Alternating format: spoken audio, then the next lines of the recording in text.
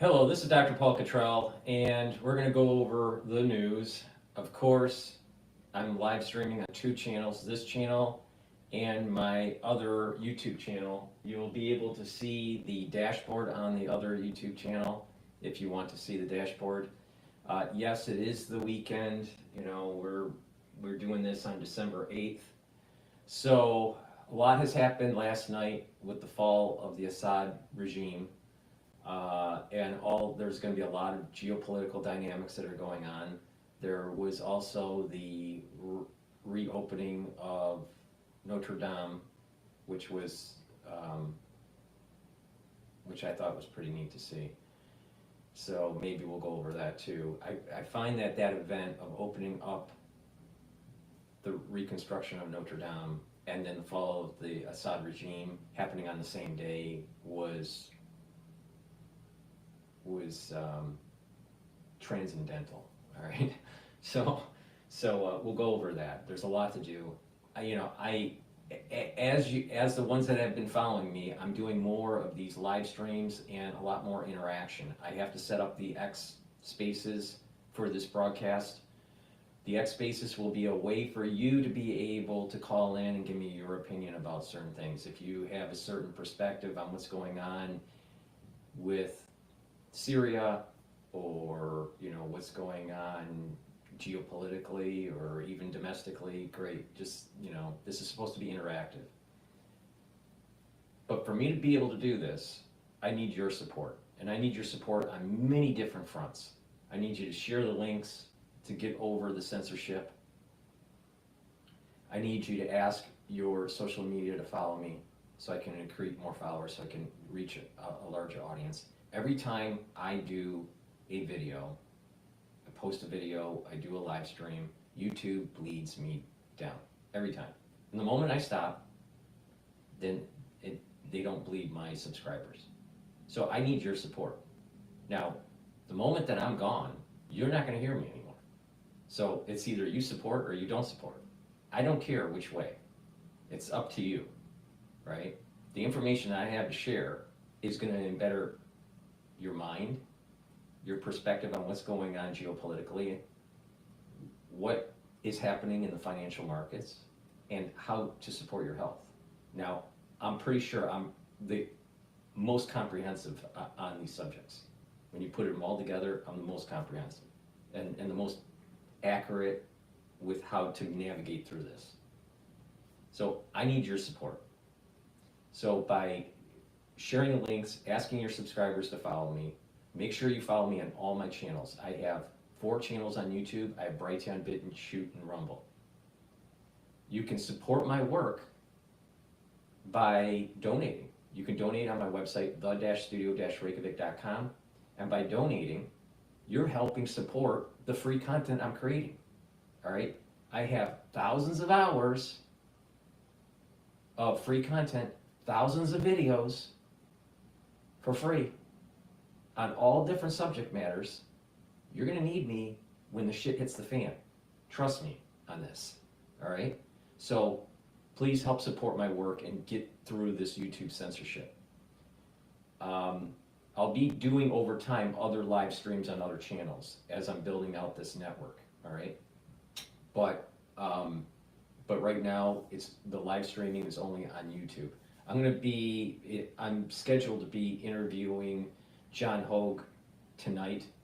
So normally I do recording. So we're going to do something different if we do our show tonight, which we should be. So everything is scheduled to do that. If we do the show tonight, then what's going to happen is that I'm going to open up X Spaces. You'll be able to listen live on X Spaces. And you can ask a question to John Hogue. Now, I haven't made the decision yet if I'm going to live stream the video into YouTube. I don't know yet. I might not.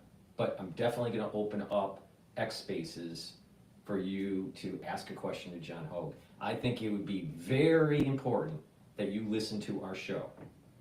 Now that show starts at 10 p.m. New York time. All right, 10 p.m. New York time tonight, okay? Join spaces, listen in.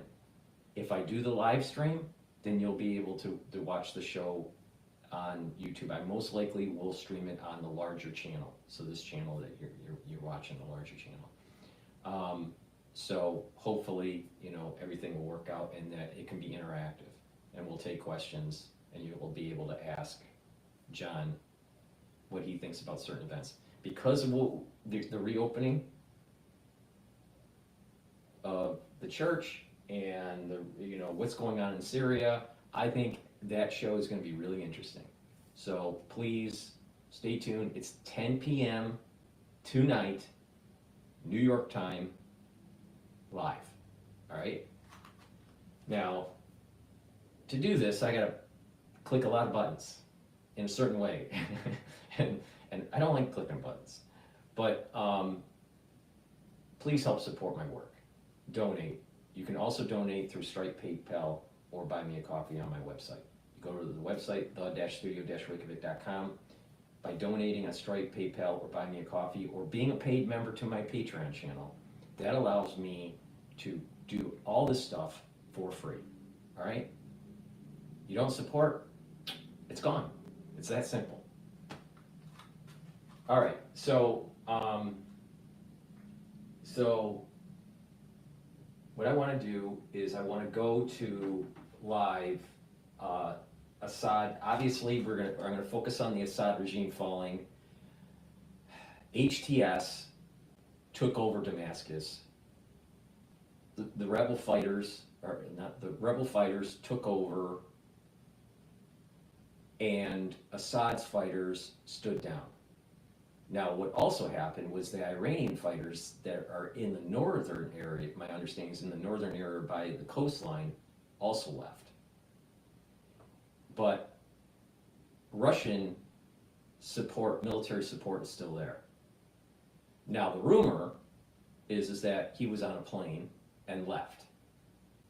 We don't know where he went. Now, there's some YouTubers that say that he crashed. I don't know. When he's on a plane, I heard that he was on a helicopter, and so I think what happened was he was on a plane, they turned off the transmitter, and he probably, flew to a safe harbor outside of the country. That safe harbor, I don't know, maybe it's Russia. I don't know. But there's definitely things that are going to be changing in the Middle East. Now, like what I said before, we are in a period of time. Now, you'll have to go back to a few videos. I don't know what the episode was, but it was with John Hogue, where I was talking about the Zohar, something that I read in the Zohar. This must have been last year. And I was saying that certain things would happen where a bright star or a bright object is in the sky for 70 days over a city of Rome. Over a city of Rome. Not Rome, but a city of Rome. Now, it looks like that I'd have to research what the comet or asteroid, I think it was a comet, was. But there has been a comet that traversed the sky for 70 days. All right? And, was the fall, I want to get my facts straight here, but the fall of, I think it was the Hezbollah leader. I think it was the Hezbollah leader. It could have been the Hamas leader, but I think it was the Hezbollah leader. When he was killed by the Israelis, that city used to be a major legal scholarship training center for the Roman Empire that extended into the Middle East. So the point I'm making here, and I'll sit down and get all the details, all right? The Zohar predicted the events that are taking place right now. So if the Zohar's right, and I'm right that certain things have been activated, we are going to see Jordan get involved in a conflict because we're assuming that Syria is going to be stable. Syria is not going to be stable. So Jordan is going to get involved in a conflict and lose land. Lebanon is going to further fracture and lose land. Syria, fractured, is going to be losing land. Iran's theocracy is going to be knocked off, probably by the United States. And so what's going to happen is that there's going to be borders that are going to move more towards what the border system was during King David. And when that happens, is it sets in motion the next step, which is the red heifers. And the red heifers could be sacrificed even before the borders are fully established. They have the red heifers. Why they haven't sacrificed them, I don't know. Maybe they haven't, they just didn't tell anybody. But you have the red heifers, you have the borders being fractured, and then Israel will take advantage of that situation and move those borders back to what King David had. And then what's going to happen is then it starts ushering in many other temple-related events, all right, or the Temple Mount events, all right. Now, I'm basing this based on the Zohar. This is not something I'm just saying, well, I just think, all right. These are texts that are, depending on who you thought wrote the Zohar, either 2,000 years ago or 1,800 years ago. But almost 2,000, if not older than 2,000 years ago, these events are playing out. All right, I believe it's Zohar Volume 3, and I think the pages you want to read are like Zohar. I think it's Zohar Volume 3, pages 73a to like 100b. Okay, the pages are the way they're done is like 70a and 70b.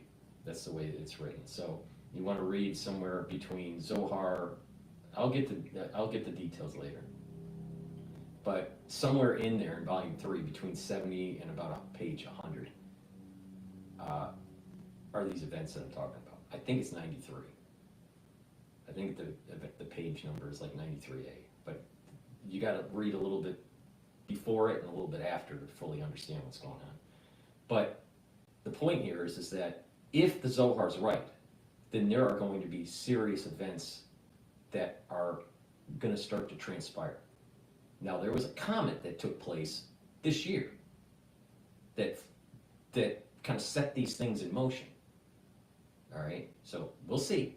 Maybe I'm wrong, but if I'm right that that event has been activated, then there's going to be a series of events that are going to be that you're going to see mountains. What I call mountains will melt. Melt like wax. There's going to be a series of events that are going to be happening that are going to be fast, very fast, and just like, I don't understand how that, like Syria just melted away. All right. I don't think the Iranian regime is actually that strong. I think the Iranian regime is worried that that the theocratic regime is going to be overthrown by the people of Iran. See, there's a difference between the people of Iran that wants democracy and the theocracy of Iran, which is very dangerous, that wants nuclear weapons. So I think I'm right on this. Now, I could be wrong, but it looks to me that what's written in Zohar Volume 3 has been activated. And that is about 1,800 years ago or over 2,000 years old, depending on when you think the published date was. Now, most likely it's over 2,000 years. It probably took time to actually compile all the works. But I think the original works are actually over 2,000 years old. All right, so with that said, please go to my store, the-studio-reykjavik.com. I know people complain about I push so many products. You know what? This is how it supports the channel. This is how it supports doing all this stuff, all right? But what's more important is I'm teaching you how to slow down aging. I'm teaching you how to be healthier. I'm teaching you how to prevent cardiovascular disease. I'm teaching you how to prevent early onset of dementia. I'm teaching you how to improve your metabolism, how to improve longevity, how to be the best that you can be by changing your lifestyle and doing certain things on a regular basis that are going to improve your health. It's stuff that I do, all right? This is not something that I'm just like, well, just do this. It's obvious that it works, all right? All right? I am proof in the pudding, that this anti-aging works, all right? I look a lot younger than Alex Jones. Alex Jones is younger than I am, all right? So just follow my lead on this. I know what I'm talking about. I do it, all right? But it's all about stacking. There's no just a couple vitamins or a couple supplements and you're gonna be good. If you want to improve your endocrine system, if you want to reduce the chances of vascular disease, if you want to reduce the chances of neurological dysfunction, if you want to reduce atrophy, if you want to improve the health of your pancreas and your liver and your intestinal tract, you want to improve your endocrine and exocrine system, your immune system, listen to me. When you do it, you won't have to spend so much money when you're older. When you do this, you're not going to be grabbing your chest or grabbing your left arm as you're having a heart attack and seeing your life pass by you. All right? It's that simple. So pay attention to what I have to say, and I'm actually going to literally give you the path to improve your body so you have more vitality when you get older.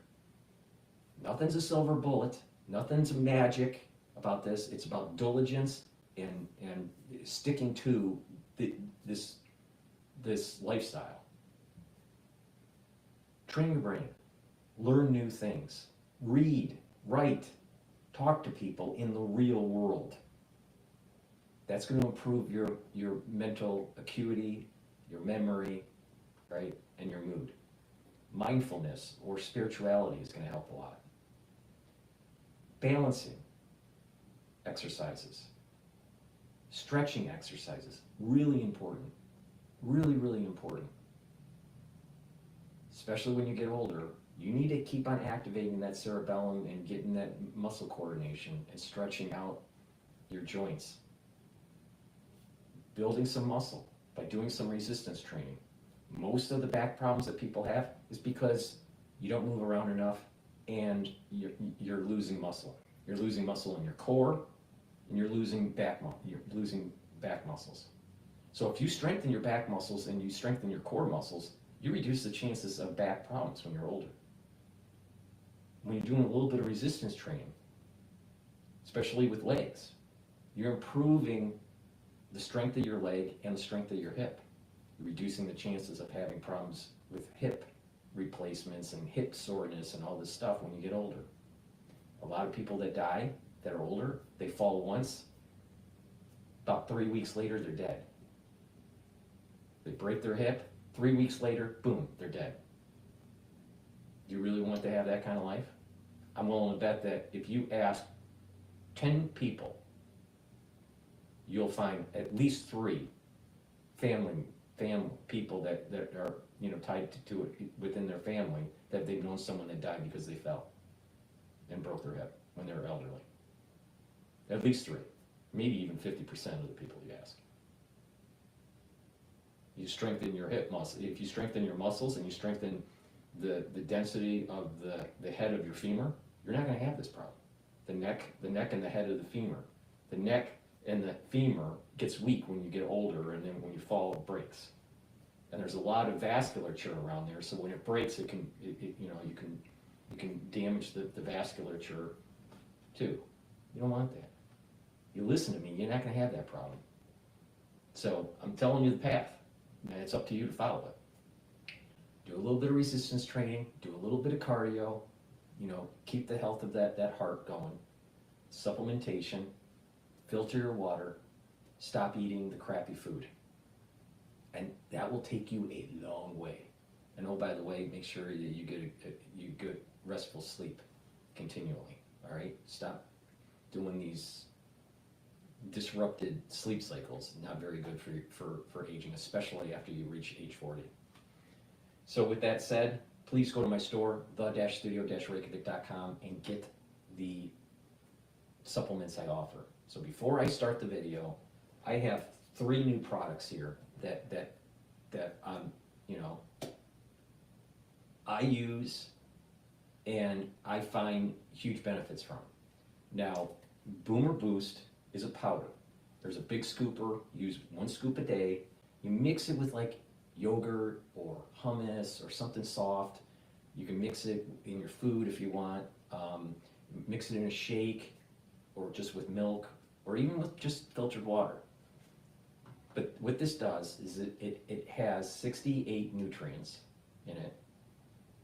And this will also help to support your heart health.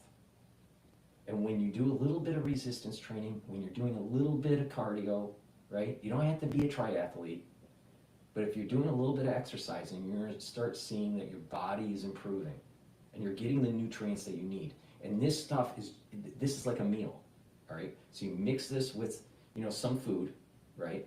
What I do is I mix it with hummus, and then you can just take this, just go to my store, the-studio-reykjavik.com, and get the Boomer Boost, all right? Very high quality. It's got a lot of stuff in it. So you're just gonna go to the store and take a look at my label, and just, I don't have time to read all this, but this thing is top notch, all right? Top notch. To get the energy, to improve your body and get the nutrients it needs. Now, if you work out, all right, let's say you're an athlete, or you're really into working out, you should be taking this to refuel your body, all right? So, you know, it's not just for people that are older that want to go through an anti-aging. This also it's a help with your performance and recovery after a workout. So this is great stuff. So get the Boomer Boost. It's a powder. I mix it with hummus. I think it's best to just mix it with something soft like a yogurt or hummus or something like that. But you create a shake or a smoothie or something like that with it. You can also get, and also take it with if you want, because I take it with this. But some people just take the Gladiator barley. Now the Gladiator barley has superoxide dismutase, which is a strong antioxidant. So you're soaking up those free radicals, you're reducing inflammation, and what's happening with the Gladiator barley, especially when you work out, you're improving your strength, you're enhancing your strength. So by taking the Gladiator barley and mixing it with the Boomer, you're getting all the nutrients like in a meal, all right? So this is like your breakfast, all right?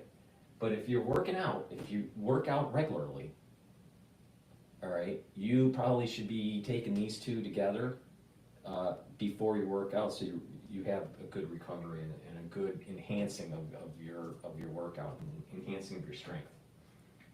And you can also get the heirloom barley. So you use either or. You know, get the Gladiator, get the superoxide dismutase, reduce the inflammation, and do the strengthening. If you're not so into worrying about the strength, then the heirloom barley is great. It will bring down the inflammation, it will detoxify the body, and it also has the superoxide dismutase, strong antioxidant. You can just take the heirloom barley, you can just take the Gladiator, right? Because it's like protein, and mix it with your food, or mix it with filtered water or smoothie or something like that. Or you can take either one of those with the Boomer, the Boomer Boost, okay? So if you're into strengthening, do this combo. If you're into more of detox and you're not worried about the strengthening aspect of it, and you just want take something that brings down inflammation and detox, this is the way to do it. So I have created a box called the Longevity. So you can buy these products individually on my store, or you can buy them in a longevity box where you get the Boomer Boost. It's called the Longevity Boost box. You get the Boomer Boost and your choice of either heirloom barley or gladiator barley. And if you buy the box, the longevity box, the longevity boost box, it's at a discount compared to buying them separately. Plus you also use the discount 5. All caps, discount and then the number 5. And you get $5 off on top of that. So it's a great deal if you buy the longevity boost box and use the discount 5. Or you can use the discount 5 on any product, it's up to you. So you can buy these individually, or you can buy them, together in a longevity box. It's up to you. But like I said, this is really important to get this great nutrients and to help with your cardiovascular system. And if you want to build strength and soak up those free radicals, take the gladiator. And if you want to bring down inflammation and detoxify your body, boom, take the heirloom. Please go to my store, the-studio-reykjavik.com. So let's start with Al Jazeera. What is going on? What's going on in Syria right now? People here, I would say a lot of people who live in the city are still in their homes. We're not seeing a lot of traffic in the streets, which is understandable because people are worried and they are concerned. This is a divided country, and in the past, people were very much worried about the opposition. They didn't know who these people are and how they intend to govern the country. We were at Syrian state television and radio from where the Syrian opposition declared the end of Bashar al-Assad's rule. They also called on Syrians across the world to return to their country. And what we saw as we made our way from Lebanon to Damascus, we saw Syrians returning. Some people who haven't been here for years, they couldn't come back because they were wanted by the regime simply because they took to the streets in 2011 demanding freedom, justice, the rule of law. This is a turning point in Syria's history. What comes next, we can only speculate, but the opposition is trying to ensure that this is going to be an orderly transition of power. The days ahead will prove if that is possible. Zana Khuder, Al Jazeera. You really think it's going to be an orderly transition? Really? You really think that it's going to be an orderly transition while they're shooting AK-47s in the air and you can't even hear the reporter? There's going to be factions there. This is not going to be a peaceful transition. There's not going to, there's going to, once the euphoria, dissipates, you're going to see these different factions. Now, my understanding of the factions are HTS, who's funding them? Is it the CIA? Who knows? HTS, you have the Assad supporters, you have the Turkish-backed opposition that seems to be backed by the United States. All right. You have, it seems to me that the Iranians who left, but the Iranians and the Russians were supporting Assad's forces, so Assad's forces are starting to diminish. Now, what's important about HTS is that they used to be a faction off of ISIS and Al-Qaeda. So HTS is really ISIS and Al-Qaeda that splintered off and started fighting each other. And then now, so are we going to have a Taliban over in Syria? Who knows? Plus what's going on in Israel, what's going on with the United States, what's going on in Iraq. See, this is the reason why I'm saying that these borders are going to be very fluid. And I don't believe that Syria is going to, go to this, idealistic democracy. No way, no way, no way, no way. I don't think so. I don't think so. And that's not what happened in Iraq. There were factions that fought each other. Al Jazeera, Bucharest.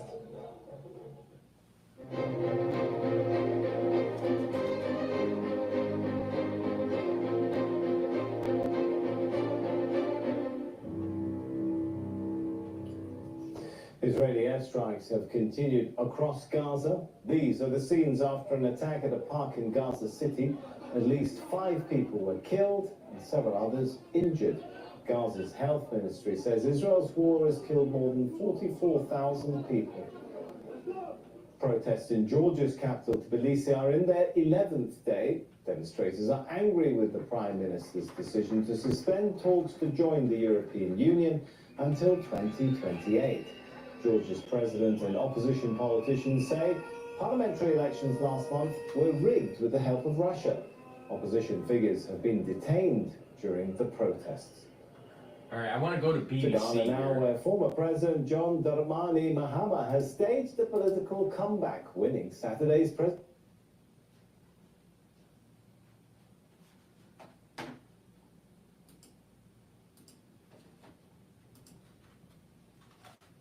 Security correspondent Frank Gardner. And Frank, I just wanted you to talk us through what's happened over the last few hours, because we saw crucially that meeting between Turkey, Russia and Iran.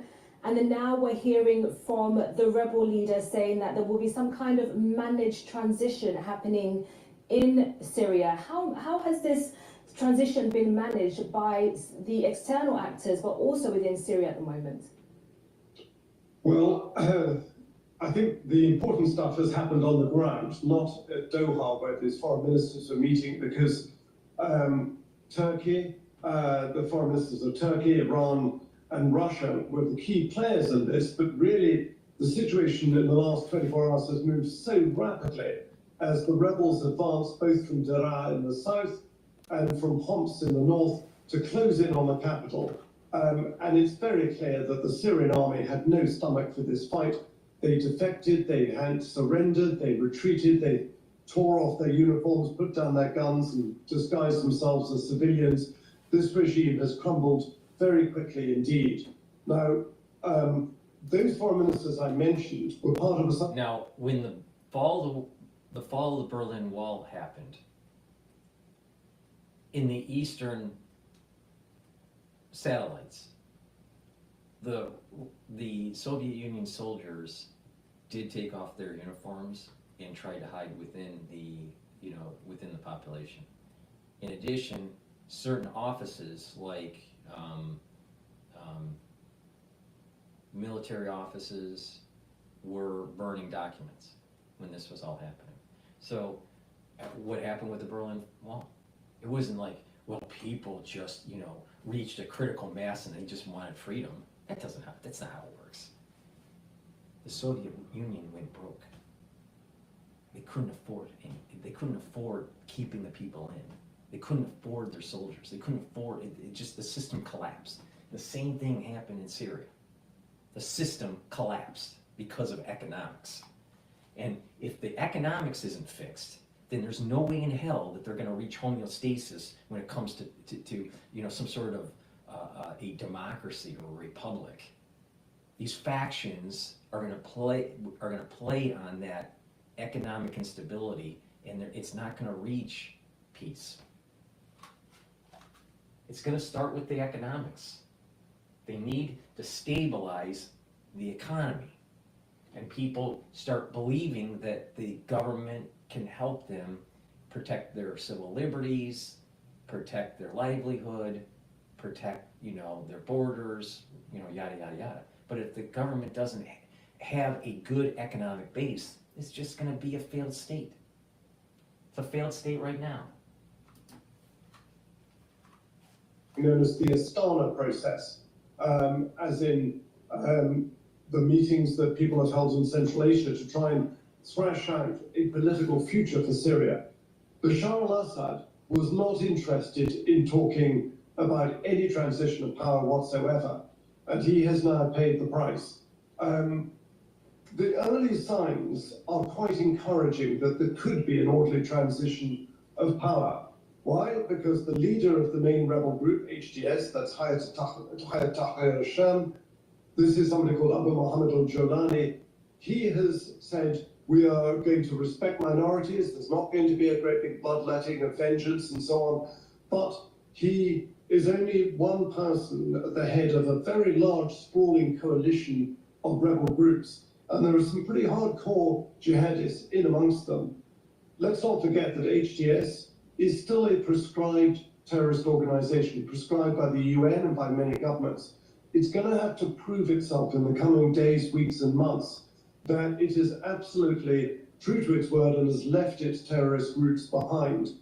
Because people will be thinking about what happened in Afghanistan when the Taliban seized the capital, Kabul, and the whole country, and the international community disappeared. Taliban spokespeople were going on television saying, nothing to fear, don't worry, we're going to respect women's rights. There's going to, we're not like we were in the past. And they're exactly like they were in the past. It's been an absolute basket case for human rights and women's rights. So there are any number of ways in which Syria could now go down a very dark path. It could go the way of Libya, with rival factions, armed groups, descending into sort of tribal and religious friction. But so far, it's looking quite promising. And the West is largely staying out of it. It's going to be for Syria's own people to sort this one out, with the backing, hopefully, of the United Nations, and hopefully without too much meddling from outside countries. And Frank, what do we know about HTS's capabilities to handle what is really a tense and fluid security situation across Syria? Yeah, Introducing Pluralsight's AI sandboxes. First, a prompt sandbox. Experiment with multiple large language models and improve data output by comparing results. Yeah, it's always very difficult where you've got rebel groups that have been in opposition for years and years and have been operating in a very small, tightly controlled area. In the case of HTS, they've just been in Idlib. They've been confined up to the far northwest of the country. They don't have any experience of governing non-Sunni Muslims and a wider cross spectrum of people, because Syria is a patchwork. I want to go back to Al Jazeera. They were showing the looting of the palace. People were carrying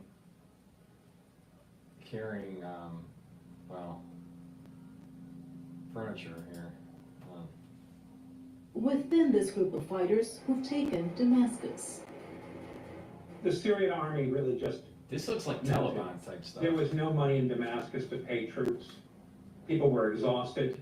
There had not been a peace dividend. Nobody could rebuild their lives. Life looked very grim under this regime going out into the future. Syrians living in neighboring Turkey, many of them pushed out by Syria's war, celebrated Assad's fall. About 12 million people were displaced in more than a decade of fighting between opposition groups and government forces, with hundreds of thousands killed. Many say the fall of Assad will help heal the scars of war. This is the happiest day of my life. We are reborn. On this day we rejoice with God's victory. The internal situation in Syria is still disorganized. Will there truly be security and safety? This phase requires, at the very least, 6 months to a year for any Syrian considering going back. For years, military support from Russia and Iran helped keep Assad in power. But the wars in Ukraine, Gaza, and Lebanon shifted the attention of both Moscow and Tehran. As celebrations continue for those who opposed Assad, for others there will be worry about what will follow. A range of groups with different aims shared a mission of toppling the regime. Now many in and out of Syria are waiting to see what's next. You have different factions that have a religious bent to it. You have different factions that are looking for political power. You got oil fields that certain groups want to take control over, And if you have some sort of dictatorial type regime going on, or theocratic regime, obviously that oil is going to go to that regime and not to the people of Syria or to, you know, the private sector.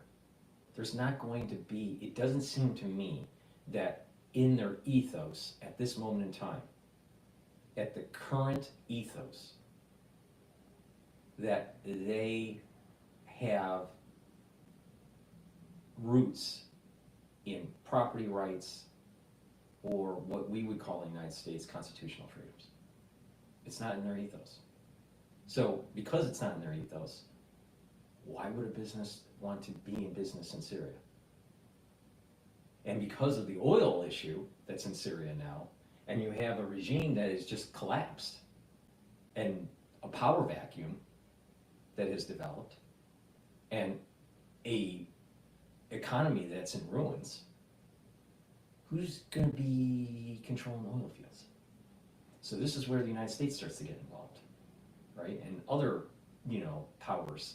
Now, Russia would be exercising more of their authority in that region if it wasn't for them being so burdened by what's going on in the European theater.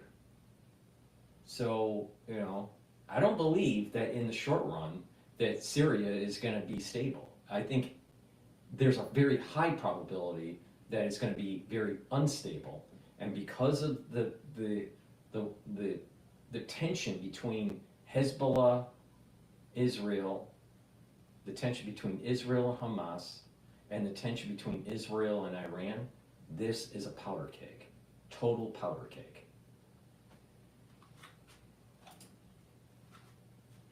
The capital, Damascus, has obviously fallen. Are you any clearer on the opposition group's intention going forward, or will it be weeks or months where the reality of the nature and the intentions of these groups will be clearer then?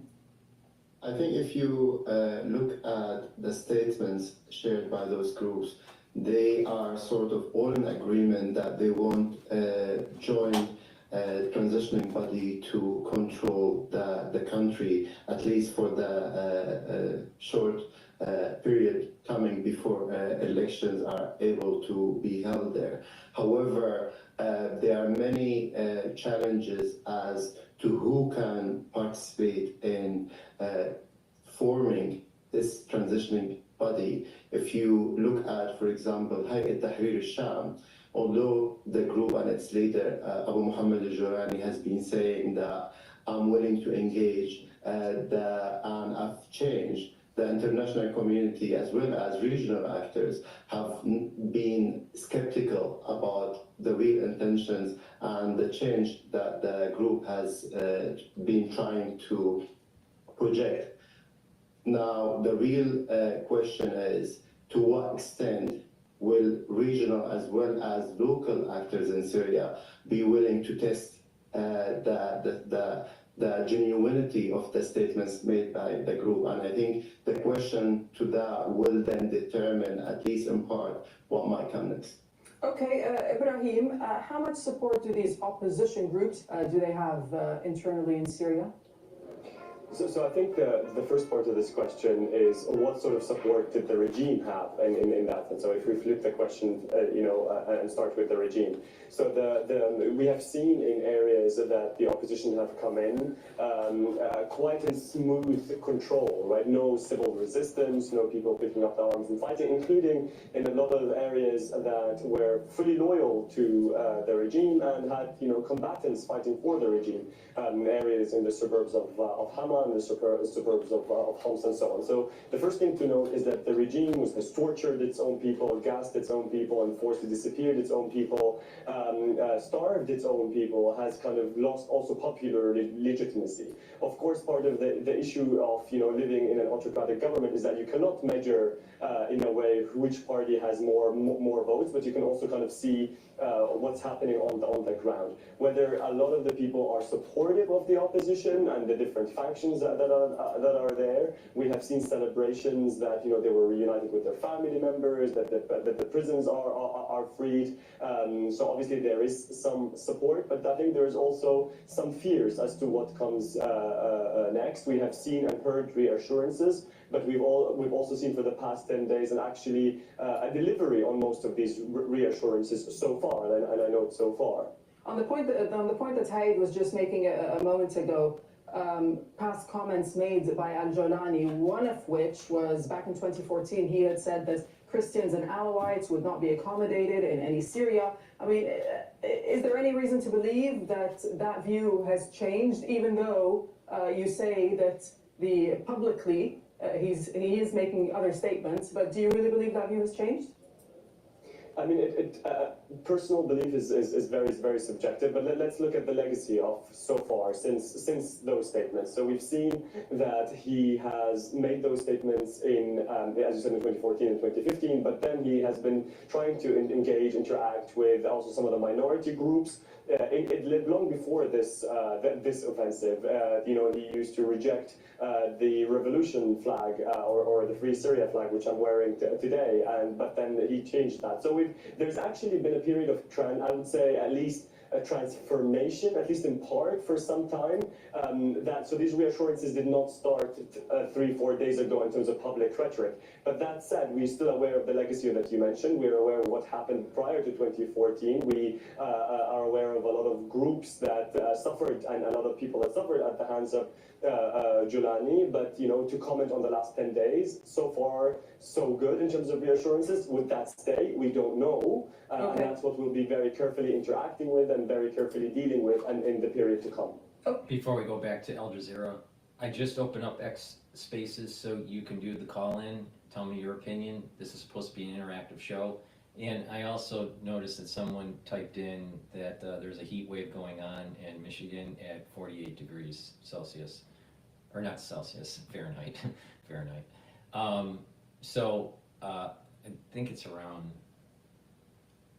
58, it's 50, no, what is it, 53 Fahrenheit in New York. Maybe I should start doing weather. All right, let's go back to Al Jazeera. But again, X Spaces is open.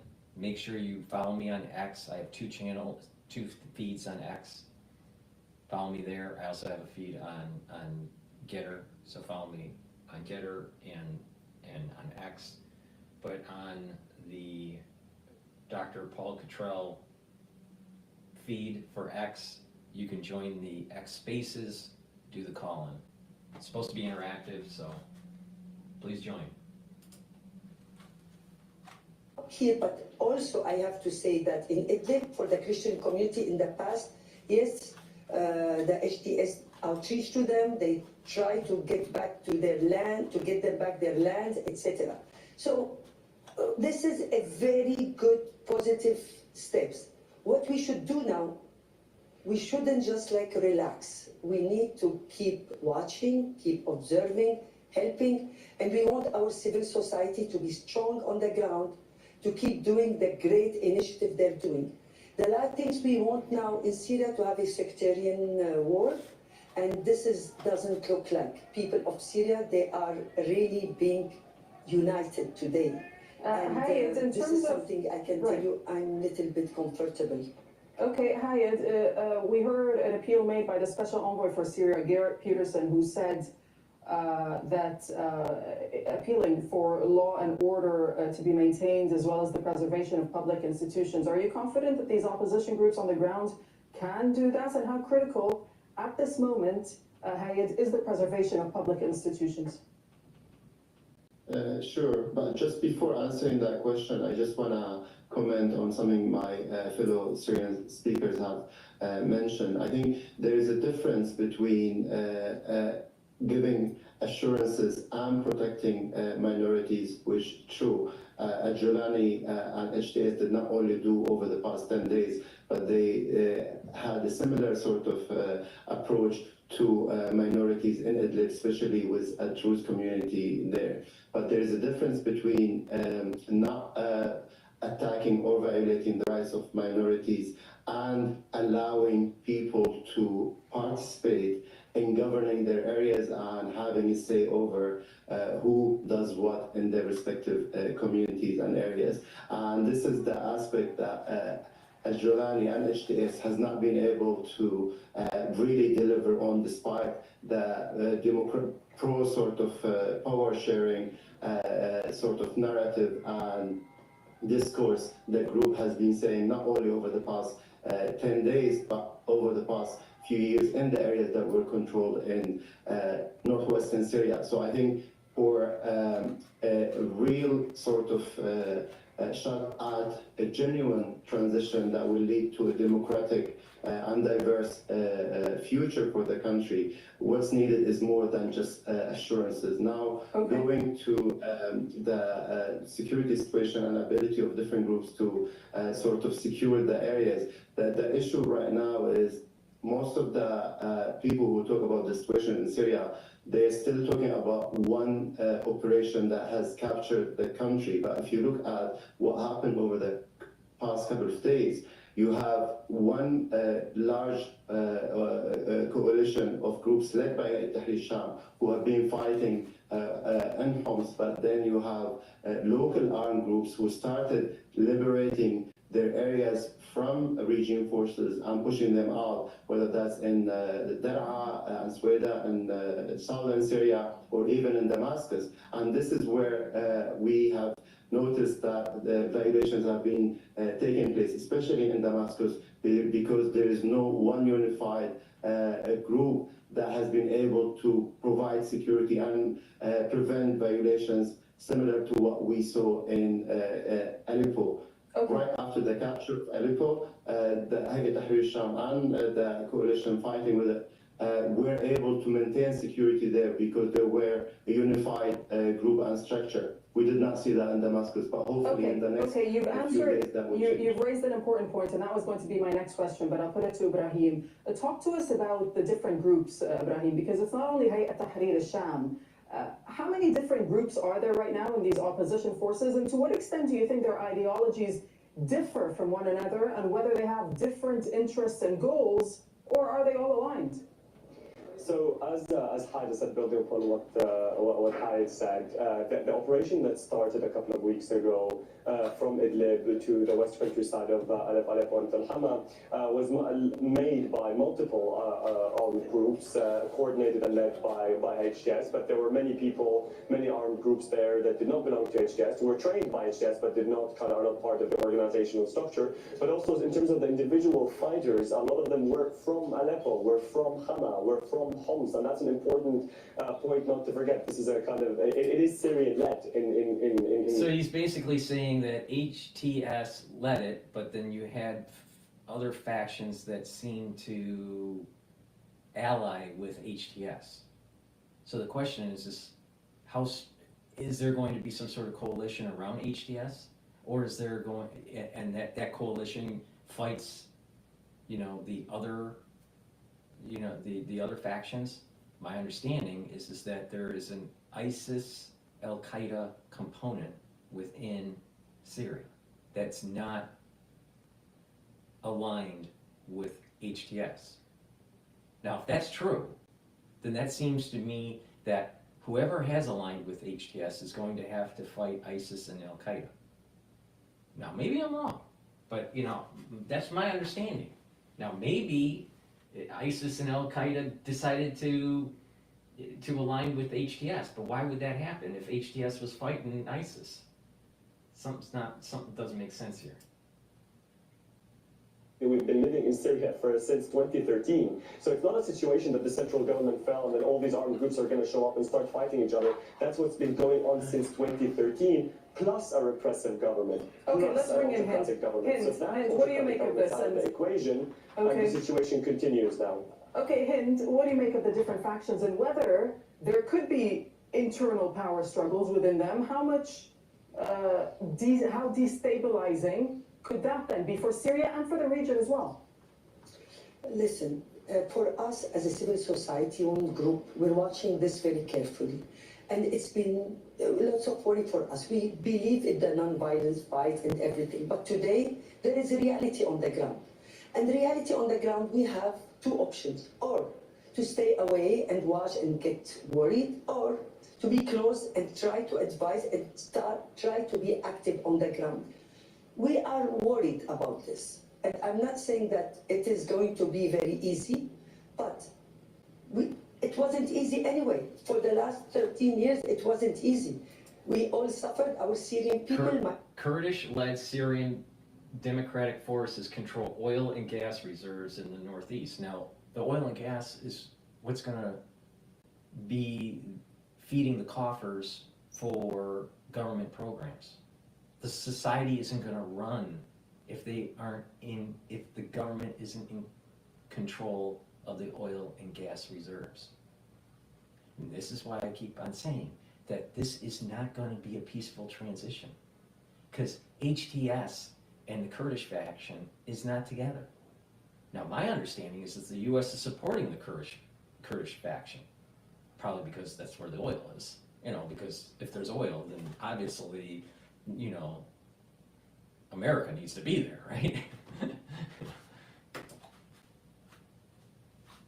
Okay, Hayed, I got to ask you though about the region. And shortly after the fall of Damascus, we saw Israeli tanks cross the border fence between Israel and Syria. They entered Quneitra from the occupied Golan Heights, and this is the first time that they've done so since 1974.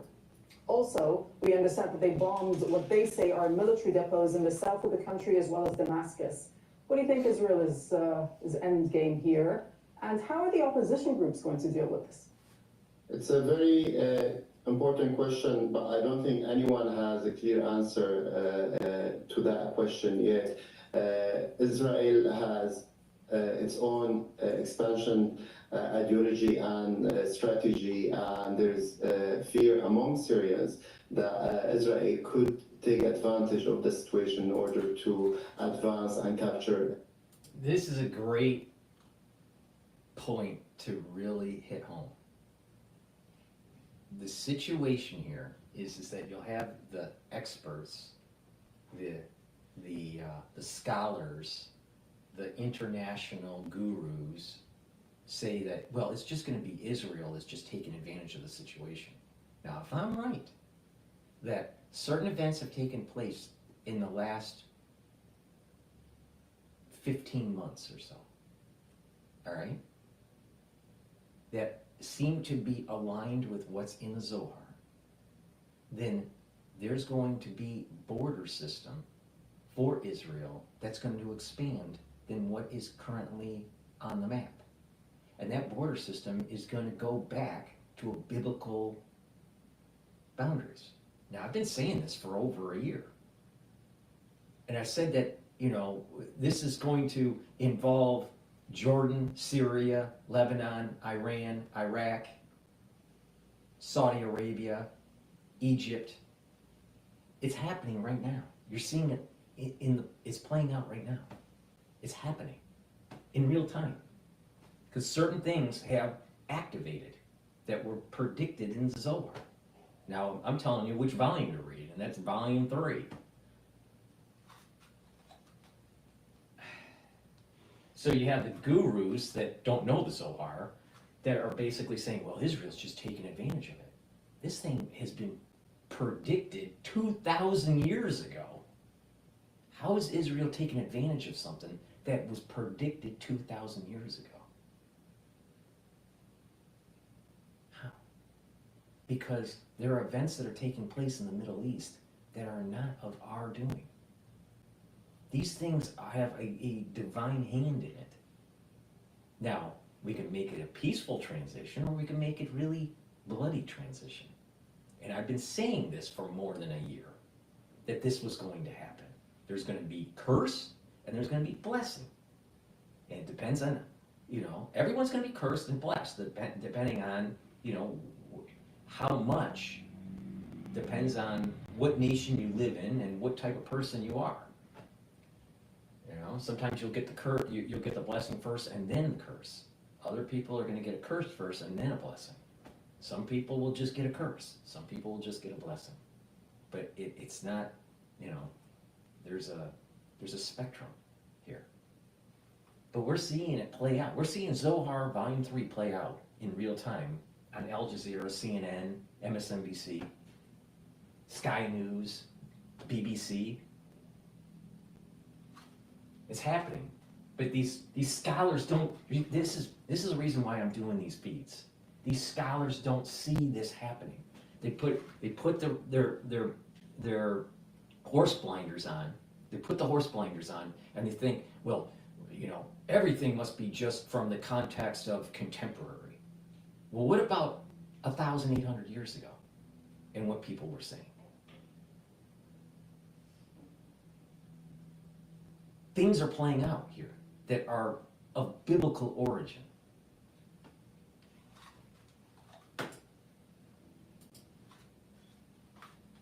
Pretext of protecting its own border. For now, they have been just signaling that anyone who will get closer to the conflicting lines and violate those lines will be dealt with harshly. Now, we don't know whether there is some sort of back channels between Israel and some of the groups to ensure that the conflicting lines will not be violated. If we go back to a couple of years ago when opposition groups controlled that area, they had some sort of, at least some of the groups there had contact with Israel and maintained some sort of understanding that did not lead to escalation between the two. So here we have the possibility of, again, reaching some sort of agreement through back channels in order to give them the assurances that they need in order not to expand and basically occupy new territories in Syria. But if that fails, we might see that happening. And I think the role of the international community as well as regional actors will be key here in order to ensure that there will be no escalation on that southern front. Okay, Ibrahim, of course, Iran and Russia are huge allies of Syria traditionally. What does this mean for that relationship going forward? Well, it's going to be kind of a nuanced, I think, complicated relationship because they have taken sides. It's not that the Syrian people have decided to, you know, take a side against them. It's them that they've decided to kind of prop up Assad. I mean, we've seen already some of the armed groups, HTS included, that give assurances to Russia that, we know, no one is going to kind of harm Russian interests. We've seen reassurances on Iranian and Russian consulates. We've also seen withdrawal of a lot of Iranian military advisors and a lot of Iranian presence in Damascus and another one. The same thing happened in Afghanistan, where, you know, once the United States decided to leave, they said, you know, they can't, they don't want the brain drain, and they don't want, you know, people to leave the country, and everything will be okay. And a few weeks later, a few months later, you know, there's atrocities against women and all this stuff in Afghanistan. So they'll say one thing, you know, I suspect that HTS will say, you know, we have a kinder and gentler, you know, machine gun hand, right? But a few weeks later, a few months later, then that whole theocratic regime comes into play. And you get into oil and big money and the ability to try to siphon off, you know, funds off that oil and build up your own coffers and not really care about the people, which is basically what Assad did. You know, he was living high on the hog and he didn't care about his people. So I think this is going to be unstable. I don't believe that this is going to be a stable situation. And because it is unstable, it's in a chaos. It's chaos. It's in a chaotic situation. And with a chaotic situation, you can see the higher potentiality of the biblical borders to be reestablished. It's through stability and solidified borders where it wouldn't be established. It's going to be through chaos that's going to allow it to reconfigure, right? It's like a molecule, or like a structure, like a geometrical structure, right? It's locked into place. Certain chemical structure is locked into place, but you have to give it some energy to kind of change its shape, change its structure.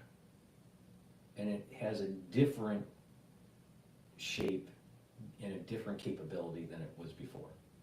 But it takes energy to do that. It takes a chaotic situation to happen. Not a stable situation, an unstable situation, for it to snap back into a stable situation. So you had a stable situation that ended up turning into a chaotic situation, and then it's going to become a stable situation again. But that reverting of a state to a stable situation does not mean it's the same shape. And this is what I mean. The borders, the biblical borders are going to change. The current borders are going to change to biblical boundaries through this instability that's taking place in the Middle East. It's seen it in real time. Again, I have X spaces on, so you can do a call in.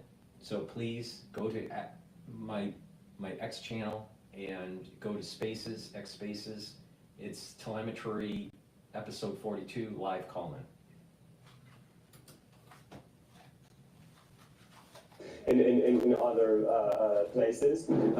It's now the time for really kind of careful politics. I don't think anyone is in the business of antagonizing any party that could further destabilize Syria. We need to focus on what's next. We need to focus on accountability for the crimes. We need to focus on all the kind of transitional efforts, political and from a human rights perspective. And we need to now start working towards the Syria we all once dreamed of, a Syria that is free from tyranny, a lot of and a Syria that represents us all. And, You're right, a lot of we close one discussions to be chapter had. today.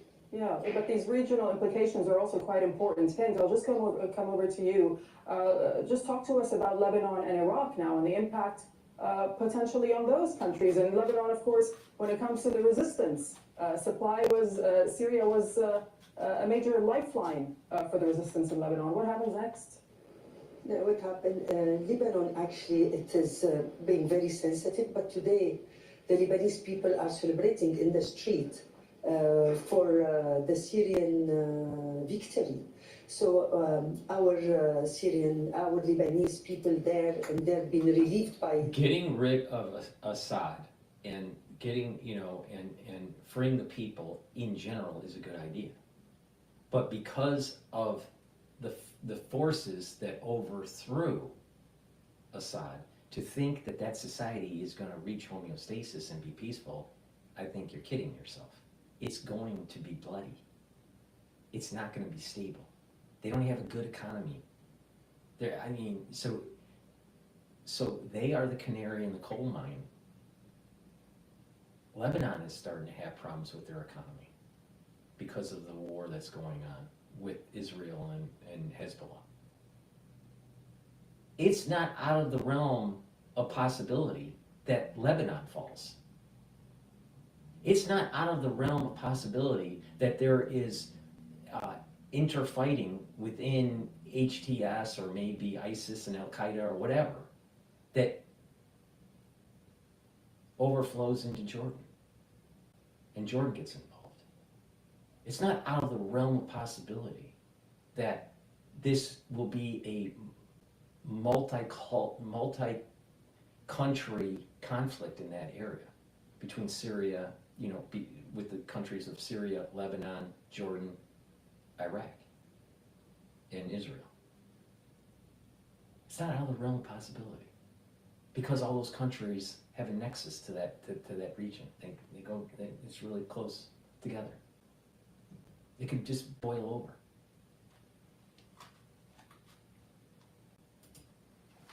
Why do we assume that these borders are by stable? all what's happening. Now we have to be careful. But I want to emphasize that we need to keep dialogue with everybody.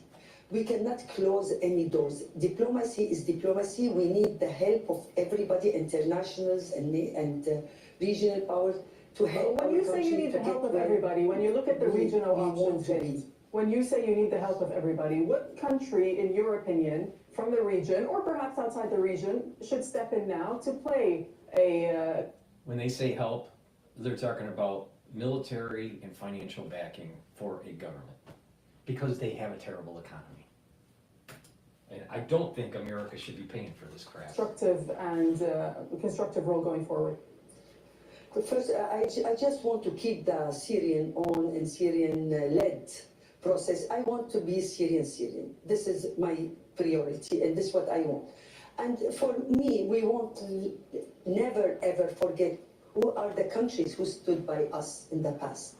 And they are the one, I'm grateful to them, and we'll all thank them, because when everybody abandoned us and they didn't think that we are going to be where we are today, they did believe in us and they stood by us. And we have a list of countries, especially where I am today here, Qatar. And we thank them, we thank Turkey, we thank the EU, we thank everybody. But the most important things today, we want the help and support to build Syria. Let me just jump in there for the sake of time. My apologies, but hey, it's final thoughts from you the on refugees Turkey. to go back. Yeah, the refugees, they need to go back. Yeah. All right, I'm gonna stop the Al final Jazeera thoughts feed from and you. I'll go back to the BBC. But the borders are going to be unstable. And with unstable borders, you start to have that energy flux, that energy that's needed for the biblical borders to be reestablished. It's playing out just like I said it would play out. And I've been saying that since last year. Please go to my store, the-studio-reykjavik.com, and get the collagen peptides. This has a very extensive amino acid profile. This is great. It has it's a great powder. It has a big scooper in here. You mix that powder with food, or you can create a smoothie, or you just mix it with filtered water or even milk. Some people mix it with milk. How I do it is I take the big scooper once a day and I mix it with my hummus, all right? Or a yogurt, like a little yogurt or something like that. Some people put it in a shake or a smoothie or whatever. But taking it every day is going to help with your skin, it's going to help with your hair, your nails, your bones, your joints. Now, if you follow my advice and go to the store and get the anti-aging skincare boxes that I have, it has the other supplements that you couple this with to be able to improve the topical part of your skin, the dermal layer, because collagen is needed to cross-link and create a middle layer that's healthy, and then supplements that will help with the basal layer to rejuvenate new skin cells. So go to the store and get the anti-aging beginners skincare box or the advanced box. But just taking collagen as a powder every day is going to improve your joints, improve your skin, improve your hair, improve your nails. And again, it has a great amino acid profile. So please go to my store, the-studio-reykjavik.com, and get the collagen peptides. It's a big scooper. Take it every day. This is approximately about, if you use the recommended dose, this is about a month's worth of the supply. All right, let's go to the BBC here. Kurds, of Christians, of Sunni Muslims, of Shia Muslims, and I think perhaps one of the biggest threats is friction between the Alawite minority from which Bashar al-Assad's dynasty comes. They are Shia. They're based in the northwest of the country, to the south of Idlib. There could be friction between them and the Sunni militants. And let's not Sorry, Frank, I just wanted to add that we've got some images that have come in from Damascus which show damage to the Iranian embassy in the country. What do we know about this incident, and what does it tell us about perhaps people's feelings towards Iran in Syria at the moment? Well, many Syrians felt that... Okay, so I just received a news feed from Bloomberg. Russia granted asylum to Syria's Bashar al-Assad and his family. So it looks like he went to Russia. Assad is in Moscow and has been granted political asylum, and that's the Wall Street Journal.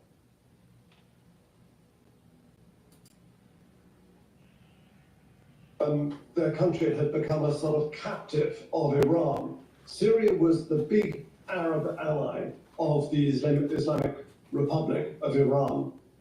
It was their big bases from which they channeled a lot of the weapons that went through to Hezbollah in Lebanon. There were very close relations between Bashar al-Assad's regime and the rulers of the Islamic Republic in Iran. So this is a huge blow for Iran, and Bashar would not have survived this long without the assistance he had in 2015, both from the Russian Air Force, but on the ground from troops and advisors and military help from the Iranian Revolutionary Guards Corps, plus Hezbollah. Both of those last two were absent this time because Iran and Hezbollah have been severely weakened by their conflict with Israel.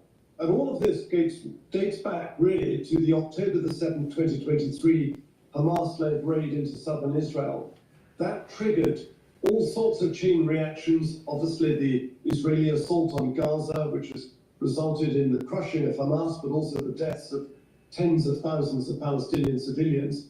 But the far-reaching consequences of this have spread well beyond the borders of Gaza or of Israel. It has meant that Syria's opposition, this rebel group, was able to seize the opportunity. They could see the opportunity and they took it with both hands to do this rapid lightning advance, first to Aleppo, then to Hama, then to Homs, and finally to Damascus, knowing that Russia was preoccupied fighting a war in Ukraine, and Iran and Hezbollah were too weak to give Bashar the help he needed, because his own army wasn't up for it. And talk to us about Russia's interests in Syria, especially its access to the Mediterranean Sea. Why is that important for Russia, and why would it want to hold on to that? Well, this is Russia's southern flank in some ways. Russia entered the war in 2015, and lots of so-called Middle East experts, probably Hug is one of them, I don't know, a lot of people predicted this is going to be a disaster for Russia, it's going to be their Afghanistan.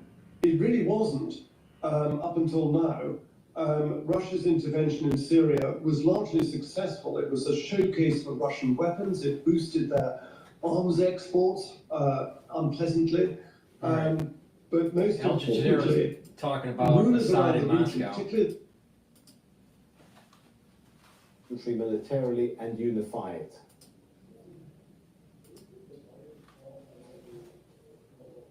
Apologies, I was muted. I would say no at this stage simply because yes, HTS has managed to achieve something spectacular, something completely unexpected and unpredicted.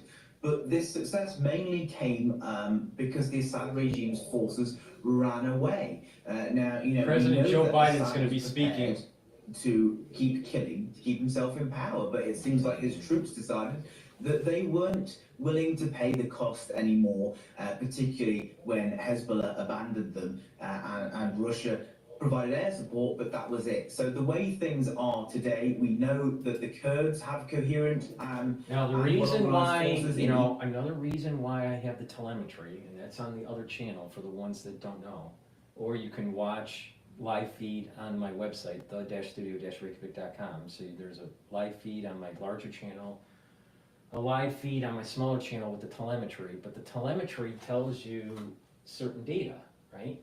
And this is why I'm doing this. So you don't know what's going to happen with the bullet in the blue sky, you know, some sort of black swan event that takes place.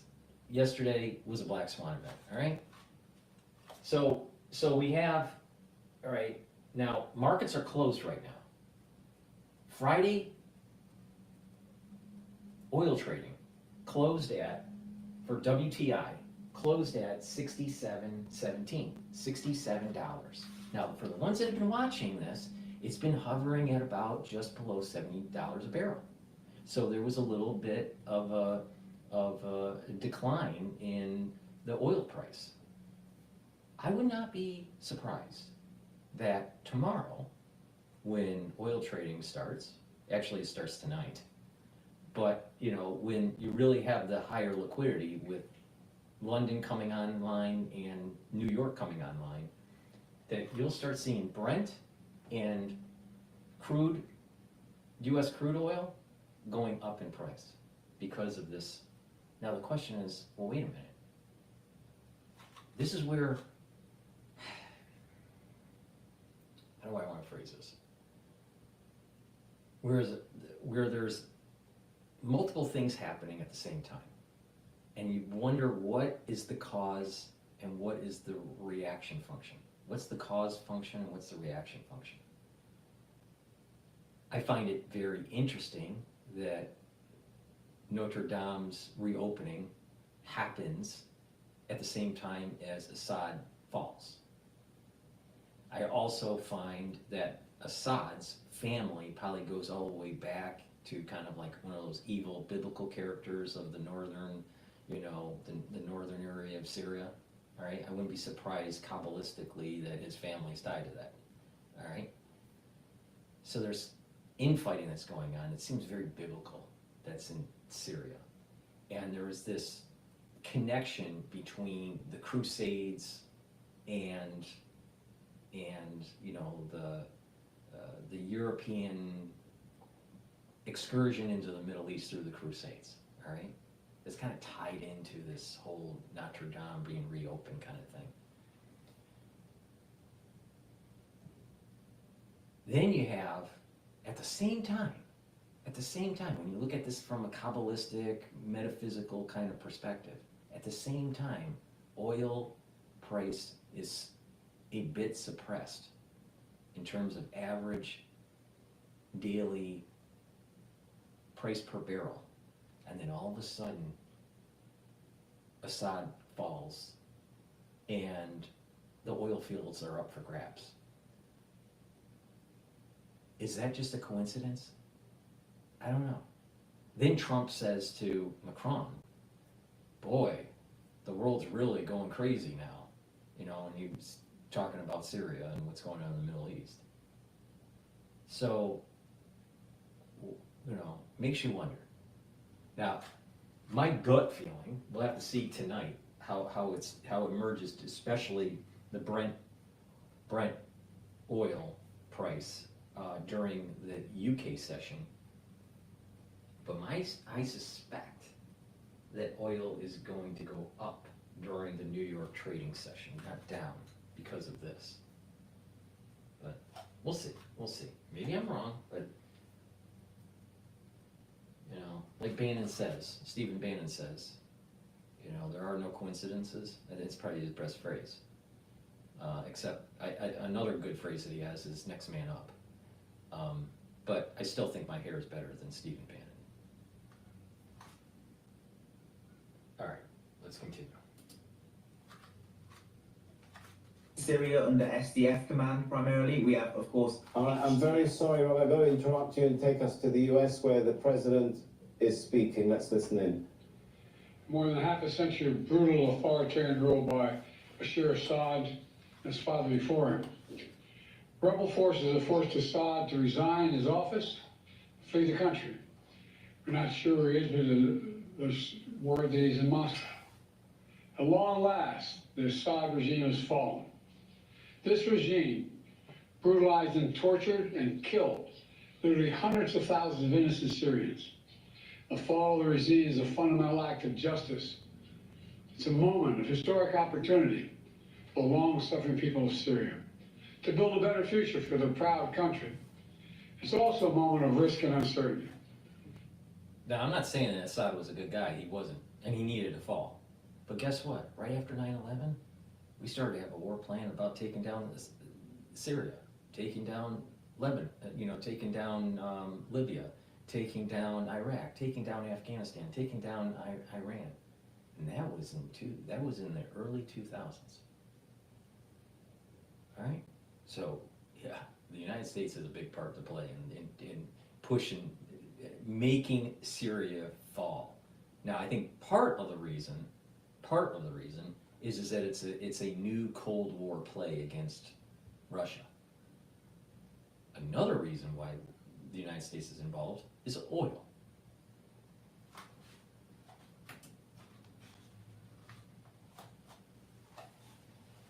As we all turn to the question of what comes next, the United States will work with our partners and the stakeholders in Syria to help them seize an opportunity to manage the risks You know, for years, the main backers of Assad have been Iran, Hezbollah, and Russia.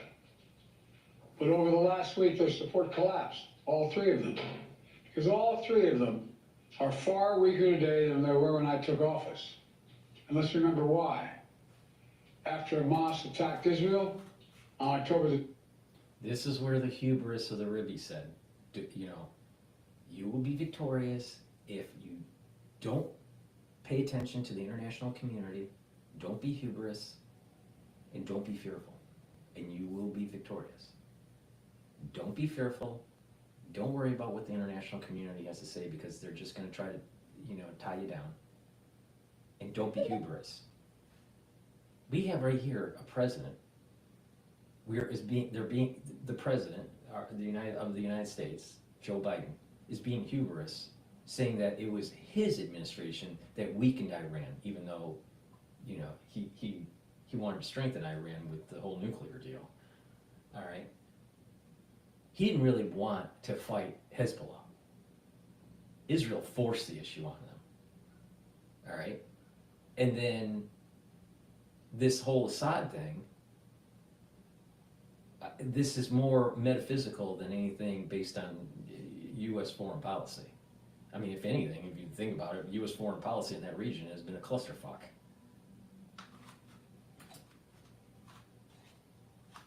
In 2023, when much of the world responded with horror, Iran and its proxies chose to launch a multi-front war against Israel. That was a historic mistake on Iran's part. Today, Iran's main territorial proxy, Hezbollah, is also on its back.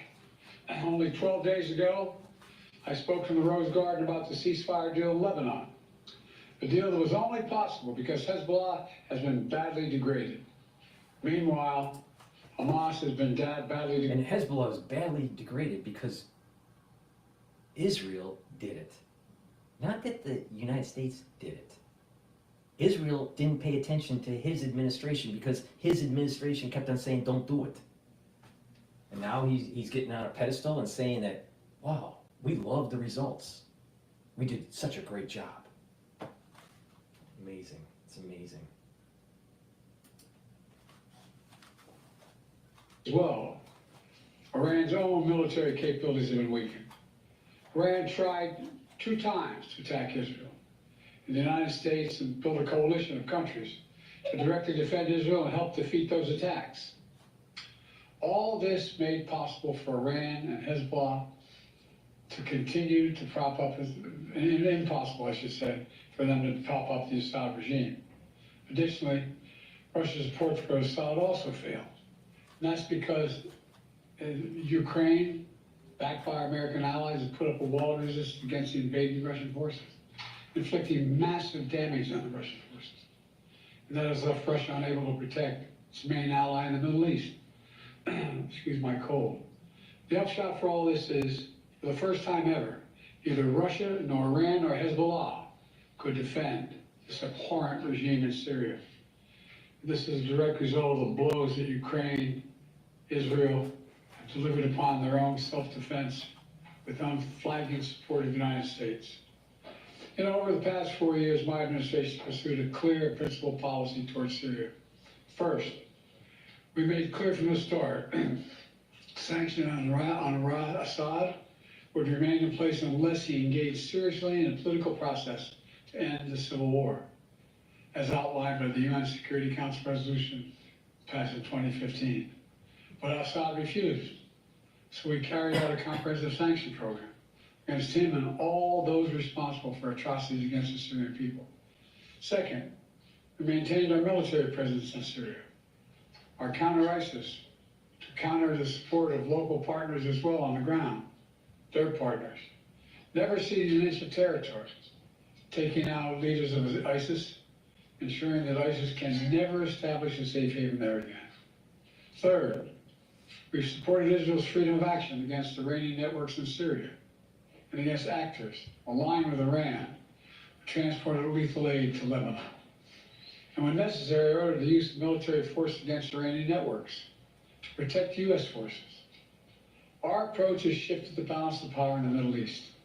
Through this combination of support for our partners sanctions, diplomacy, and targeted military force when necessary. We now see new opportunities opening up for the people of Syria and for the entire region. Looking ahead, the United States will do the following. First, we'll support Syria's neighbors, including Jordan, Lebanon, Iraq, and Israel, should any threat arise from Syria during this period of transition. I will speak with leaders of the region in the coming days. I had long discussions with all of our people earlier this morning. And I'll send senior officials from my administration to the region as well. Second, we will help ensure stability in eastern Syria, protecting any personnel, our personnel, against any threats. And remain our mission against ISIS will be maintained, including security of detention facilities where ISIS fighters are being held as prisoners. We're clear-eyed about the fact that ISIS will try to take advantage of any vacuum to reestablish its capabilities to create a safe haven. We will not let that happen. In fact, just today, U.S. forces conducted dozens of precision strikes, airstrikes within Syria, targeting ISIS camps and ISIS operatives. Third, we will engage with all Syrian groups, including within the process led by the United Nations, to establish a transition away from the Assad regime toward independent, sovereign, independent, I want to say it again, sovereign Syria, with a new constitution, a new government that serves all Syrians. This process will be determined by the Syrian people themselves. The United States will do whatever we can to support them, including through humanitarian relief, to help restore Syria after more than a decade of war and generations of brutality by the Assad family. And finally, we will remain vigilant. Make no mistake, some of the rebel groups that took down Assad have their own grim record of terrorism and human rights abuses.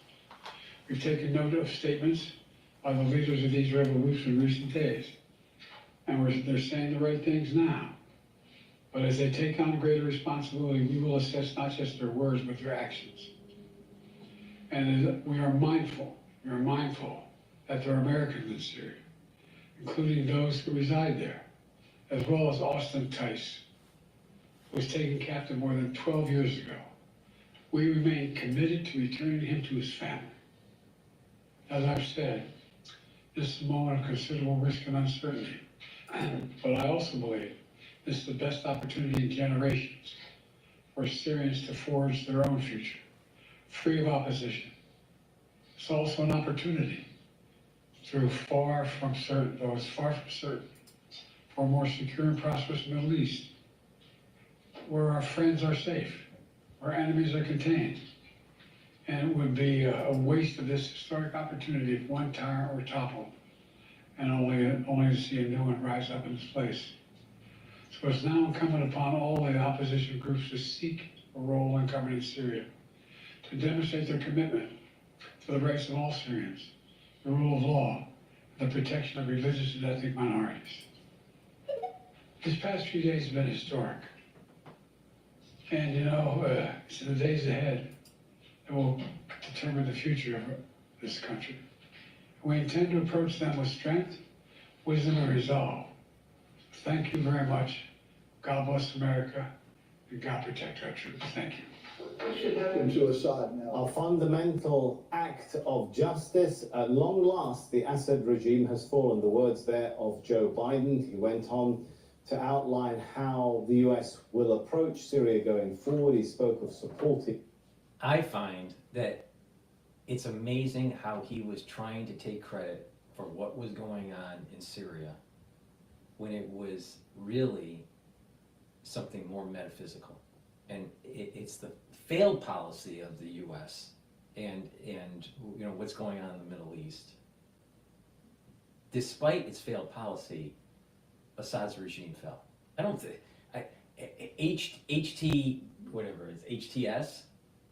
HTS isn't aligned with the United States. They're a splinter group from ISIS and Al Qaeda. The United States didn't fund HTS. The United States was funding the Kurdish ones in the north, who have the oil, to my understanding. All right. So he's trying to take credit for something. He told the Israelis, don't fight Hezbollah. And it was so bad that the United States had to intervene and help because of what was going on, with Iran. Because Biden at the time was afraid of escalating the whole region because of the politics involved with the election, the general election in the United States. So he's going to take the credit that this happened? Please go to my store, the-studio-reykjavik.com. Help support my work by getting the supplements and the products on my store and help support your health. These are very high quality products that I offer, and if you follow what I do, you're going to be able to improve your health. Slow down the aging process, bring down inflammation, boost up your different systems like your immune system and your endocrine system. A great product that I have is the deodorants that Rainbow Herbals produces, and it's citrus and peppermint, lavender, and tea tree. This is something that we've developed, I think, over 3 years ago. We developed these bars here, and they're made from essential oils from the Himalayas. Very high quality ingredients in this, all right? And it's a dual purpose product. It's for males and females. It's a deodorant, but also it helps to detoxify the body. So please go to the store, get either the citrus or the peppermint, lavender, and tea tree. Get a couple bars for your household. Very important to use as a deodorant, but it also helps to detoxify your body. It has no aluminum, has no baking soda, made from natural ingredients, essential oils from the Himalayas. You're not going to be able to buy a better deodorant bar. So please go to my store, the-studio-reykjavik.com, and get a couple bars for your household. Now, we're in the cold season, and it's really important to do a few things, all right? First thing you should do is make sure that you're taking a multivitamin. The multivitamin that I offer on my store, the-studio-reykjavik.com, is an easy to digest multivitamin, all right? Multivitamins are cofactors for enzymatic activity. You're gonna need these to be able to have a good immune system. You're gonna need these so your cellular processes are performing the way they should be. So please go to my store and get the multivitamin. You can take a look at the extensive vitamin profile of this by looking at the label on the store. I don't have time to read off every single thing on this multivitamin, but it's a very high quality multivitamin. And being in the cold season, you need to do a few things, all right? It's really simple. Neutralize pathogens, lower inflammation, chronic inflammation, lower that, soak up free radicals. That's a great way to start, all right? I offer structural nanosilver drops in 100 count. You can get it in blueberry, cherry, or in honey and lemon, all right? These structural nanosilver drops are made from structural nanosilver, and the moment you have that irritation, that structural nanosilver is going to help to neutralize the irritant and also create the barrier and the secretions and maintain the mucosal lining within your oral pharynx. By doing that, creating that barrier, you're reducing the chances of further problems, further infection, right? You want to neutralize the irritant right away, right away. The moment you have that little scratchy throat or something's not right, take the drops right away. That means that you have to get a couple bags and make sure that they're in your house, because you might have someone, you know, in your house that's sick, or you might have someone at work that's sick, or someone at school or wherever, right? So have some in your bag or in your backpack, or, you know, take it with you, or have it, you know, at your desk. So the moment you have that irritant, you neutralize it. Really important. Get a couple bags. I have it in honey and lemon, in cherry, and in blueberry. All right, and it'll help to neutralize the irritant during the cold season. You're gonna need that because guess what? Cases are going up in December, and I suspect that also in January. So you need to be prepared and take my advice. Now, if you don't take my advice, that's up to you. But this stuff works, all right? Another thing that you need to do on a daily basis is take the max 35 or the max 14, okay? Max 14 is 14 parts per million. Max 35 is 35 parts per million. Take a teaspoon a day, swish in your mouth, gargle 20 seconds or so, and then swallow it. What it's doing is it's improving your oral hygiene, maintaining that mucosal barrier, neutralizing pathogens, all right? When you're doing that on a regular basis, you don't have that inflammation, and you're protecting that barrier, that mucosal barrier, so you're mitigating problems during the cold season. All right, take a teaspoon a day, either the max 35 or the max 14. If you're not feeling well, take a tablespoon or 2 a day. Please go to my store, get the max 35 or the max 14. All right, and to bring down that chronic inflammatory response, take turmeric and ashwagandha. All right, turmeric is an antioxidant, but it also brings down pro-inflammatory cytokines. Ashwagandha controls your blood glucose levels and your cortisol levels. High glucose and high cortisol is pro-inflammatory. So you want to control that, you want to bring that down. So take these together and you're going to be boosting up your immune system, but not just that. These work together and help your cardiovascular system, because when you bring down inflammation in your vascular system, you're reducing the chances of further plaque formation. Please go to my store, the-studio-reykjavik.com, and get the turmeric and the ashwagandha. Get the max 35. Get the structural nanosilver drops.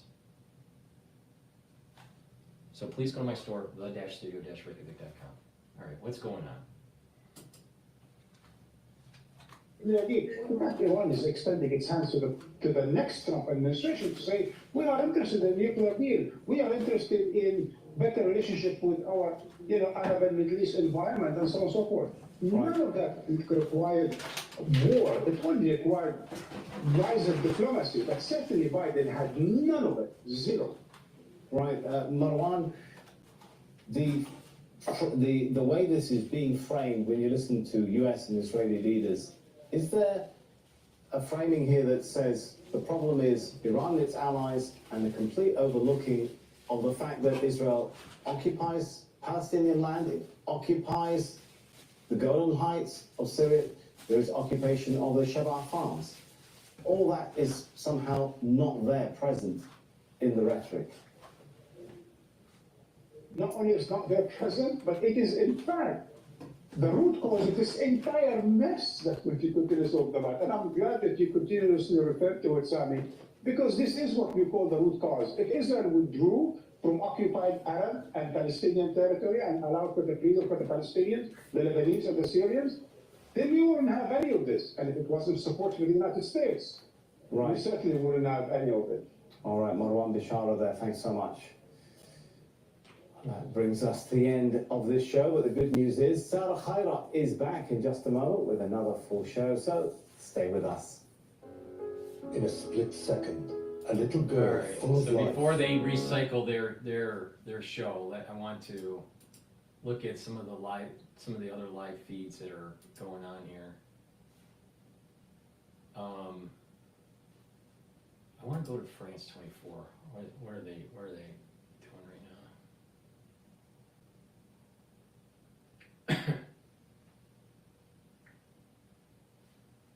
Oh, they're on commercial. They're on commercial break. Let's see here.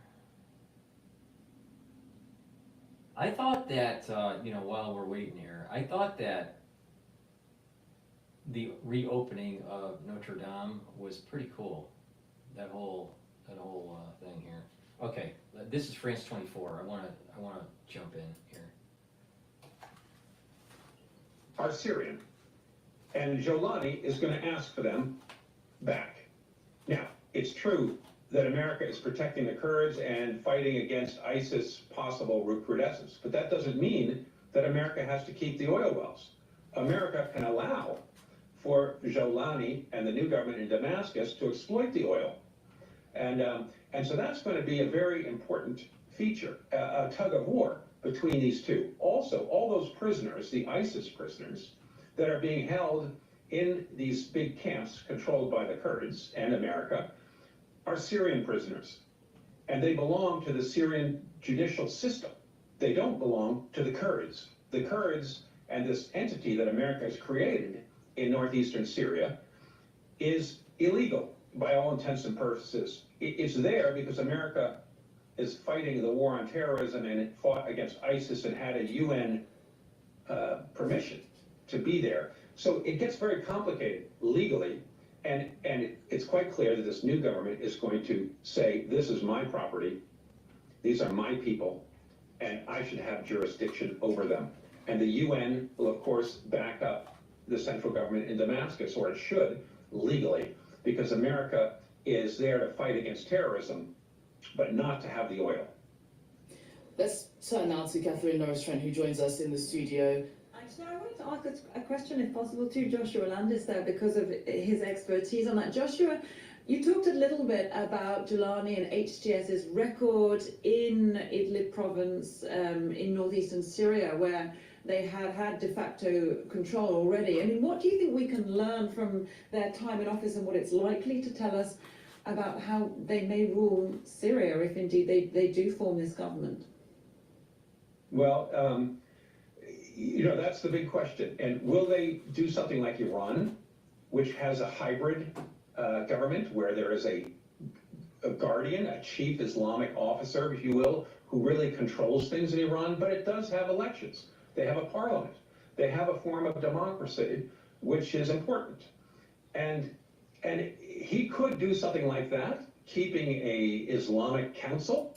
I mean, that would make sure. I need to intervene. The guy that's running the HTS, right? The guy that's the leader of HTS, he's like this cross between, this hybrid between Zelensky and Osama bin Laden, the way he looks. This is why I keep on thinking, it's like, is HTS CIA? I know the US was involved with, you know, the Kurdish-backed kind of faction in the northern area of Syria, or northeastern area, but something's weird. I mean, when I look at this guy, I'm like, I get the feeling of Afghanistan. I get the feeling I'm getting the feeling of like two things. The 1980s of Afghanistan and the fall of Gaddafi in Libya. All at the same time. I get this kind of like feel. And, you know, that seemed, you know, all written CIA all over it, right? It's just weird, very weird. Is run according to some sort of Islamic principles and Sharia law, but at the same time establish, keep the parliament and have elections. And Syria has a long tradition of having a parliament. Now, of course, Bashar al-Assad controlled that parliament absolutely, but there were still elections, and that's a tradition that goes back well before the Ba'athist regime, and there were fairly free elections in Syria in the 1950s. So it's not something that he's going to be able to jettison. We'll have to see how he forms that government, but he's promised a greater degree of Islamic governance as well. And of course, you know, in Idlib province, as you said earlier, there weren't elections, they didn't hold them. It was, by all accounts, pretty authoritarian, criticism wasn't allowed. So do you think the fears of some of the minorities, especially religious minorities in Syria, are justified in what they may face in the future? Well, of course they're justified. He has behaved, and his troops have behaved quite well in Aleppo. Christians were not attacked. Yes, there were occasional videos of ransacking liquor stores and overturning a few Christmas trees, but that kind of sloppiness and messiness is going to be expected. The real question is how are the Alawites treated? And today, the rebels have yet to march into Latakia. And I was saying earlier, In Latakia, there's widespread looting now. I hear this from friends and family in Latakia. And not looting by rebels, looting by people who are hungry or who are thieves, and they're busting into people's houses and taking whatever they want. And the banks have been looted. This sounds like New York City. And there's no government control in big areas of Syria. And so the dangers are many for this new government that's trying to consolidate power. Trying to keep order is going to be very difficult. And especially in a country which economy has been largely run into the ground by the Assad regime, which had basically turned Syria into a bit of a narco state, a hub for production of captagon and trafficking that to the rest of the world. And as you say, with the US controlling its oil fields, which accounted for much of its income before the 2011 civil war. I mean, economically, how is it possible, do you think, to rebuild Syria now? Can't. Well, that's going to be the major task of Jolani, is to revive and rebuild Syria. That's what all Syrians want. They need to have jobs so that the refugees who want to come home can come home to some kind of an economy. And that's going to require the United States to really pivot 360 degrees and give up this oil and gas and lift sanctions. Because without lifting sanctions, no Saudi firm or Emirati firm or other local firms that are big and have business with America and the EU are going to invest in Syria. And that's what... I have a hard time believing that big oil is going to give up oil. That's like the Federal Reserve giving up currency production. It needs more than anything else is foreign investment and foreign aid on a big scale to rebuild. And that's going to require lifting sanctions, both by the EU and by the United States. Joshua Land is Director for Middle East Studies at a center in the University of Oklahoma. Do stay with us. Thanks so much for your analysis so far. All right, I'm going to go to Al Jazeera talking about Assad going to Moscow here. On this turned off. By the way, when the Syrian uprising began back at the end of November, there were reports that Assad and his family flew to Russia, that Assad asked Moscow to assist him militarily, but back then Moscow neither confirmed nor denied those reports. Right now, a Syrian flag, has been removed from the Syrian embassy in Moscow. The flagpole at the building is now empty. Some allege that probably a new Syrian flag with 3 stars will appear there. And not only the flag, but also the flag, a plate with the name of the Syrian diplomatic mission was removed from the building of the Syrian embassy in Russia. Right now, Russian officials are in contact with representatives of the armed Syrian opposition, according to the Kremlin source. And the Syrian opposition leaders have guaranteed the security of Russian military base. Yeah, I'll take the X Spaces question just in a few minutes here. Let me just get a little bit more out of this feed from Al Jazeera. In Syria under the UN supervision, so there's still a lot of uncertainty in all this situation. Yeah, and you were just mentioning there with these Russia bases in Syria. Can you just go through once again what this potential agreement is? Do we know any more on that? Well, actually, during Bashar al-Assad's rule, Syria was Russia's strongest ally in the Middle East, and he allowed Russia to have a naval base, one in Tartus, the naval one, and an air base in Khmeimim near Latakia, in exchange for Moscow's political and military support. So they say that Russia used its naval base in Tartus for transferring its mercenaries to Africa, Sudan, Mali, and Central African Republic. Right now, we had a Russian foreign ministry statement. According to that statement, the military personnel at the Russian bases in Syria are on high alert, and there is no serious threat to their safety, and there is no panic at the bases right now. But that could allegedly mean an element of agreement between Russia and Turkey, but we can only allege that. But still, we can't say anything for sure right now, so basically it remains to be seen what's going to happen next. Okay, thank you very much for that latest update Yulia, from Russia. Well, in the US, the president has hailed the fall of Assad's regime, saying the Syrian president must... All right, before I take a question or comment from X Spaces, I just want to remind the audience, this is supposed to be interactive, so if you want, please go to X Spaces while you're watching the feed and raise your hand and, you know, request, and then you can ask your question or give me your comments. So it's really important that, you know, this is interactive. You know, we're literally watching, you know, major events happen in the last more than a year as I've been covering this in the Middle East and in, you know, Europe. And we're watching this together. But the key is to make this more interactive. So please go to X Spaces and request to, you know, do a call in or whatever, and you can bring on your questions. Again, I want to remind the audience, I'm going to be interviewing John Hogue tonight at 10 p.m. New York time. That show I'm going to have on Spaces in addition to either a recording or a live feed on YouTube. So I'm not really sure yet with if I'm going to just do a recording with a live stream on just X Spaces, or if we're going to do a live stream on YouTube and a live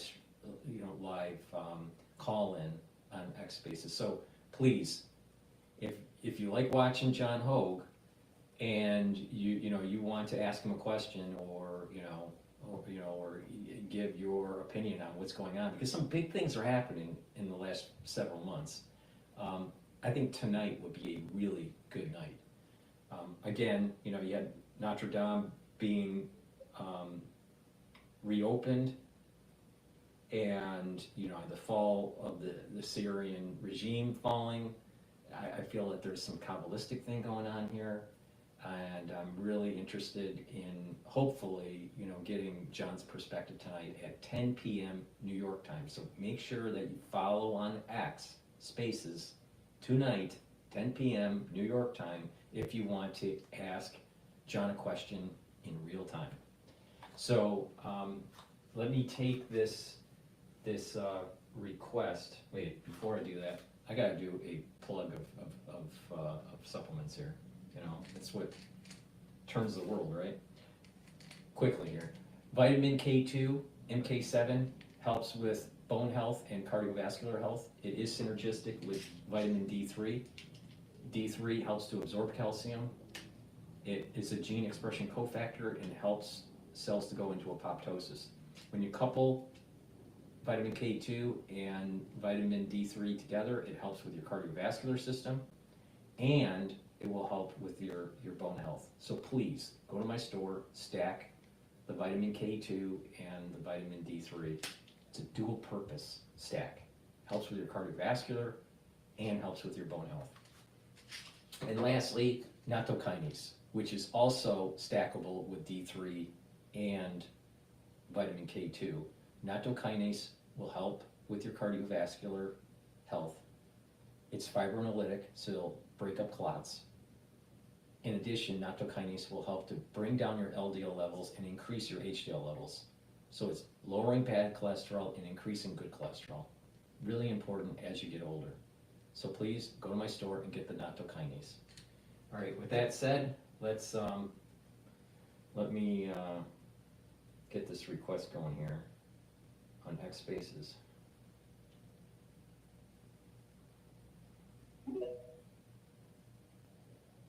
Hello? Hey, Paul. Hi, how you doing? Doing good? To talk. Sorry, I changed my name back to the original one, so. It's all right. So, yeah. You've been paying attention to what's going on in Syria, I'm assuming. Oh, yeah, and... What's your take? Well, could we start with the fun part for a second, Notre Dame? Yeah, go ahead. That was beautiful, just beautiful. So I found the YouTube channel for Notre Dame, so I got the original video without any commentary on it. Mm-hmm. And it's really interesting. So they had 3 different sessions, 3 different multi-hour things. The first was the Trump one, that we all saw.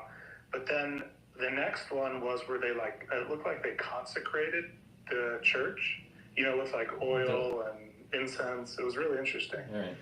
And then the last one was, I think, the first communion. So, but as somebody who grew up Chabad, it was pretty interesting to watch. And I always, if you don't mind, then we'll get to Syria, but this is really interesting.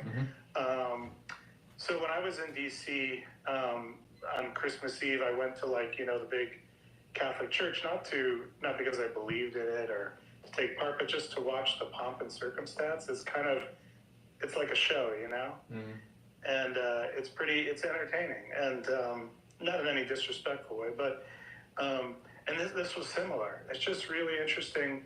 You got to see this part where they took it looked like olive oil, and they spread it all over the top of their altar with his hand. Like the priest spread it with his hand all over the top of the altar, and then put these. It's just really interesting. It goes back to a lot of biblical, ancient biblical stuff. So that was interesting. The anointing of the oil and the anointing, Exactly. the anointing of the objects and the purification of the objects. Yeah. Exactly. Now, some interesting points about that trip. It was pretty interesting to see Trump with Prince William. That was, with a few different people. Prince William, I don't know if you got to see that one. I mean, there wasn't much video or pictures. I saw a picture of it, and I saw him. I saw them shaking hands. What's interesting with Prince William? Yeah. He seemed, to be ear to ear grinning when he was with Trump, but when he was sitting by himself, he looked sad. There was a sadness that I saw in his face. I think there's something going on between him and Kate. Him and his sister-in-law? No, that's Merkel. Him and Kate. With the cancer thing. Yeah, I think there's. He looks sad or depressed. A little broken. Yeah. Yeah, that is really sad. I mean, he's my age. I think, I don't know, he's like a millennial. He's our age, you know what I mean? He's one of us. Right. Well, I mean, I'm a little older, but yeah. Yeah, but I remember his birth, so. Oh, okay. But I guess what I mean is he's not like King Philip or whatever his father's name is. Right. Yeah, he's not detached from. I would hope that he would be. He just seems more in line, like Prince Harry. It's King Charles. It's King Charles. King Charles, there you go. Thank you. It's like Prince Harry is super disrespectful, It's like when he took that picture with Melania, he put his hands in the devil sign in his jacket. I don't know if you saw that. I saw that. Yeah. I didn't know if that was the meaning of the symbol. Well, I don't know for sure, but it sure looks like the devil symbol. I don't know what the meaning is. Well, when they put their hand and they lift their too. So it looks similar. It's true. I don't know what the meaning is, but so there was the Prince William one, and then of course with Macron, he was super. How would you call it? He treated Trump really well, Macron. That was nice to see. Well, I mean, he needs to because he's afraid that the taxes he's going to get slapped with some major tariffs. But it's smart of him to approach it that way. I mean, rather than Biden. I think there were two things that were going on. Three things with Macron. Because, he's in turmoil with his government. Oh, that's true. That he wanted to align with someone that seems a little bit more macho and a little bit more in command of what's going on. And could give him credibility. Yeah, and then trying to give him a little bit of pomp and circumstance would maybe smooth the whole tariff issue. Exactly. Now, plus he wants to also be a little bit more macho. If you notice that he was trying to out-arm and out-handshake Trump. And there's no way he could. I mean, No, but I'll tell you. What's interesting with Trump? Yeah, I said this on multiple. Well, he's a strong guy, but the he's thing a is, big guy. he's a big guy. But the thing is that he has these mixture of soul roots between George Washington, JFK, and Ronald Reagan. Yeah. So when he was sitting down next to Jill, they were kind of talking, but the turn of his face, and because he was wearing a long overcoat, dark overcoat, And with that, I thought his tie was pretty good. He picked a good tie.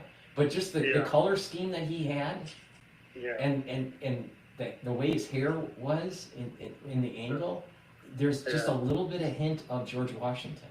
You could kind of see that if you did a quick take at it, you might say George Washington was actually sitting there.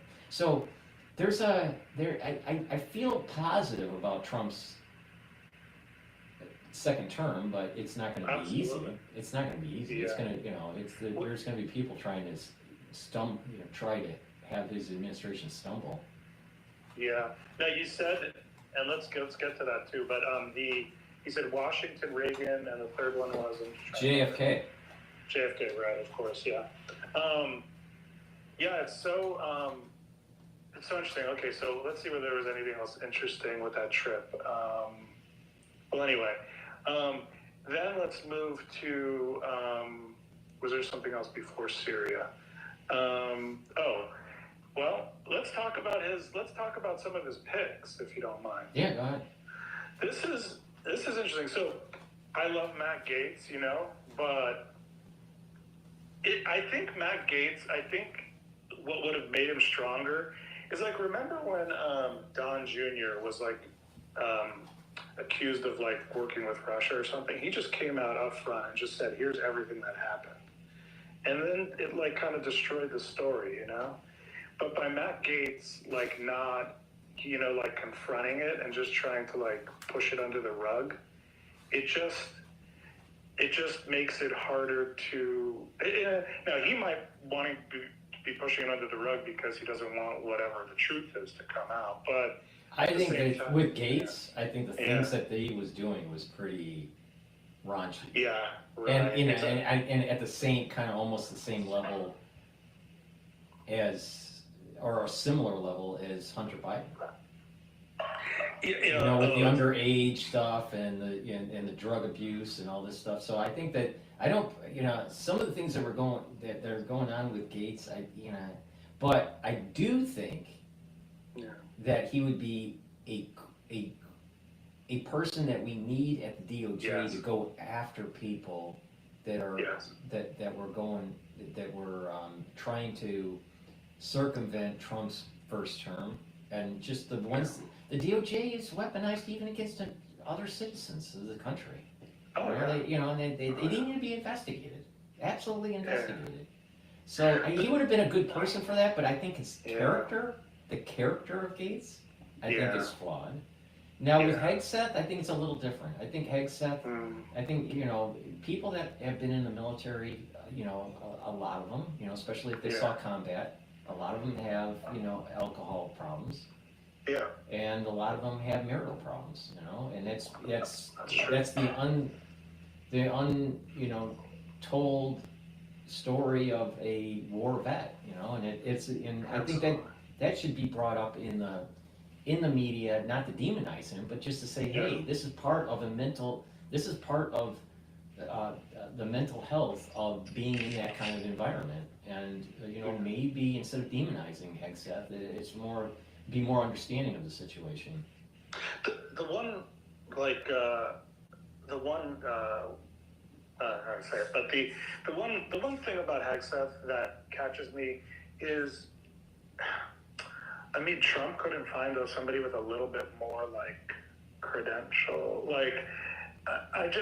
In other words, Hegseth's the young guy, no problem. He has some credentials, but his credential was kind of being on Fox News. I know he has some Ivy League degrees and he was in the military, but has he really done? Here's the problem. I think the thing with Trump is that he doesn't really feel comfortable after his first term bringing in people that have been inculcated through the system, because the people that were inculcated through the DOJ or the DOD probably are aligned intellectually with the deep state because they were brought up in it. See, what I've noticed with people that I've interfaced with over at the Harvard Club? There are a lot of Kennedy School types there. Yeah. You know, Yeah. and you know they have guest people talking that were ex-CIA types, or you know advisors to presidents, or you know advisors to think tanks and whatever. And so they have a very strong background in a particular subject matter dealing with geopolitics, right? Or international affairs. Very strong, right? But what I have noticed is that if they are brought up in a certain department, they will be more protective of that department. So if you're trying to restructure the DoD, do you really want an insider or do you want an outsider? Because it's the same thing with corporate America. Sometimes you want to hire from within, but sometimes it's better to hire from outside. And I think we're at a situation when it comes to the DoD or the DOJ that you want to hire someone from the outside, not the inside. And I think that's that's where he went. He went with the strategy, try to hire someone from outside the department. Yeah, and I don't like have an issue like with him on a personal level. I don't have an issue with him becoming, you know, SecDef. But I will compare him with like Kash Patel. So Kash Patel is probably around the same age as he is. Yeah. But the difference, so Kash Patel, you could also say is it doesn't really have a lot of experience. But in truth, in the last administration, Trump moved Kash around in a bunch of important positions, and there was no, I think, and you know, so it gives him like, and there wasn't any scandal or anything, you know, so like. You know, now he could come around, and so now Kash has a lot of support, and they're saying he's going to be, you know, for sure approved. So, but have you heard this rumor that they're saying that maybe if Hegseth, you know, doesn't last, then the Florida governor, DeSantis, Yeah, my take on that. Is that I don't trust DeSantis for multiple reasons. I agree with you on that. You know, one, he's a Yelly. You know, and I would not be surprised. I can't prove it, but I would not be surprised he's Skull and Bones. Because if you look at his resume, he looks like he was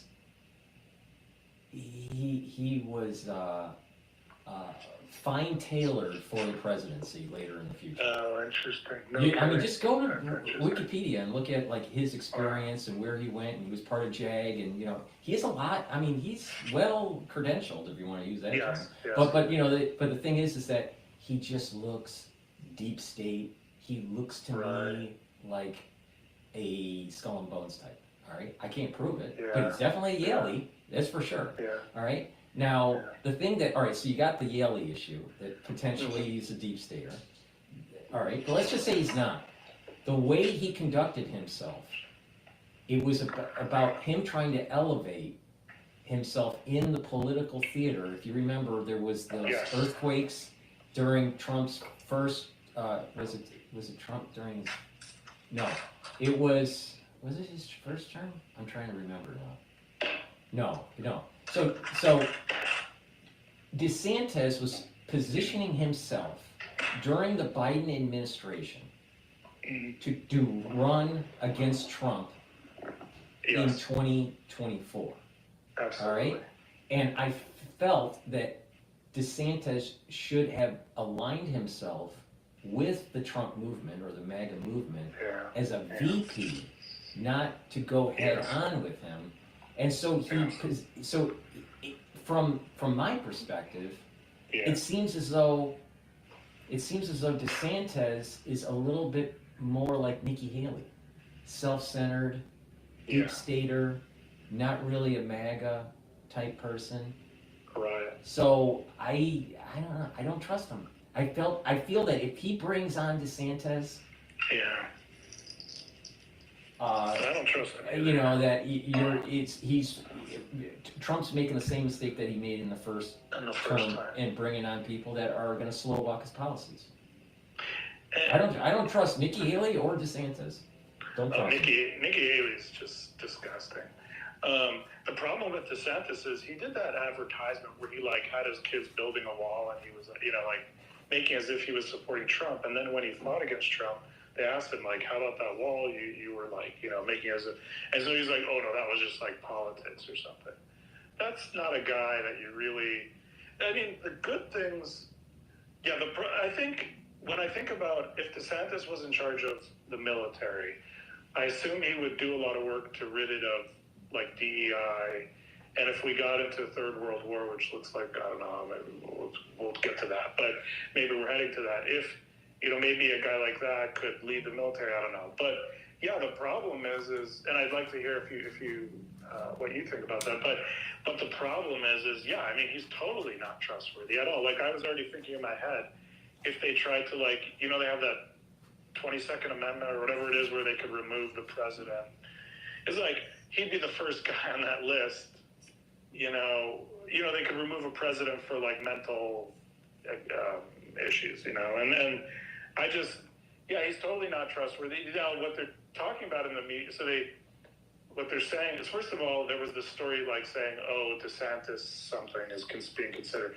And it's like, you wonder, okay, was that story planted by DeSantis or his people? I wouldn't be surprised that it was, just to test the water or to try to or force the hand of Trump. I don't trust DeSantis. Yeah. I really believe that the deep state is very concerned of the restructuring of the DOD and the DOJ, and also the other agencies like the FBI. Yeah. So and because that restructuring would mean investigations of nefarious activities that were going on during the 2016 election and the 2020 election, and the lawfare and all this stuff.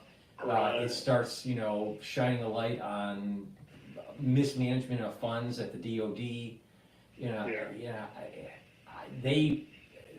The deep state knows that Trump is going to be a lion, right? And that he needs people to promote his policies within these agencies. Now, DeSantis, and DeSantis is not one of them. So you bring in DeSantis, he'll slow walk it. He's going to protect this. He's going to protect the national security state. Yeah, that makes sense. Not constitutional freedoms or a Trump agenda. Now, if the way I see the Trump agenda, now maybe I'm biased, but the way I see the Trump agenda, if it's allowed to carry on, what's going to happen is we're going to have a more efficient government, we're going to have less regulation, and we're going to have restructured agencies. And these agencies have never been restructured. Oh, yeah.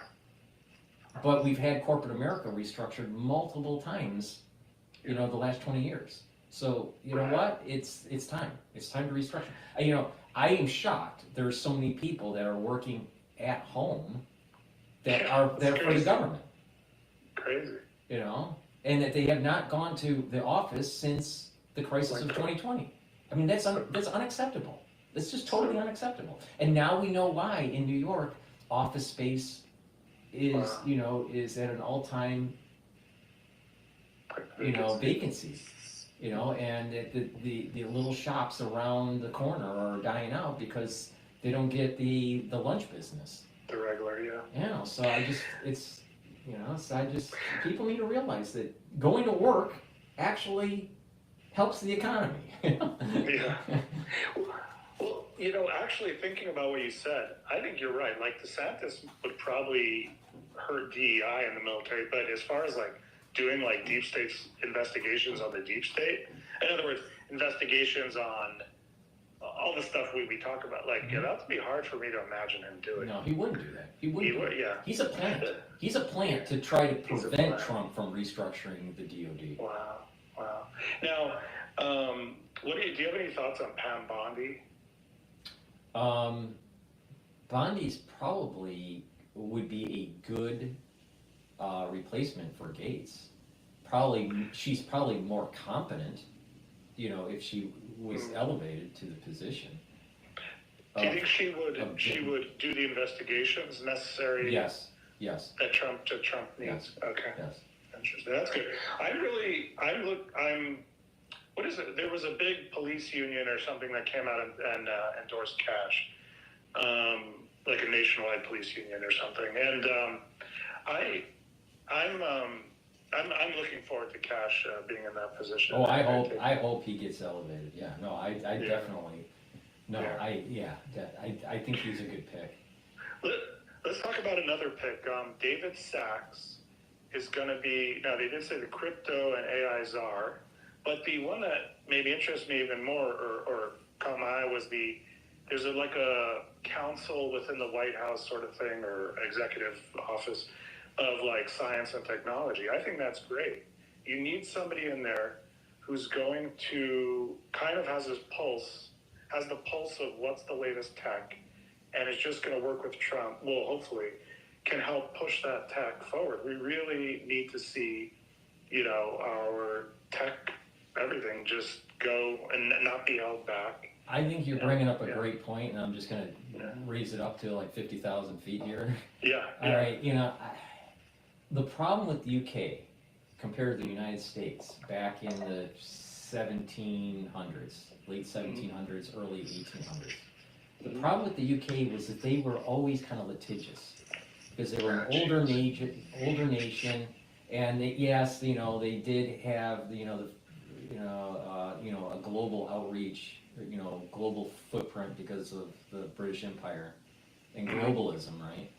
And free, this trade kind of, it wasn't free trade, but it was this trading alliances with the colonies. So it was about business and about legality. So it was more of a liberal art kind of mentality in the society, not very scientific. Oh, interesting. Now with the United States, because of the United States, we spun off just in the right time to really embrace the Industrial Revolution, where we are like 2/3 science and manufacturing and 1/3 litigious from our common law connection with England. So, all right, fast forward that concept that the United States is future has always been embracing manufacturing and technology and the sciences and trying to shed some of the litigious stuff. It's when the litigious stuff starts to ramp up where you get a lot of the regulations, you get too much government intrusion and blah, blah, blah, right? So I would say that having an advisor that is science technology based for the president is a great way to have a pulse for the long ball to be able to compete with China, because they think in terms of 50 years, we think in terms of what's the market going to open up tomorrow. So we need to have a little bit more strategic vision of science and technology, especially with AI starting to come online, and we don't really know what that really is going to mean, and how it's going to be used, and how it's going to restructure labor and capital. So I think it's a good thing, Yeah, and David Sachs, he's a billionaire. I mean, he does that all in.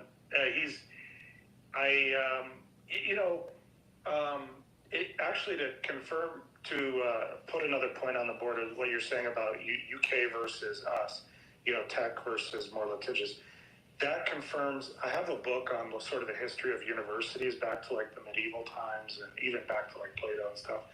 And I've been reading some stuff on this, and it's really interesting. The first science and the first science university was like in Germany, and then the first one in the United States was what's that one in Maryland? The big medical Mayo Clinic, whatever that university is. The university that the Mayo Clinic is part of, or whatever. Anyway, so the point is that we were the ones that really. Yeah, it had its start in Germany, but that was a new idea. This idea of like a university being a research university. Before that, it used to be, like you said, much more like liberal arts. The research thing started in Germany. When I'm saying research, we're talking about science and technology. And then, that really boomed. And then in the United States, that became very much the norm. And then Harvard, which used to be, for example, or Yale, which used to be, liberal art universities, became then also science and technology. Right, they had to. Because what was happening in, let's say, so like with Harvard, it was 1630s, right? And then Yale, I think, starts in 1701 or something around there. So that the 1600s and the 1700s, that was really more of the liberal art way, right? Totally. All those Right? small, Now, right when right around the Civil War time, Yeah, 1860s, exactly. that's when you start seeing the kind of these tech universities, Yeah. tech schools, and MIT, was born out of that. Mm. So, and they really solved the problem. Okay, giving people skills that would allow them to build a scientific manufacturing base for the United States. Yeah. So now, over time, from the 1860s to now, Yeah. what has happened is that the quote traditional elite liberal art schools, which would have been the Ivy League, Yeah. have needed to reposition their portfolio and have offerings that allow people to get skills that are in the sciences and in manufacturing and engineering and all this. So Harvard tried to even buy MIT, and MIT declined. When MIT almost went bankrupt a couple times until Kodak came in and saved them. But basically MIT was on the ropes, and Harvard, was trying to bring them into its orbit to be able to have that technology and science part to it. But it didn't work out, and what has happened is now Alston in Massachusetts is now the main campus for the science and engineering for Harvard. That's going to be competing over time with MIT.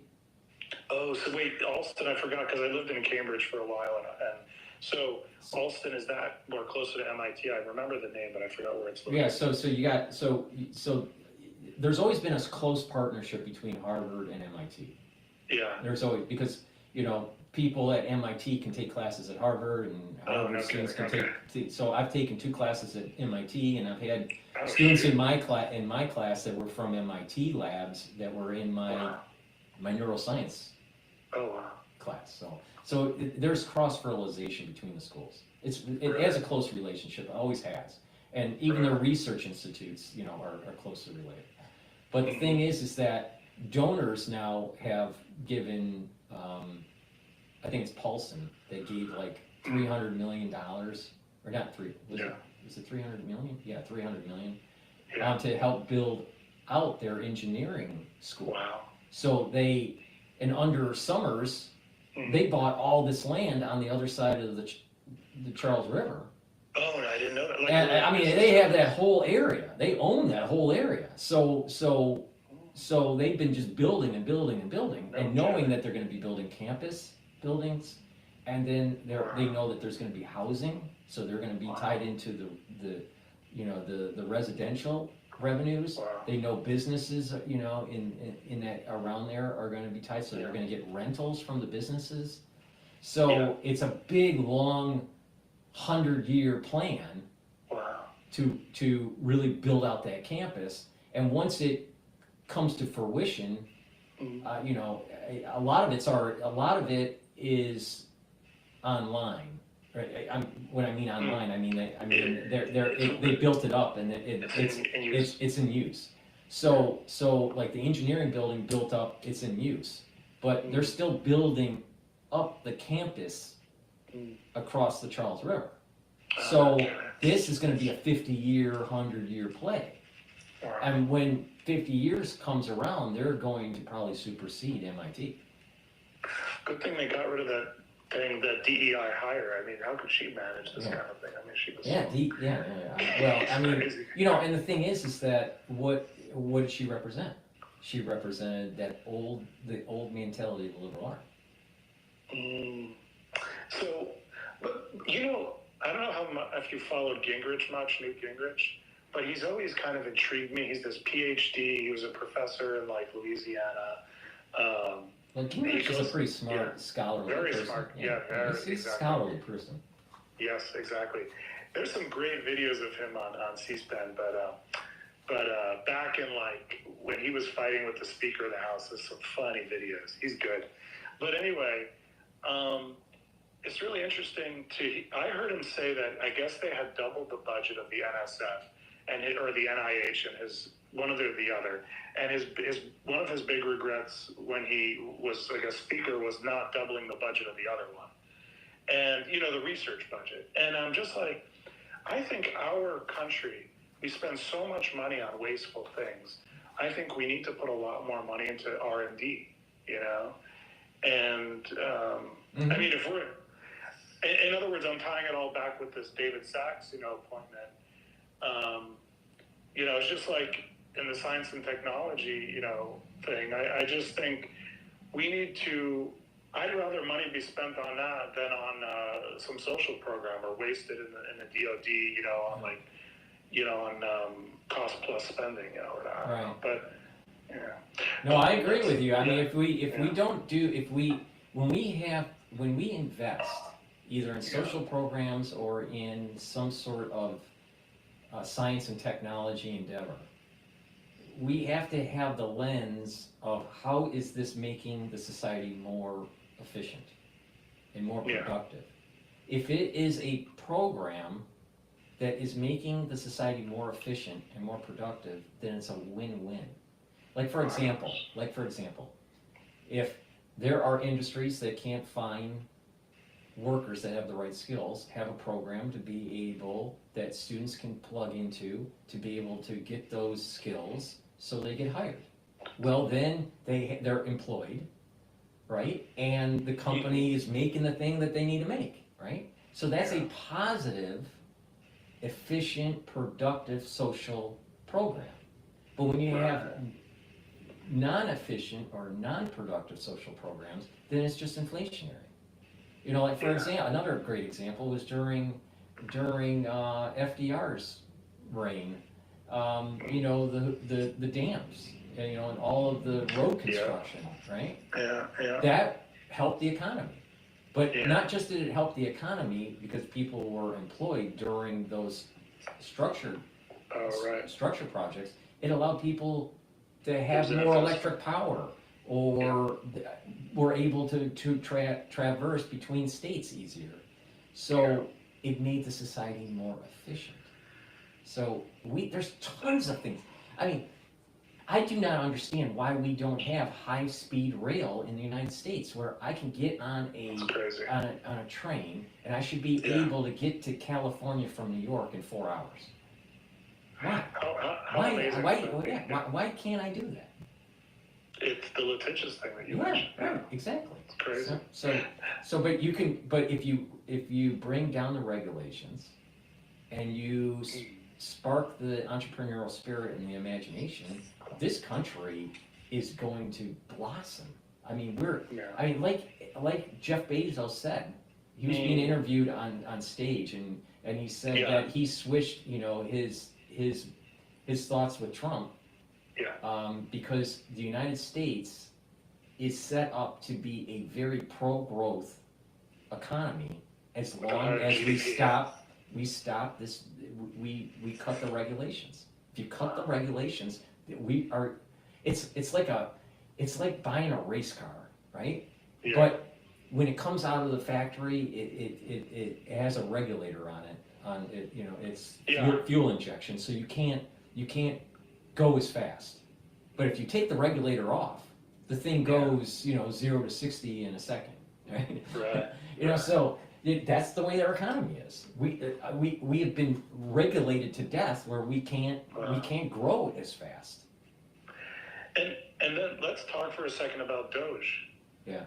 Which is, I mean, first of all, how great is it to have somebody like Elon Musk, helping, many things. First of all, he's,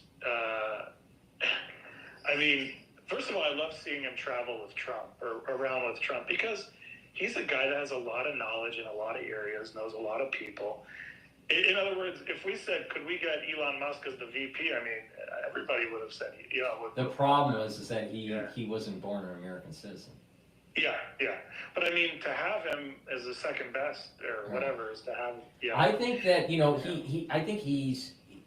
I think that two things are happening with his advice with Trump. One is that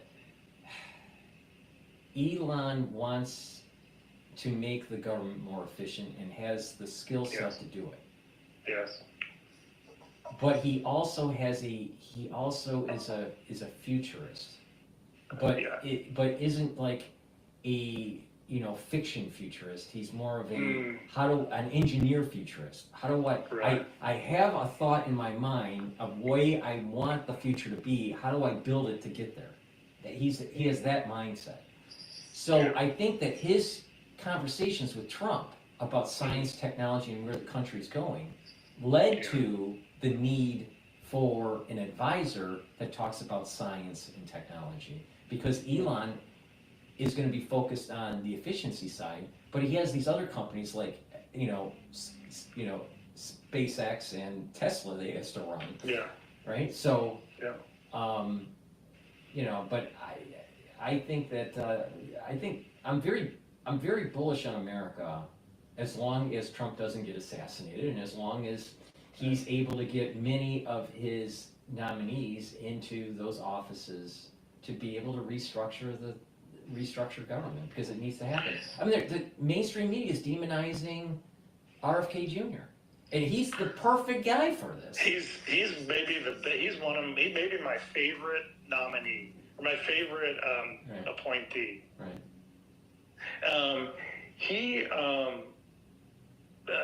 Okay. First about RFK.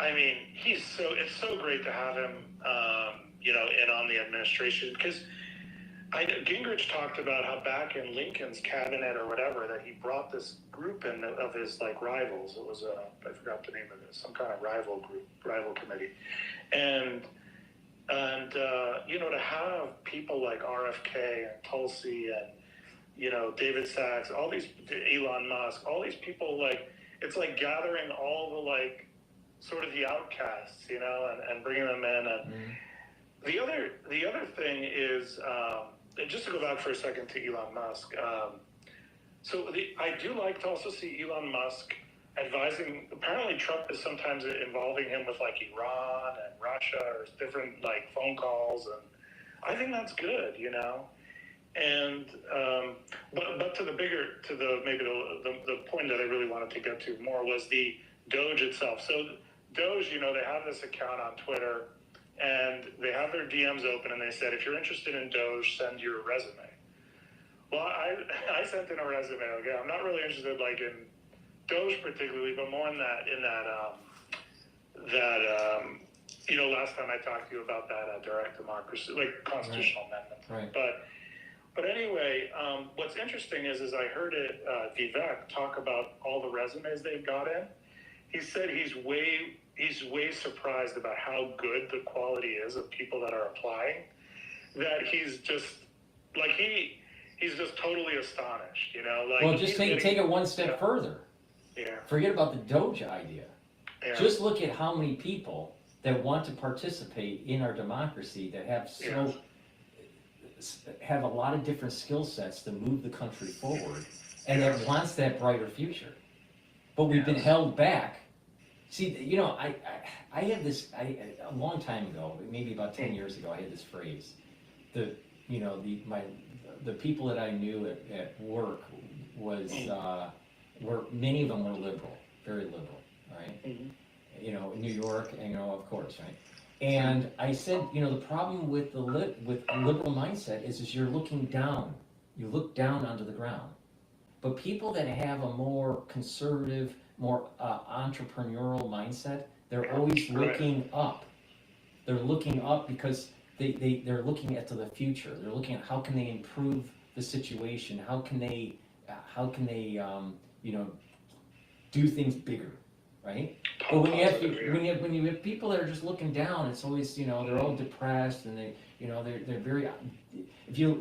For example, here's a perfect example of what's going on contemporary. In the media, they're always trying to demonize Elon Musk if, let's say, a rocket isn't working right. But the whole idea is that he needs to blow stuff up to find out how to get it to work. This is the mindset that the liberal doesn't understand. You have to fail forward. You have to fail and fail and fail, and then eventually you fix it, and you move forward, and and eventually it gets better and better, and then bam, all of a sudden, you built the thing that you originally wanted to build. So I just find it the liberal mindset is always afraid to take chances. Wow. And they're always looking down, and I think that there's a big. I think the ones that are applying to Doge, they're the ones that are looking up. They're the ones that are saying, "Hey, we have skill sets. We want to contribute. We want to, just give me the chance, or just, they got all this potential energy within society to unleash, a major economic revolution." Now, Bezos is saying this on stage too. He's saying, it's the regulation that's holding us back. So we may actually see in the 21st century us building the 23rd century, and we skip the 22nd century. Jeez. Now, and what I think might be happening with this Doge thing is, because him and Vivek and Elon are, not, I don't know that they're going to be official like government employees, because then they have to there's all kinds of ethical things and disclosures and. My thought is that they're just being advisors to the president. They're going to say, this is what we think. We've done a bunch of spreadsheets. We've got all these people crunching the numbers. This is where the savings are. This is how you restructure. Now he delegates that to the different appointed congressional, how should I say? He delegates the authority to the ones that are running the departments that were the nominees that were accepted by the Senate. Yeah. So he's kind of like Vivek and Elon. They're like kind of a brain trust for Trump. Right. Crunch the numbers, give me a plan, and then delegate it out to the different agencies and to Congress, saying this is the plan forward. And it's very similar to what is going on in corporate. You have financial guys, you have operational guys coming up with a budget, a 5-year plan, and then it goes through a committee process to get fine-tuned. And that committee process could be, in the Congress to get buy-in and all this. It's not going to be perfect because, that's the way the sausage is made in Washington. But the thing is that I think Vivek and Elon is the brain trust, and they don't need to be approved by Congress, by the Senate. There's no need for it. But it's the product. The product they create is going to be gold, because what it's going to show is the analytics of why the policy is the way forward. Yeah, and they also so two things. One is so when I heard Vivek talking about this, what sounds like he's going to do is, if I heard him right, he kind of didn't say it totally clearly, but when the president comes in, he gets to appoint like 3,000 people within the administration, and so. My guess is what they're going to do is they're taking all these resumes and they're figuring out who's really qualified to go in and help make these changes, and maybe they're going to stick them into some of those positions. So that might be what's going on. My thought was that there's going to be a series of people that are crunching the numbers for certain parts of the government to figure out where the efficiency should be. And then that will be rolled up. So it's going to be bottom up. This is what I think is happening. This is how I would do it. You bottom up. You say, okay, we're going to bring on X amount of people, and they're going to go in. They're going to take a look at the budgets, the way the spending is for these different departments. All right, and each individual or individuals, it's probably a pot of people that are going to go into these different silos, and they're going to see, okay, where's the savings for this silo? And so they'll have their own kind of spreadsheets and their own business plan for that silo. Yeah, that makes sense. And then you'll have that roll up into a consolidated form where you just have department line item. You know, a department line item for the savings that's more at the Elon Vivek level to present it to the president. But everything is backed up with detail at the individual department silo that's rolled up into the consolidation. So when someone says, how are you going to save 500 million, you know, $500 million, let's just say, in the Department of Transportation, right? Well, it's hyperlinked, you know, it goes to that Excel sheet and it shows line item of everything for the 500 million savings. So instead of just doing napkin, you know, back of the napkin kind of calculations, it's all bottom up. That actually might make more sense than what I was saying, because, you know, any of these like people that are confirmed by the Senate, they have the like statutory authority to hire extra people if they want, I assume. So all they have to do is just, right. So you have this. So you have the people that know the detail at the silo level that are feeding the consolidation, and then it's given to it's given to be implemented, and the people within that silo, because they know the details, will be brought into that department as a special investigator or special consultant or whatever to push it through. Yeah, let's talk for a second about Tulsi Gabbard, if you don't mind. So again, Tulsi Gabbard is young. She's not really experienced.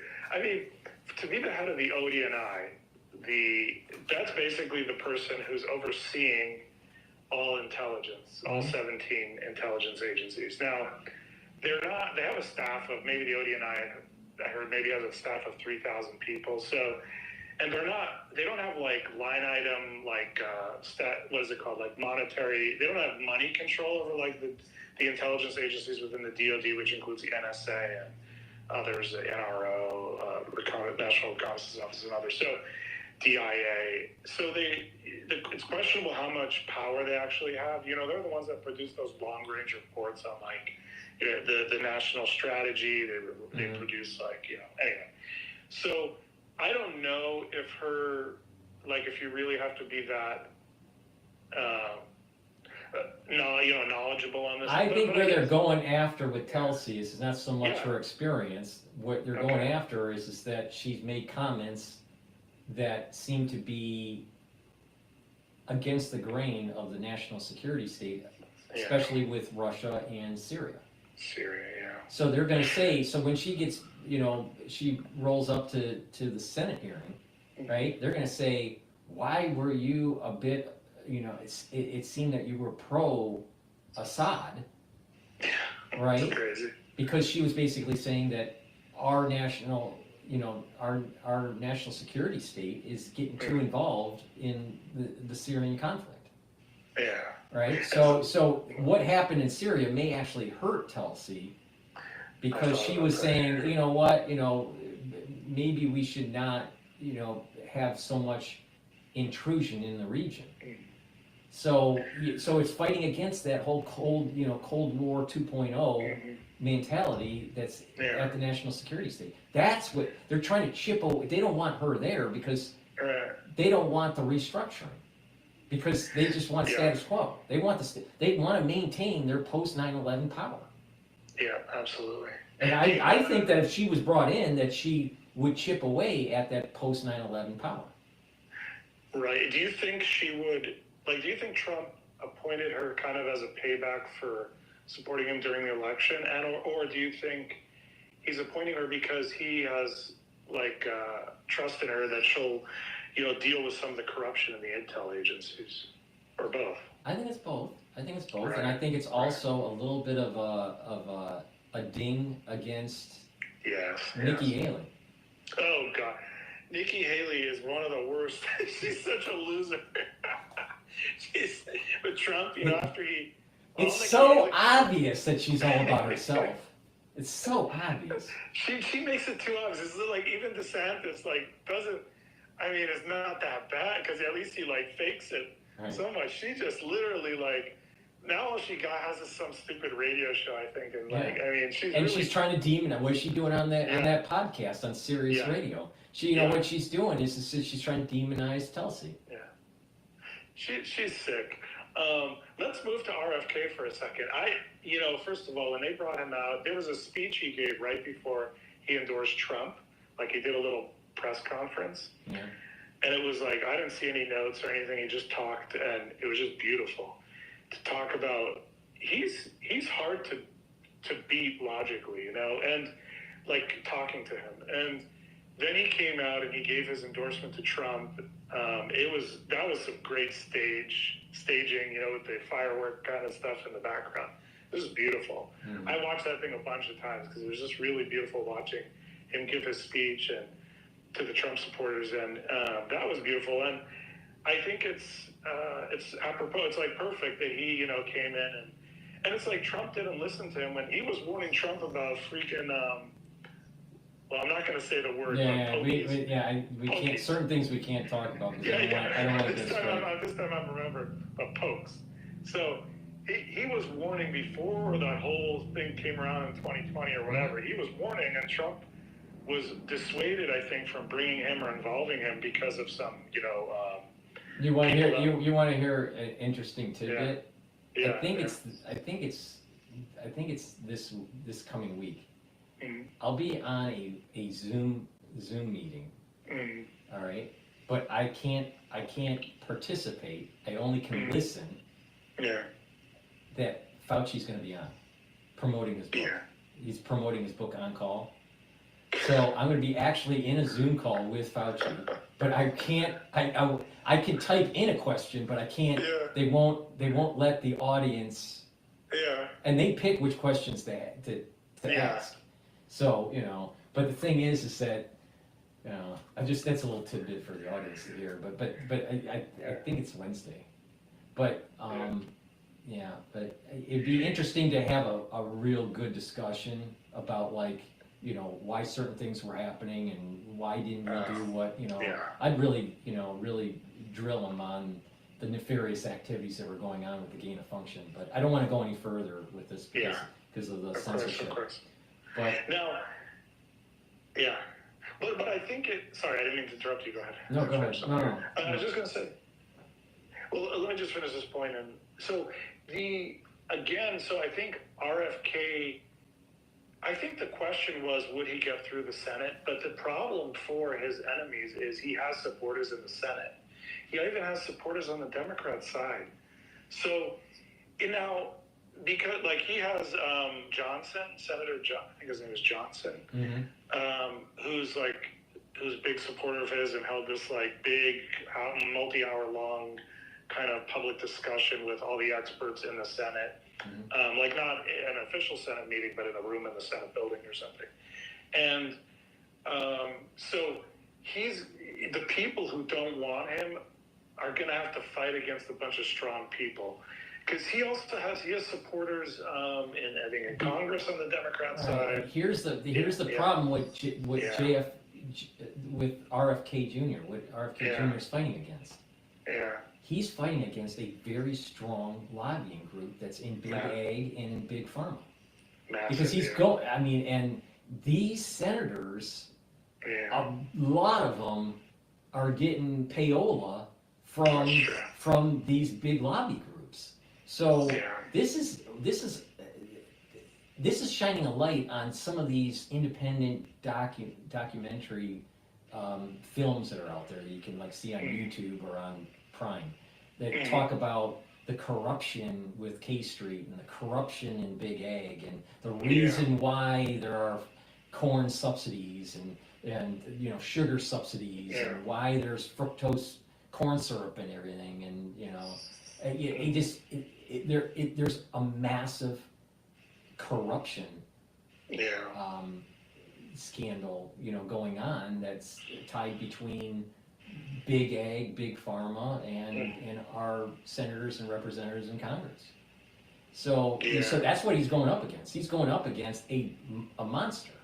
A monster. You know, and so they're gonna say, well, he's crazy. He's a conspiracy theorist. He's a this. He's a that. He cut a whale's head off. Yeah. Yeah, I mean. But here's the funny thing. By the way, I see sometimes he puts out these little videos of like him with little like salamanders or little snakes, and I love his I love all that, and I think the one thing they're probably going to confront him with in the Senate is all this quote bad stuff he's done in his life, but he's always said, and this is nothing new though. Yeah, well, he's always said, hey, I've done a ton of stuff. I used to do heroin and all this stuff. He said, I've done so much stuff, it would take so long for me to tell you about all the bad stuff I've done. And he's still open about it, so it'd be harder, the Dems are probably going to try to come out. And, and the thing is that, if you see your father get blown away on live TV, that's hard to deal. I mean, you're talking about, and knowing your uncle, 4 years before was blown away, or 5 years or whatever it was. But the thing is that, obviously there was some emotional trauma that he went through. Right? That makes sense. So, instead of demonizing his activities, maybe give him a little bit of a break. And that, the thing is that he's straightened up. We're a country of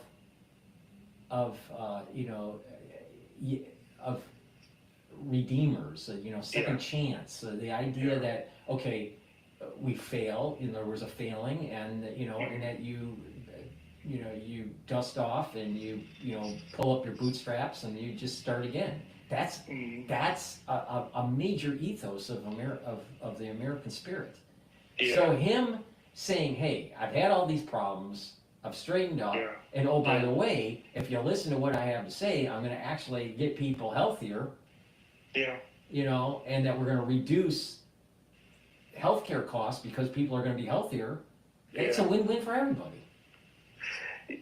What was beautiful was hearing him choke up, and I think he choked up in talking about how basically years and years ago, he had these parents coming to him, or mothers coming to him, and basically like crying or whatever, just pouring out talking about the issues that they were having with their kids. Now at that time, he wasn't, I don't think, involved with that stuff. He was involved more with the environmental defense, probably clean rivers, clean water, clean air. Right. My understanding was that a big part of his practice was dealing with mercury poisoning because of industrial mercury poisoning. Interesting. I know he said I think he was the one, because of him, that cleaned up that river that runs through New York or something like that. I don't know. But anyway, so I forgot the name of it. Anyway, so years ago, it's this beautiful story he says. It's what I love about RFK is a lot of times he speaks just straight from the heart, or all the time. And he had this beautiful story how he said he's prayed for 16 years straight every single day to please God, put him in a position where he could help those kids, those mothers that were came crying to him. And he said that, like Trump is the answer, and it's just beautiful. There's some of these stories that I've heard him say, and but one thing that I thought about is, okay, so I just assumed, okay, he's going to have a hard time getting through the Senate. This is before Trump announced him, and so I said, oh, Trump will just probably have him in the White House as a kind of advisor. But I was trying to think about why he wanted to be the actual HHS head, why Trump put him there versus putting him in as an advisor. I guess the reason I'm thinking, but I want to know what you think, is that I guess now that I think about it, if he was just an advisor, but they put just some typical donor capture person in HHS, no matter what he advises Trump, the guy who really has the power to probably make the difference is the guy who's Senate confirmed, who's over HHS. And so I guess that's why he has to be in HHS, is I mean, because I was like, same thing with Tulsi. Tulsi could just been an advisor with Trump in the White House, but I was thinking, well, maybe she just wants the prestige of the position. I don't know. What are your thoughts on why those two are put into more riskier things where they're going to need Senate confirmation versus just being advisors with Trump in the White House? Well, I think that you brought up the great point that certain people have to be in the right position to be able to make adequate change. Now, for the health problems that we have in the United States and the capturing by lobbying groups in big ag and big pharma, RFK Jr. is the perfect guy, but he can't be in an advisory role. He's been advising the American public for decades about the problems that are going on. It's now the time to make the change. And so you need someone that is going to be a wrecking ball to be able to restructure these agencies. HHS has too much power. There's a big problem with our healthcare industry. There's a big problem with the health of our citizens. So you need a wrecking ball sometimes. Now with Elon Musk and Vivek, they're a little different. Right. They can do the spreadsheet stuff and and show the budget and where the savings are, and then you just show it. You show the detail. And then it's hard for the Senate and the House to say, we can't cut that. When you're showing them, yeah, you can, because it's wasteful spending.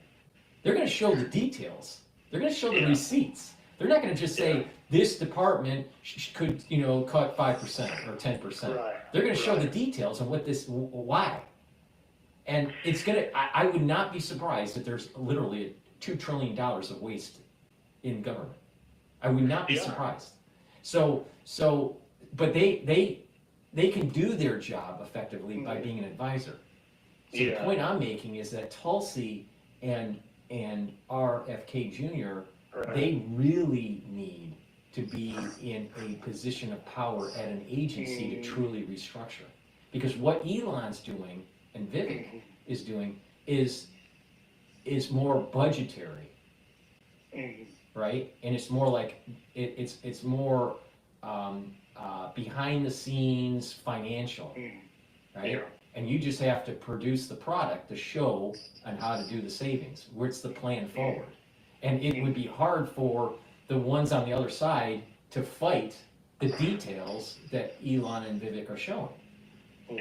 But with Tulsi and RFK Jr., what they need to be the wrecking ball to restructure and make these departments more efficient and more beholden to the American citizen and not beholden to these lobby groups. Because the problem is the lobby groups. A big part of the problem, not the whole problem, but a big part of it is the lobby groups. Because with the national security state, you're talking about the military-industrial complex, and they need wasteful spending. That's how they survive. They want wasteful spending. I mean, just look at the F-35.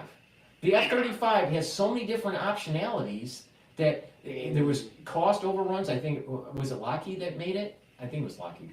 But the thing is that the cost overruns because of all these options that the Marines needed and the Air Force needed and the Navy needed. And well, you know what?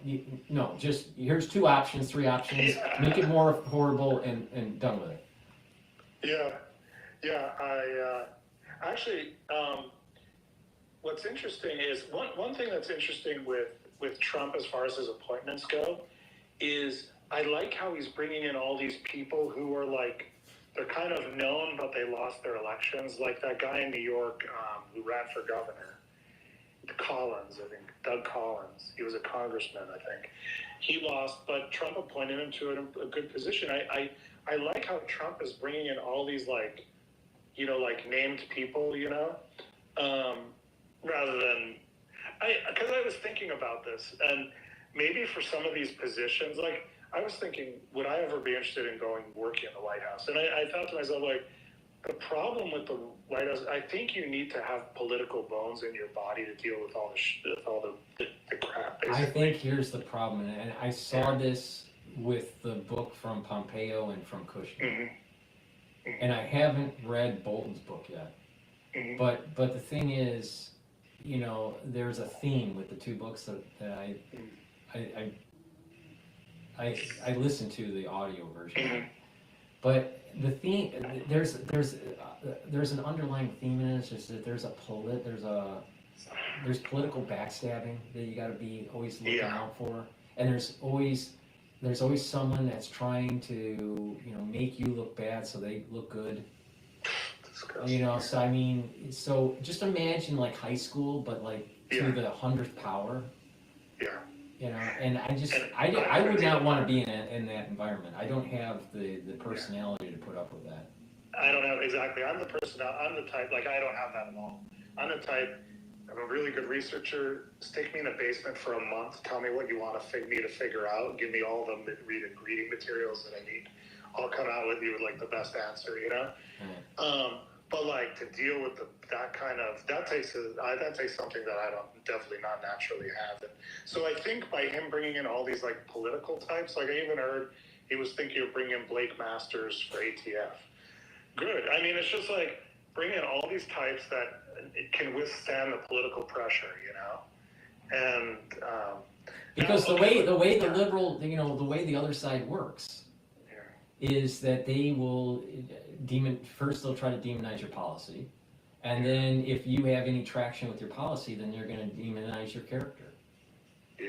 Or if there's nothing to demonize, then they'll make up stuff.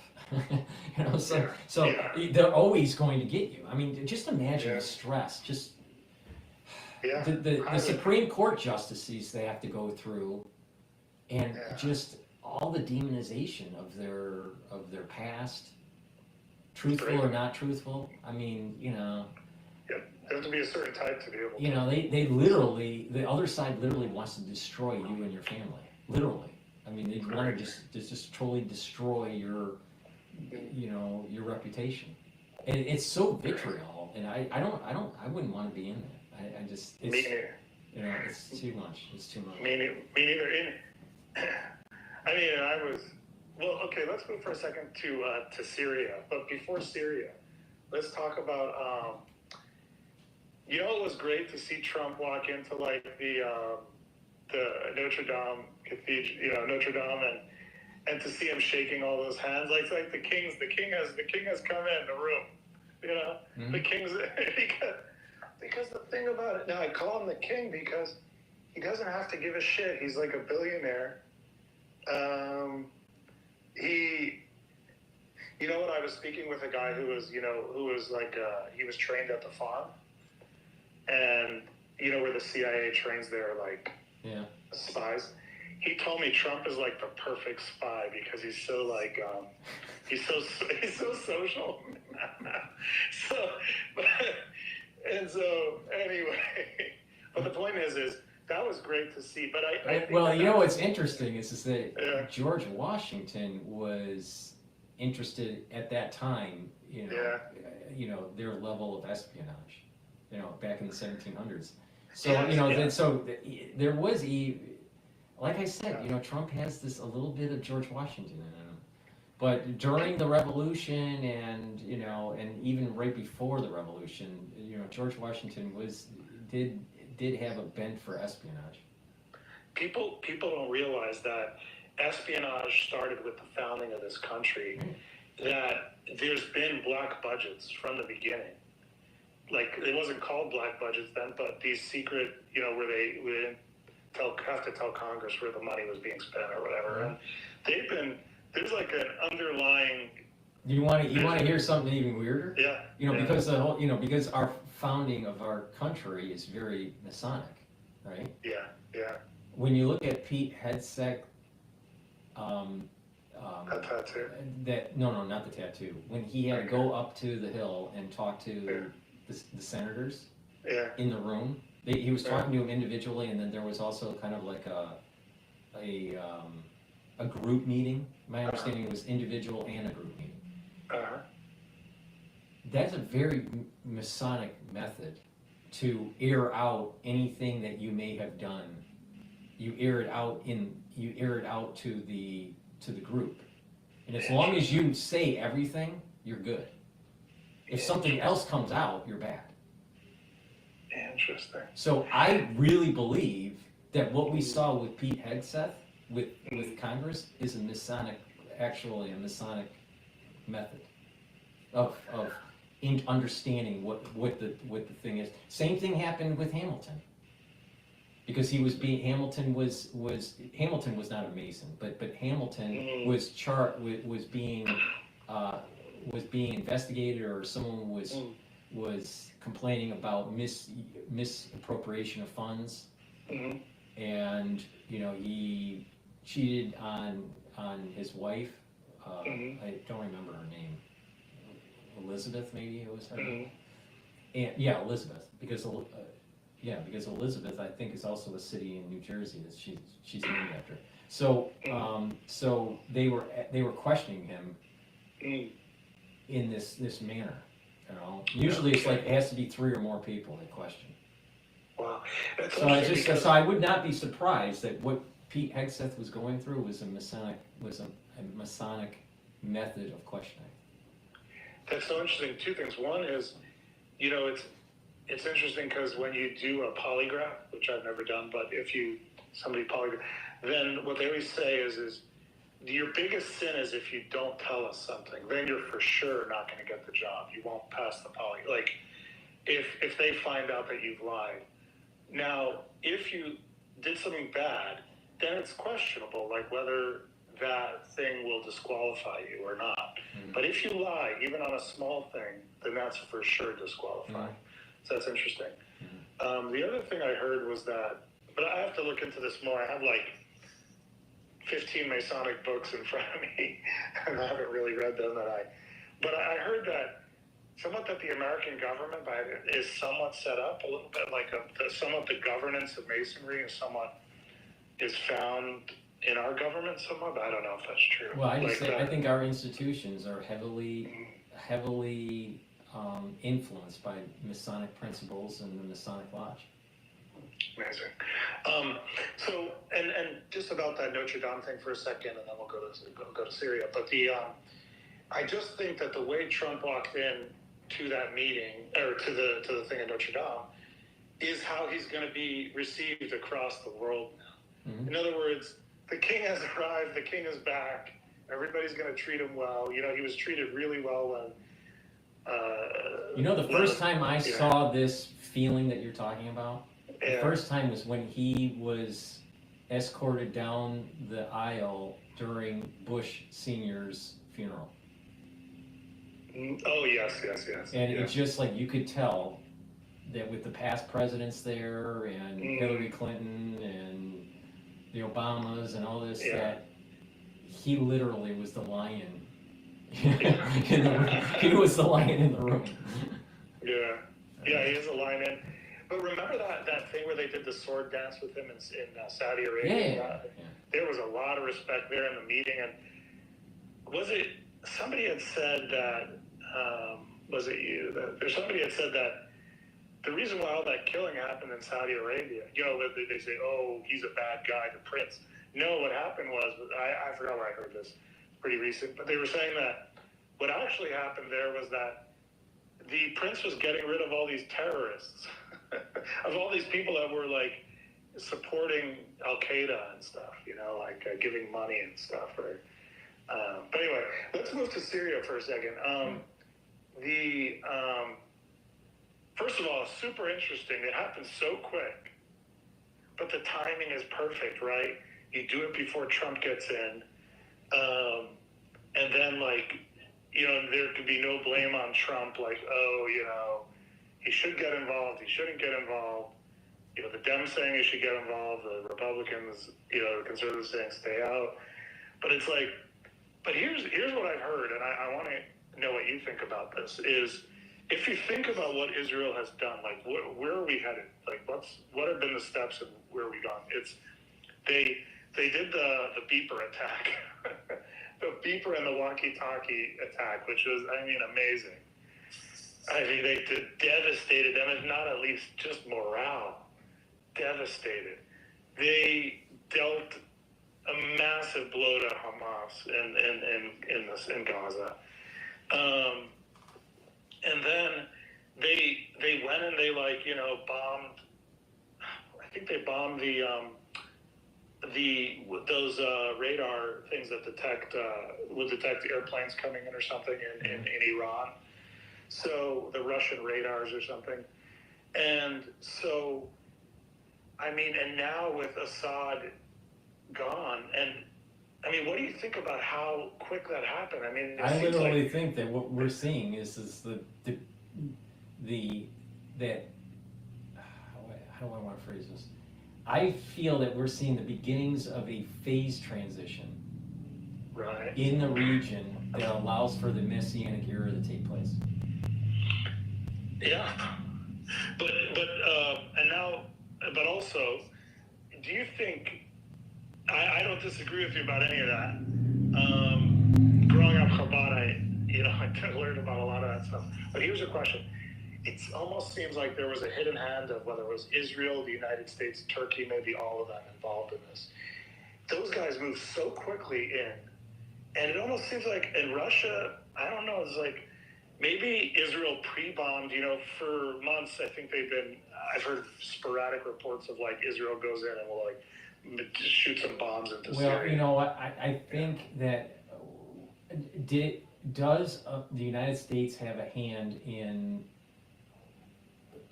conflict in Syria? Yes.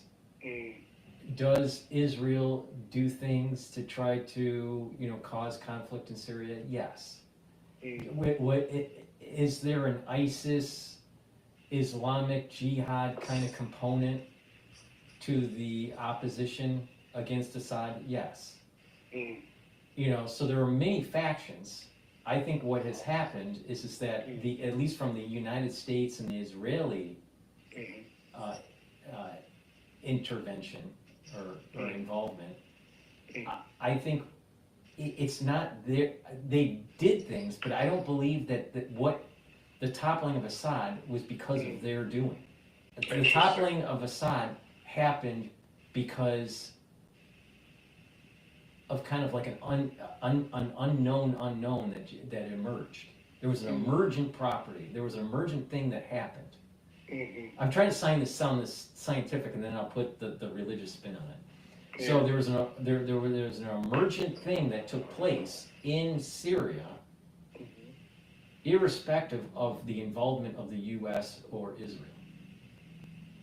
That emergent property, or that emergent event that allowed for Assad to be toppled so quickly, I think is actually literally that we're seeing a manifestation of the divine. We're seeing how easy the mountains will melt like wax. That is weird. And all these other countries. I keep on saying that what happened on October 7th in 2023 is literally the catalyst that will lead to that Israel having a larger border system that goes back to the biblical borders. Yeah. And people I've been demonized, about it. People have said that I'm crazy about it, or I'm just, some sort of, Israel shill or something, but the reality is I'm looking at certain old ancient texts that are thousands of years old. I'm looking at, current events and just my, 5 decades of life, and I look at this and I'm seeing an emerging thing happening in the Middle East that seems to be messianic, that the Messianic era seems to be starting to unfold. Yeah.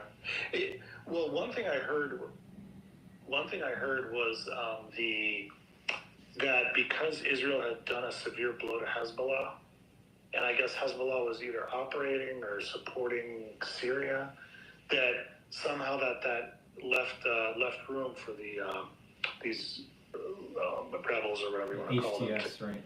Yeah. Now. Well, this is what I'm saying. This is the point I'm making. Is that there's an emergent behavior because there are certain countries that were aligning themselves against Israel, where there's a curse that takes place in the country that allows for further chaos and disruption that will help Israel in the long run. Now, the non-spiritual people out there will start to just, they'll try to convince themselves that these are human events that are only caused by humans. And it's our actions with a certain divine hand that is allowing this to happen. And so if you listen to HES or HTS, yeah. If you listen to the leader of HTS, he's still aligning himself with the Palestinians. So what's going to happen is that there's going to be a curse on Syria because of the further involvement of HTS with the border system that's going on in Israel.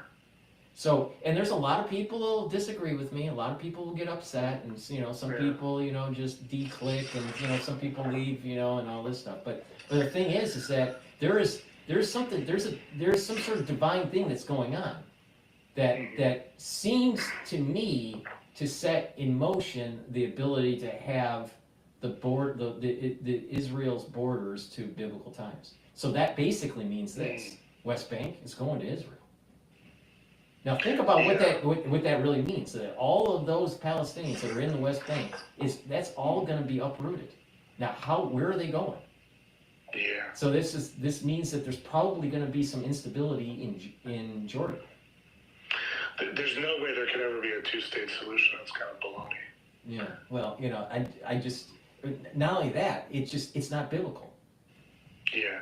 The whole thing is it's just not biblical. You can't have a two-state solution. Yeah. Yeah. And it's some sort of modern UN construct that just doesn't match. Doesn't match what has been told down the ages.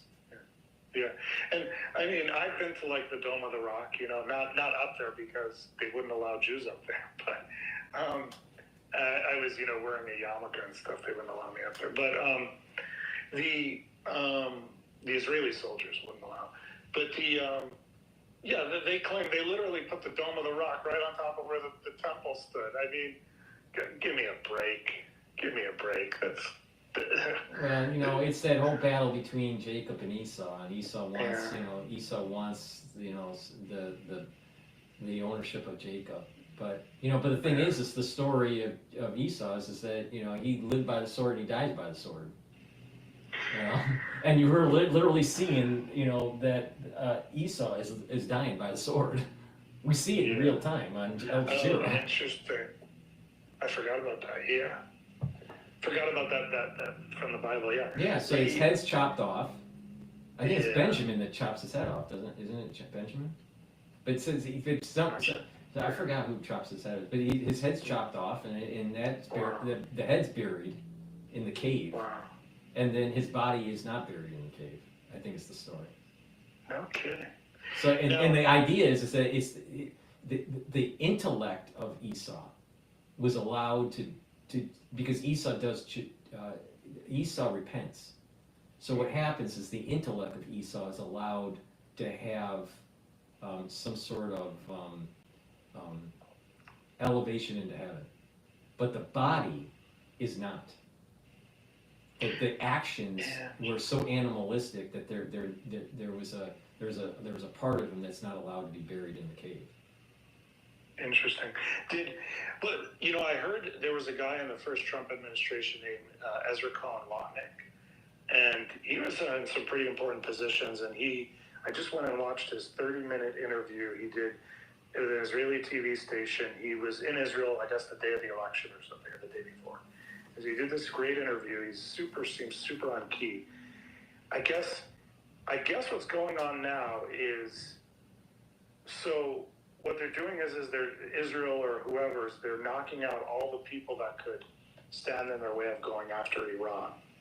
And so, like Hamas, Hezbollah, Syria, and now they could hit Iran they could hit the reactor, all the nuclear stuff. And so it seems like that's what's coming. Well, I mean, for sure. I mean, for the United States, just geopolitically, the United States they cannot let Iran go nuclear because it would change the dynamic. And then even MBS said that if Iran goes nuclear, Saudi Arabia will go nuclear. We'll go nuclear, yeah. So, I mean, it's just, the United States cannot allow it to happen. So it's better to knock out the Ayatollah, literally have his turban just, you know, burn up on live TV, than to have Iran go nuclear.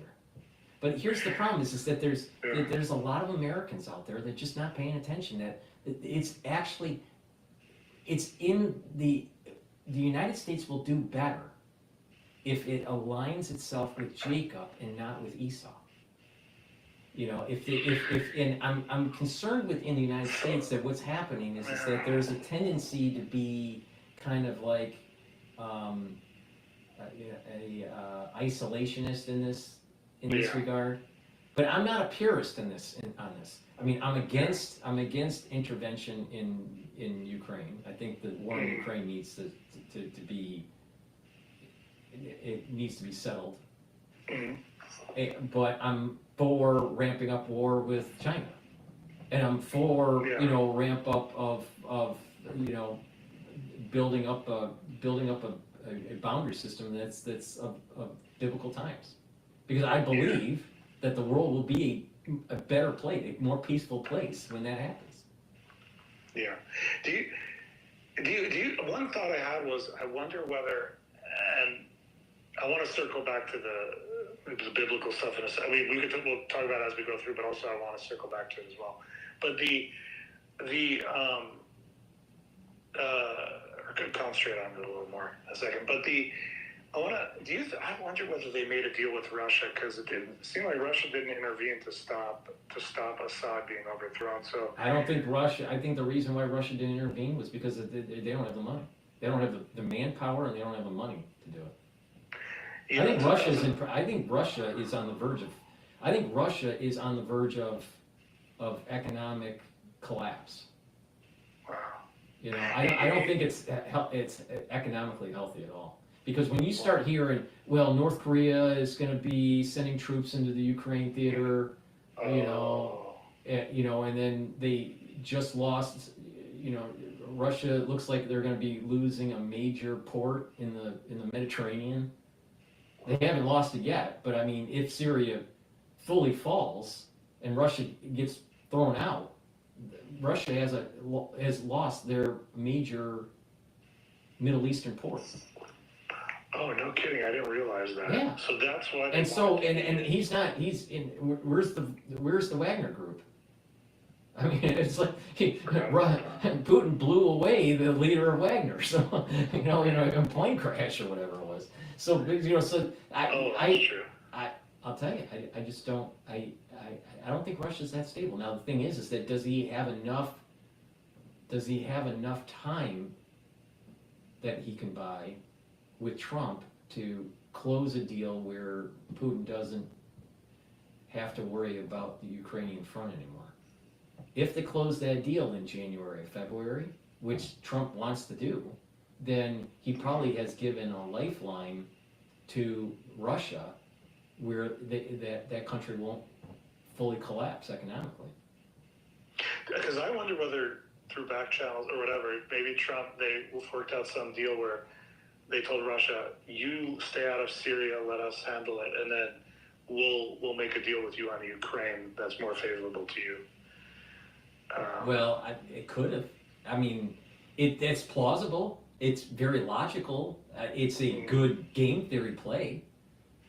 That might be. I mean, I would say that's very, very, very plausible idea.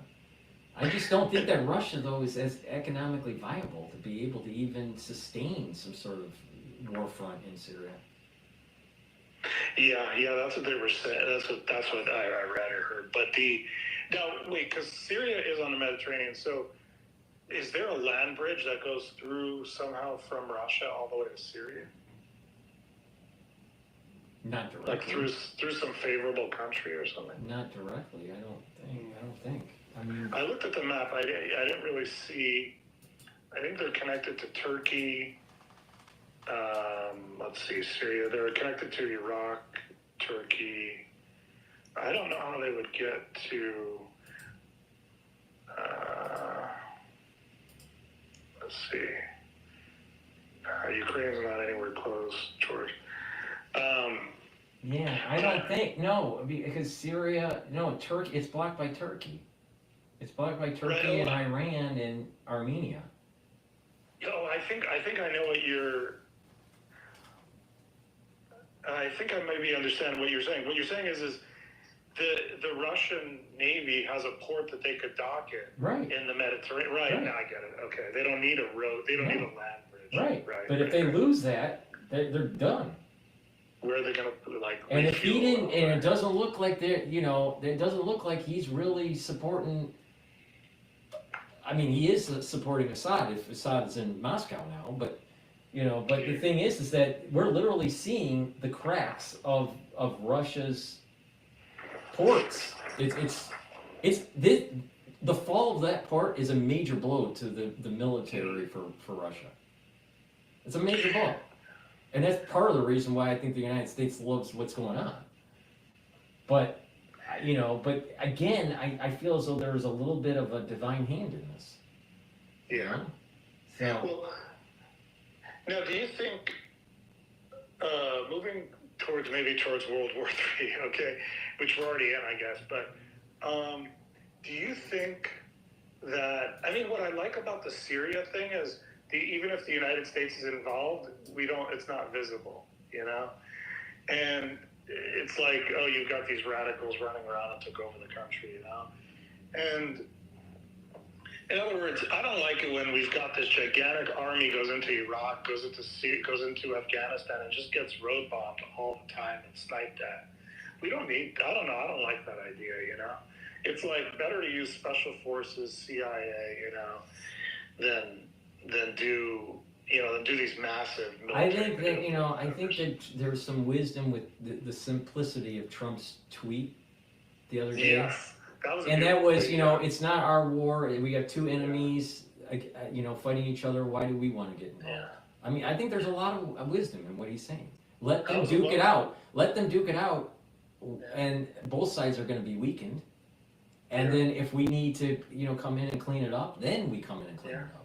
It's better not to be a first mover in this, and maybe and just be a fast follower, and just let this implode on itself. I think there's some wisdom in what he's saying. I thought his tweet was well crafted, and Turkey has one of the largest militaries in the world. They're right on the border. They could handle things better. Israel could handle things. We're far away, do you think if they hit, with just like they did with, apparently the bunker was like 100 in the one they hit Nasrallah with, his bunker was 150 feet underground, 50 meters underground. So do you think that, what I'm trying to think through is, okay, let's say they hit Iran, Israel goes in, hits Iran's nuclear stuff with a ton of missiles and just blows up all their nuclear stuff. What happens to the regime? Does a draft come in the United States? What do you think where do you think we're going with that? Wait. What's the question again?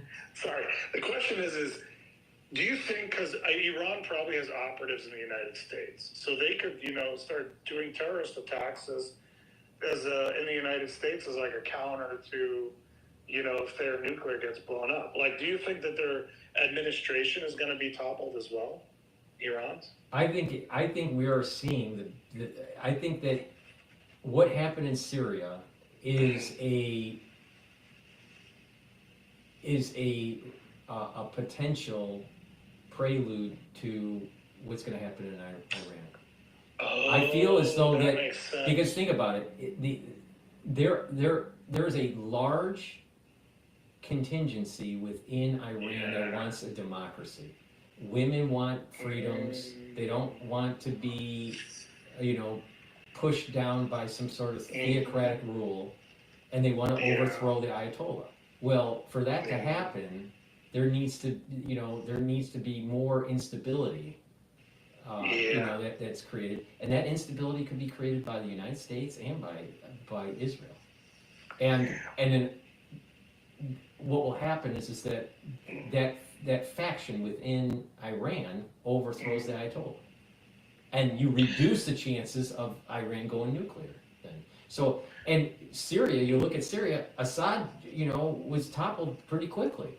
Well, if you get enough people, if the CIA got their act together and did the right thing and actually overthrew the Ayatollah, then maybe I'd be a little bit more pro-CIA. But the thing is that they have a tendency to always screw up. Yeah, they're more concentrated. I mean, even some of these directors at the CIA that write their books, they do mention that it's like, about 60 or 70% of the time they do an operation, it's a cluster. It's a clusterfuck. It's just like it does the opposite of what they wanted. Crazy. I read a book by a CIA whistleblower. He was an operative. I think he was a non-official cover, like a real operative, and for the CIA. And he was there before 9/11, after 9/11. His whole book, and CIA tried to crush him and tried to stop him from buy up his book or tried to stop him from being able to publish it. It was a whole thing. But I read the book. There was nothing bad in it. All he was saying was CIA's corrupt and basically incompetent.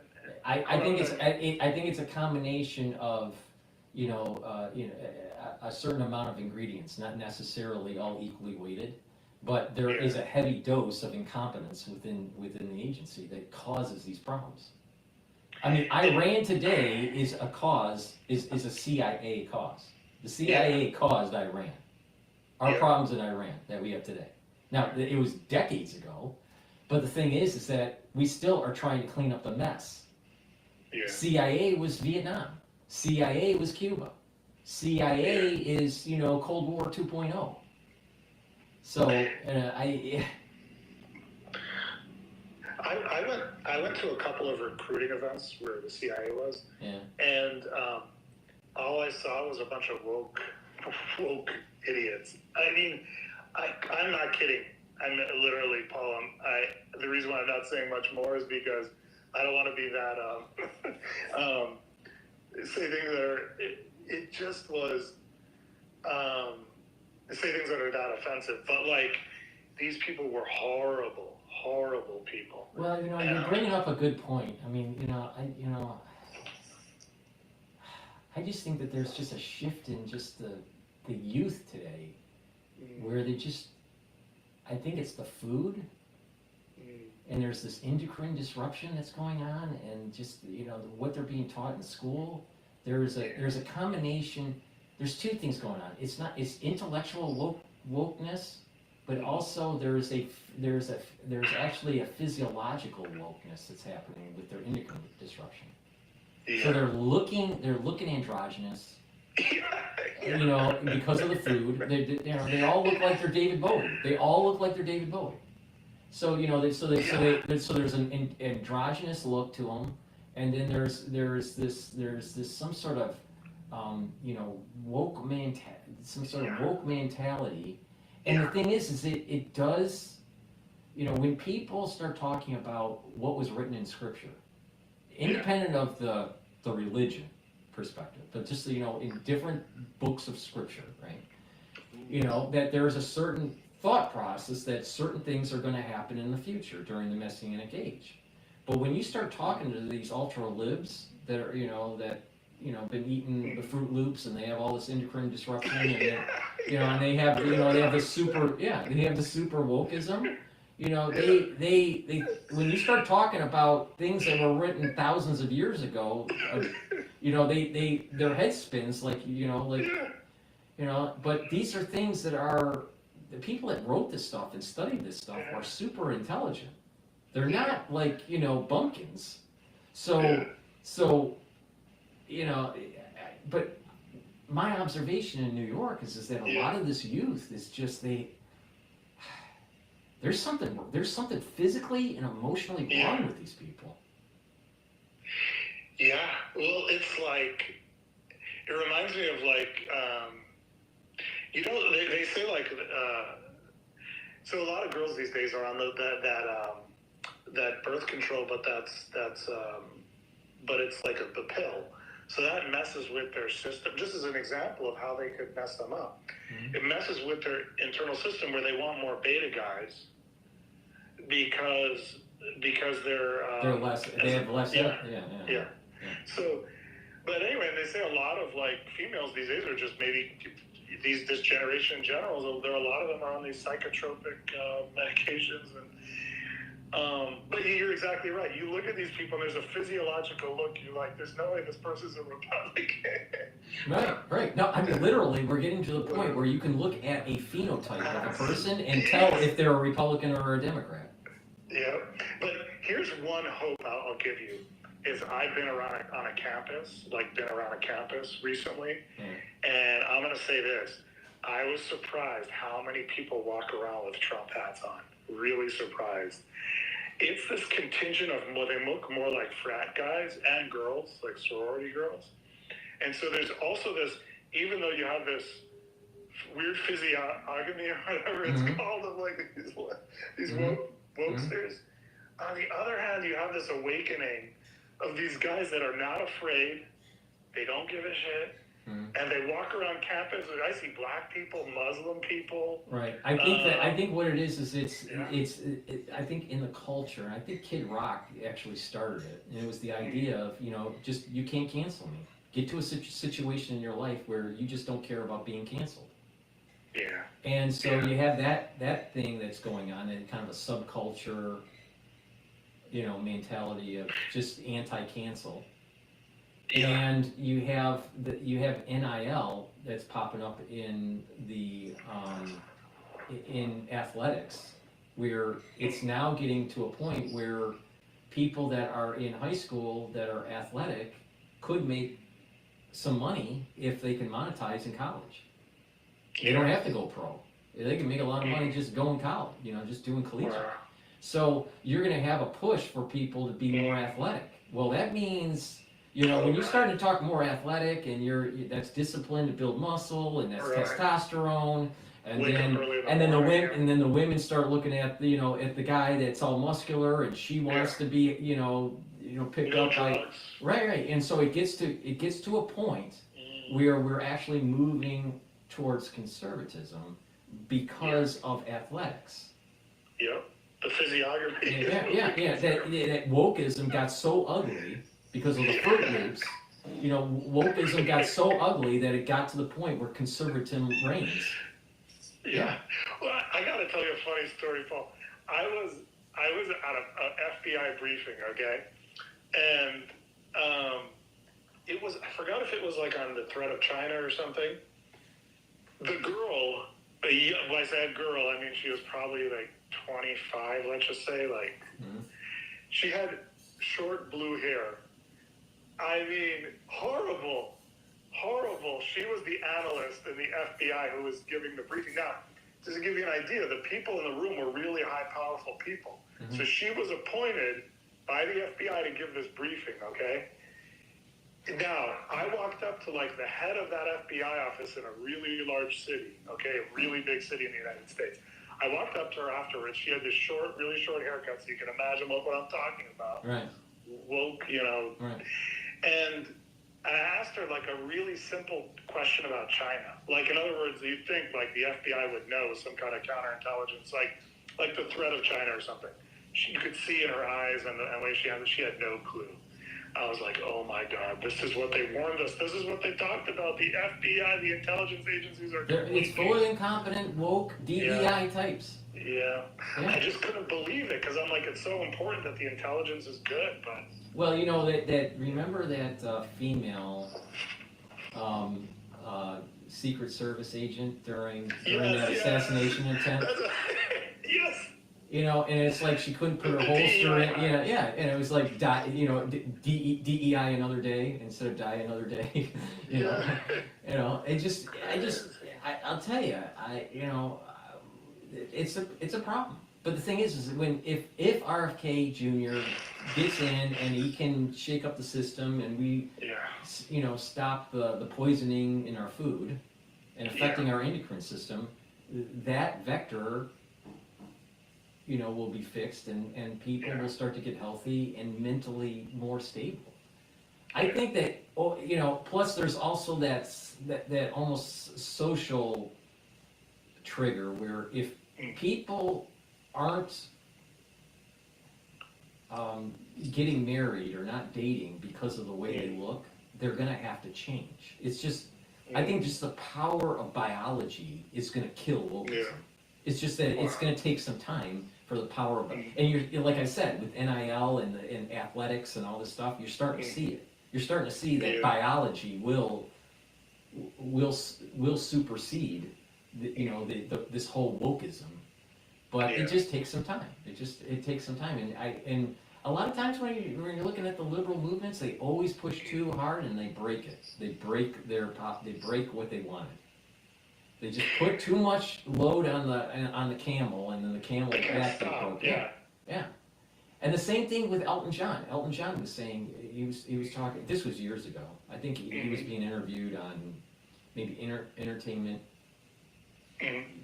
Tonight or whatever it was called, or maybe it was being interviewed on CNN. But he was saying that the gay rights in the United States, they were pushing too much during the Pride movements, that it actually pushed back. There was a backlash, and it pushed back too hard. And he was right. And the same thing is happening with certain other types of woke agendas. Yeah. And so,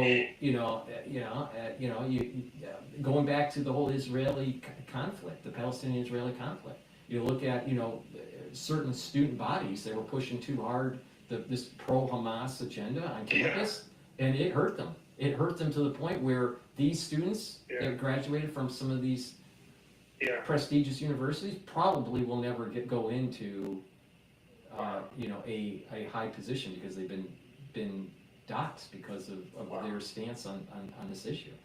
So they weren't politically savvy enough, but they bought into this kind of, they just pushed and pushed and pushed.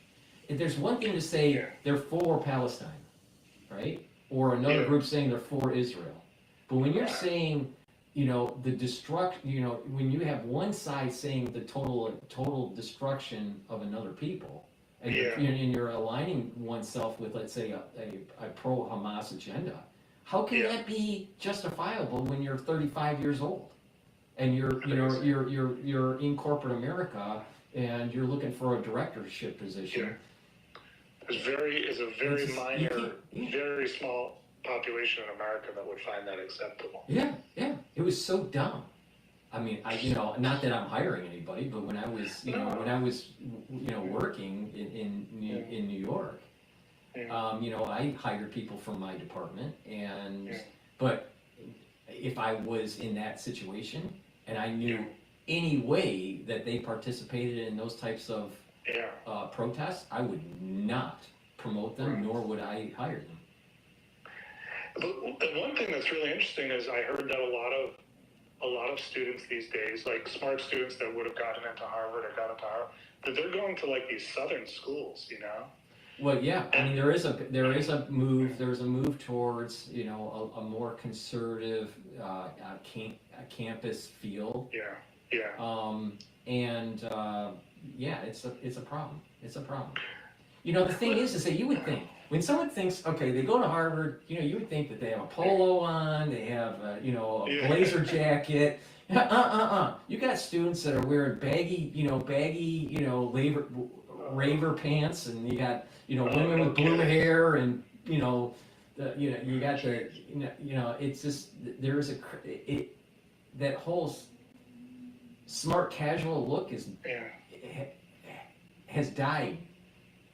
But I do think that the pendulum is swinging back to conservatism, but it's just starting to swing back.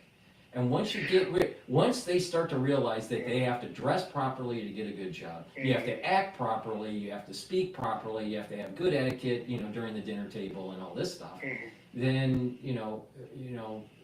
once they realize that, then we'll see more conservatism in the United States.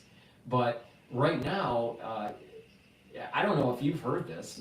I was talking to my brother the other day, and he was listening to a podcast, and he said that the CIA there were PSYOP operations through rap music to try to degrade the society in the United States. That the promotion of rap is part of a CIA PSYOP. Well, I to degrade the inner city. Yeah, I definitely have heard lots of stuff about the CIA's involvement with music, and I mean, if you just listen to those lyrics and the right. how And what do they they do? Is they're society. demonizing the woman. They're they're denigrating the woman. They're denigrating proper family creation. They're denigrating the country. They're promoting kind of like this drugs, gangster Gangster, yeah, this whole gangster lifestyle. Yeah. It's funny you mentioned wearing the clothing. When I was visiting University of Virginia in Charlottesville a bunch of years ago, it was so cool. I walked into this little, I don't know, it was a food spot or a bar. I don't know what day of the week it was. It was Thursday night or Friday evening. I forgot. But it was all these bunch of guys in there with like khaki pants, blue blazers, I so look up to Thomas Jefferson. Jefferson has descendants that live in Virginia. It's pretty cool. I was in one area, and the real estate guy there, he's a descendant from Jefferson. That's kind of cool. Let's see if there's anything else to cover on this, and then let's talk about the messianic thing too. But I thought I might have had one other anecdote about this woke. Well, anyway, so do you think, moving to like the World War III, do you think that we're going to get to a point where there's going to be a draft in the United States? If there was a draft in the United States in a foreign war, I think that would be the beginning of the end of that foreign war, because I don't think that the United States population is willing to support it. So this is the reason why we have really our National Guard. Our National Guard is kind of a backstop, so we don't need to really institute a draft. But if it was a war in our country where a nation invaded our borders, I think that there would be many Americans that would support a draft. I don't think you would even need a draft. I think there would be so many Americans that would enlist voluntary enlistment. So I think it depends on the situation.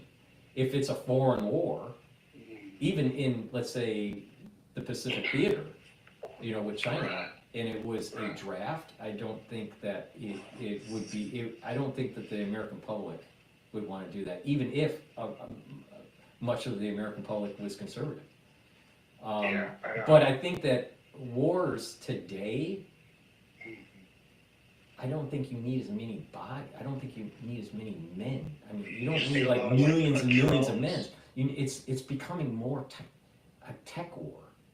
That's what they're saying with you have all these AI or just controlled drones. You can do just drone swarms. Right, and even all the battleships. Yeah, right. Navy's really, they're at a crossroads. So they need more ships or they need more drones. You can do underwater drones too. Right. In other words, you could have a torpedo that's just an underwater drone and just guide it to its thing, and you could have a ton of them, and then you could have. Because if there is a war in the Pacific, that's what.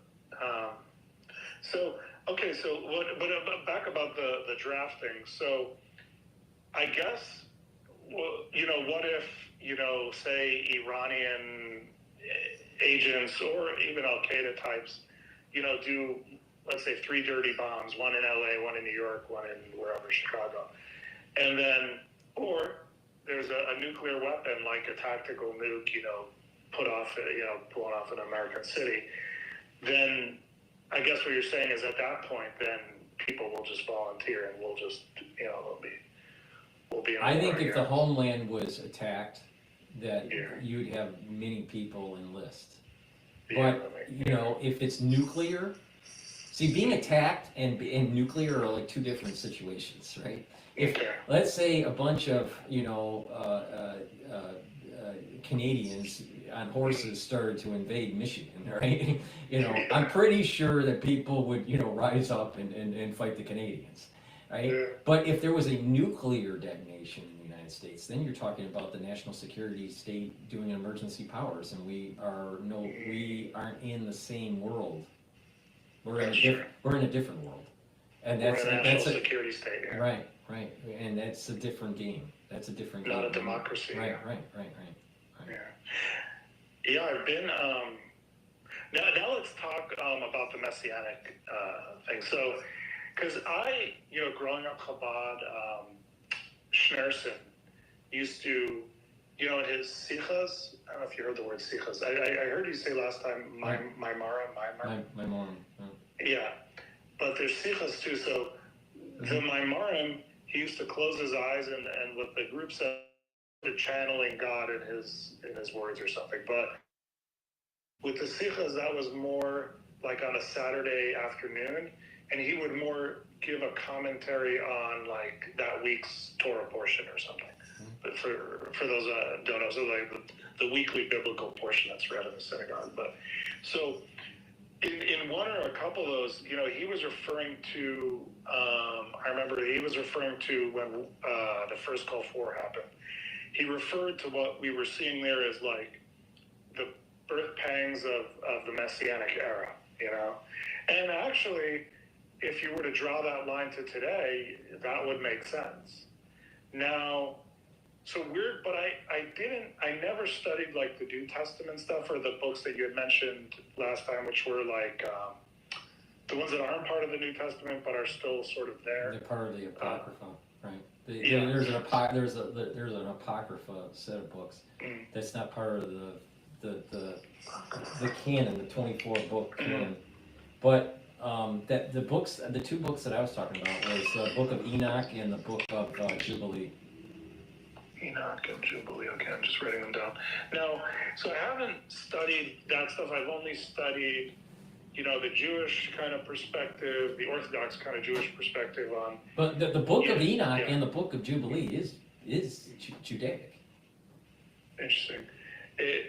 But it's not part of the canon, the Jewish canon. Right. Okay. Yeah. It's like it's a cryptic book, right? It's a cryptic book. Yeah.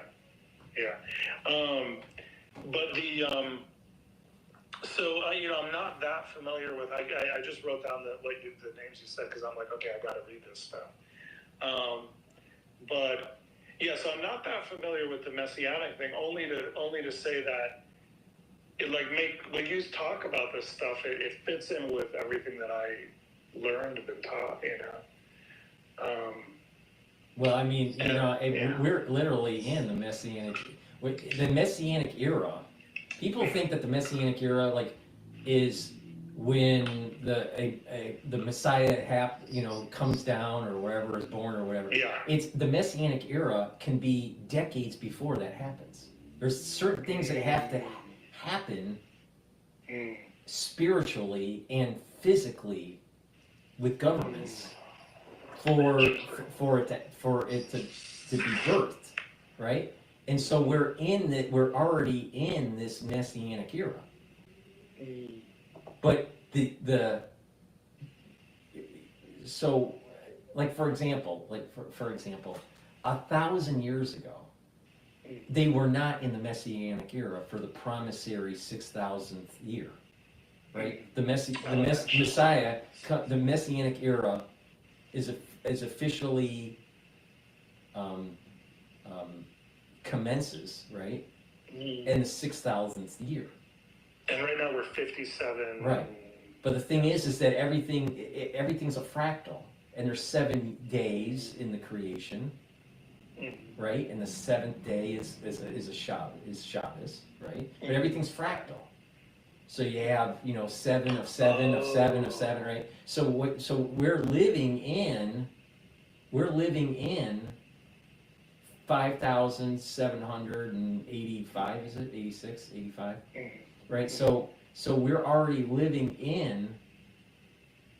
We're getting close. We're getting close to that 6,000th year, but it started the Messianic age era. The Messianic age to be prepared for it started in 5,000. So we're already 750 years into it.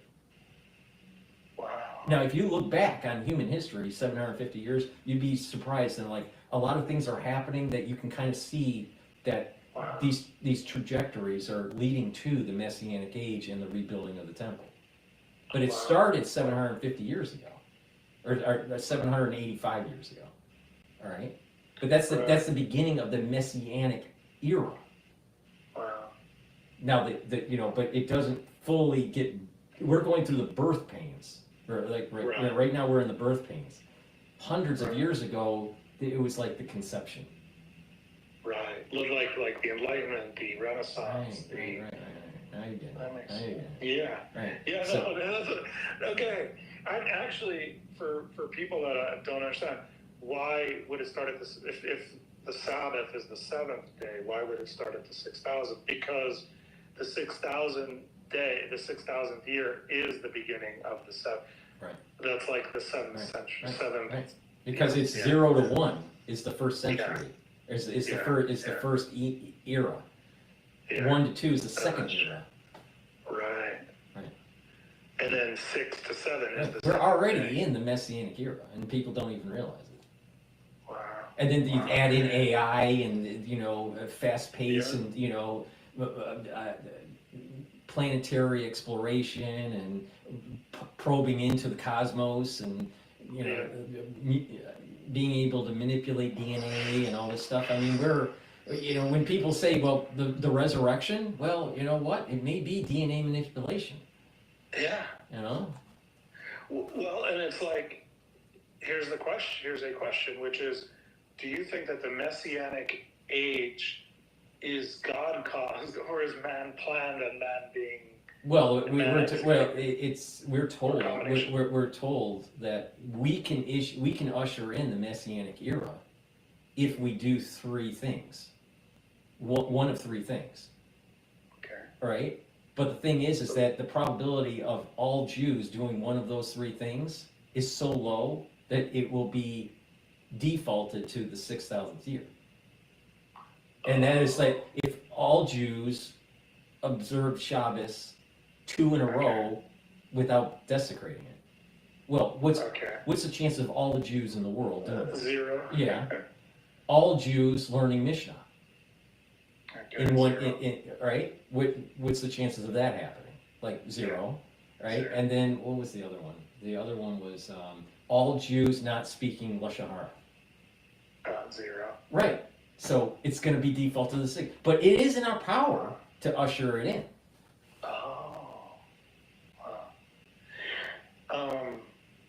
Interesting. Now, do you?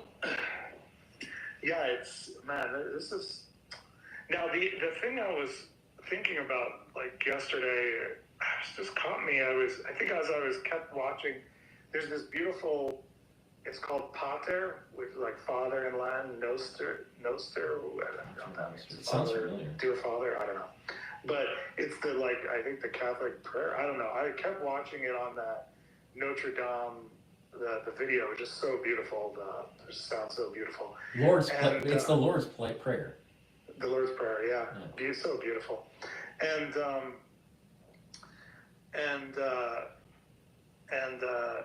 but it got me thinking. I for some reason last night. That cantillation, if you pay attention to the cantillation of that Lord's Prayer, it's similar, not exact, but there's a hint of it with the Chazan. Cantillating for the Kohanim priestly blessing. Well, do you see as part of the thing he lifted up his hands to get that? I think he gave a blessing. Yeah. And that cantillation, you know what I'm talking about. That cantillation, the back and forth between the Kohens and the Chazan. Whatever. Yeah. Very much. And then, it even sounds. With whatever issues we're having with the Middle East, but you got to say sometimes that beautiful sound that the Chazan, the Islamic, the Imam, the beautiful sounds, the beautiful prayers. Mm-hmm. But anyway, it got me thinking that, man, we are. Because first I was thinking, for years I was thinking, man, I'm not going to have enough time to study everything I want in this life. You don't need to. You don't need to. The thing is that I mean, the way. See, I think in America we have this mentality. Maybe it's just a human trait in general, but in the United States, there's this mentality that we're taught in a serial way. right? Yeah. You got to learn all these things, and then you get sheepskin for a degree. Yeah. All right. Yeah. Right. And the reality of the situation is that it's like a jungle, right? And you got lots of trees in the jungle, and each jungle is a book, right? And there's no way you're going to know the whole jungle. But the thing is that if you go deep enough in a particular subject, you start to understand other subjects. So like a lot of PhDs, when they go really deep in their subject, they start becoming domain experts on other subjects by accident. Yeah. All right. So all you got to do, if you want to talk about like biblical kind of readings, is like obviously, you know, 5 books of Moses, Tanya, Mishnah Torah, and then you're talking about Zohar, and then and Talmud. And if you do all those, you have done more than most people will in their whole life. And it's not that hard to do, because if you follow the Rebbe's learning plan, right? You can go through Mishnah Torah in 1 year to 3 years. You're going through the 5 books of Moses in 1 year. Yeah, Tanya 1 year. Right, Tanya in 1 year. And you can do, if you do the daf, then it's in 7. Or if you really push it, if you read 7 pages of Talmud a day, you do it in 1 year. Wow. And reading 7 pages of Talmud in English, with for an English learner, is very possible. Yeah, you know those Schottenstein edition of the Talmud, the Schottenstein one. Yeah. I don't know which one you use. No, I use our scroll. It's very authentic and easy to get through, I think. But it got me thinking on how, because you always hear like, oh, in history they were slaves, or in history they were like peons, but people don't realize we're the same today. We're serfs. We live in apartments. We have feudal lords. We're living in Egypt. We're all living in Egypt right now. We're all living in Egypt. If you have a credit card payment or a loan or a mortgage, and you're in Egypt. And we're building the great towers, which is like we work for. I love Elon Musk, but we work for people like Elon Musk, and we're building these great towers of civilization. Not only that, I saw a meme, but I think it's very true. Think about when you create a work product for your boss, you're giving it to them. You're either physically handing it to them at their desk, or you are emailing it to them. Right? So you're doing work, and you're offering a product to them, and they're above you in the organization. Now, if you look at the hieroglyphics for Egypt, the Egyptian hieroglyphics, you have these people providing things to their deity. Yeah. And so our bosses are our deities, and we're producing a product, so we get life called a paycheck. We're living in Egypt. And we're slaves because we work by the hour. So most people work by the hour. So you are literally a slave because your time is owned. You're not even selling your product. You're selling your time. But it got me thinking, like, how if we're alive for such a short amount of time, then I get why they would anoint certain people to kind of maneuver the flock, So you have all these to kind of shepherd the flock of the large masses of people, which is, I think, why we have like so much everything from disinformation to like put out by the government, and like you said, like even like the rap, and because they're trying to control the population, to get them to do what they want, and I think. I wonder whether, we've talked a little bit about secret societies last time, but I wonder whether, whether they teach some of this larger, like, meta picture in these secret societies, which is like, because I have Morals and Dogma, which is Albert Pike's kind of one of the main Masons, his like famous book. And I think it goes in there, and I think it starts off by saying like that, in fact I should pull it out and read it, but it's, because that would be interesting. Let me pull it out and read it. So I have two. I have my grandfather's one. Let's see. So, let's see there. Okay, here it is. Force, this is literally the first words of this book, other than the preface. Force, unregulated or ill-regulated, is not only wasted in the void, like that of gunpowder burned in the open air, and steam unconfined by science, but striking in the dark, and its blows beating only thin air, they recoil and bruise itself. It is destruction and ruin. It is the volcano, the earthquake, the cyclone, not growth and progress. It is polyphemus, whatever, is blinded, striking at random and falling headlong along the sharp rocks by the impetus of his own blows. The blind, here's the point that I want to get to. The blind force of the people is a force that must be economized and also managed, as the blind force of steam, lifting the ponderous iron arms and turning the large wheels, is made to bore and rifle the cannon and to weave the most delicate lace. It must be regulated by intellect. Intellect is to the people and the people's force what the slender needle of the compass is to the ship, its soul always counseling the huge mass of wood and iron, and always pointing to the north.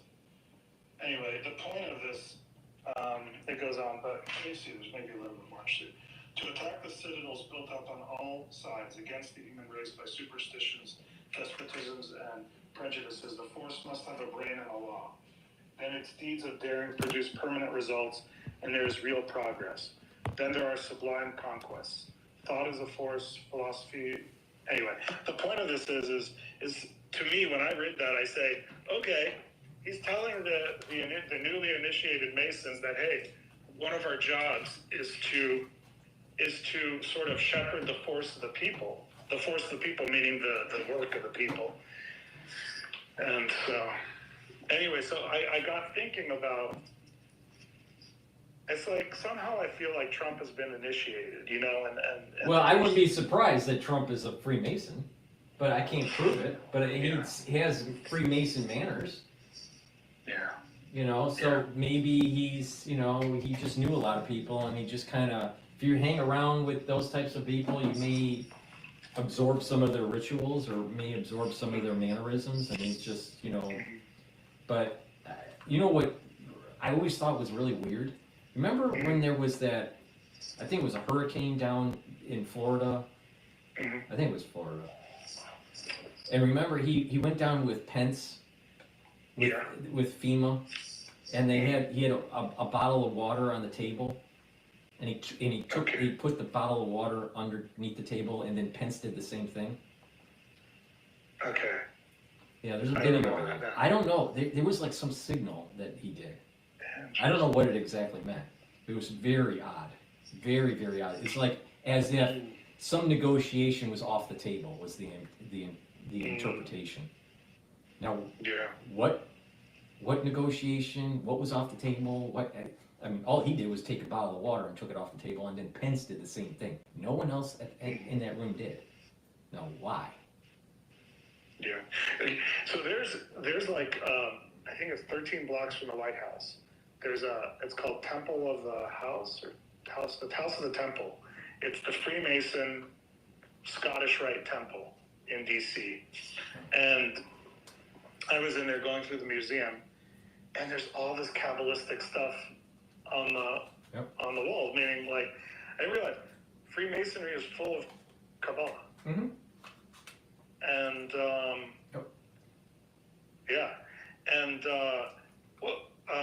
I haven't, you know, I've only studied Kabbalah through Hasidus, so I've like picked up. I was at a library and I you know, picked up a Zohar just to like scan it to see if there was anything interesting. But it was the way to read Zohar. I'm in my third reading of Zohar. All right. Okay. The way if you just read Zohar, you will not understand it. That first reading, you will not understand, but you have to read it. Okay. I mean, it's hard, but you will not understand it because it's like you don't know the key, you don't know what the code they're talking in. But you have to read it the first go through, knowing that you're gonna absorb very little. Mm-hmm. All right. Then you read Tanya, and then Tanya has the keys to unlock what's in the Zohar. Oh, I see your point. And then you reread Zohar in conjunction with Tanya, and then it starts to make sense. But you have to read Zohar first, knowing you know zero. You will not absorb any of it. But then, because you're familiar with the method of the style of writing in the Zohar, because it has its own method, because it's these rabbis that are traveling and they're talking and they run into a character and they go into a cave or they go into a forest, and it's like it has its own kind of rhythm. So, and then once you read that and you read it in conjunction with Tanya, then it totally starts to make sense in the third round. That makes sense, because I've only read Tanya, and I think you'll understand more about Tanya when you read Zohar, and then you'll understand more of Zohar when you read Tanya. This is the reason why you start. You either start with Tanya, then because that first reading of Tanya, it doesn't make any sense. Yeah. It's only when you read it the second time where it starts to make sense. Do you use a certain translation of the Zohar? I'd have to look it up. I had to look up which. Do you use like the? There's two. I use the one that's from the UK. The UK. Let me look it up. There's a UK one, and then there's one from California. Oh, the one from California, I think is that the one from like the Kabbalah Center? No.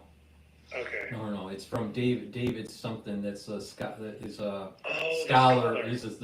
the professor. Yeah, the scholar. Which did you try? Did you check out the one from the scholar too? No, I haven't read that one. Okay. I know you're talking because what about, he did was he translated it from Aramaic. He's an expert in Aramaic. Daniel Matt. Daniel Matt. So I have the other one. There's two authoritative Zohars that are in English. The one from the UK and then the one from California. Okay. And that Daniel Matt is the authoritative one of the authoritative one for in English too. So there's two of them. It's his and then the one in the UK. Okay, so I'll write that down.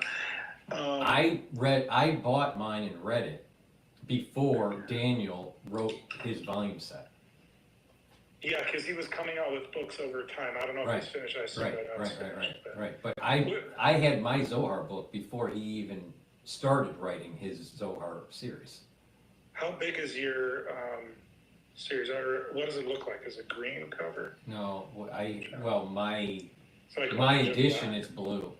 It's a blue with a flame on it. Oh, it says the Zohar in English translation has like a candle burning in the front. It's a flame that's in the shape of an olive. Oh, okay. No, so it's not these. I'll have to look. But I mean, I bought mine like you were probably only 10 years old when I bought mine. Okay. You've been thinking and studying this stuff for a long time. I started going really deep into it probably in 92, 93. No kidding.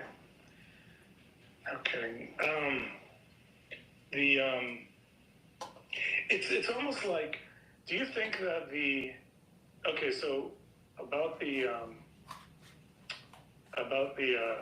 let's see if there's anything else to cover on the Messianic thing. Well, first, do you think that the books of the Old Testament, the New Testament, the Apocrypha,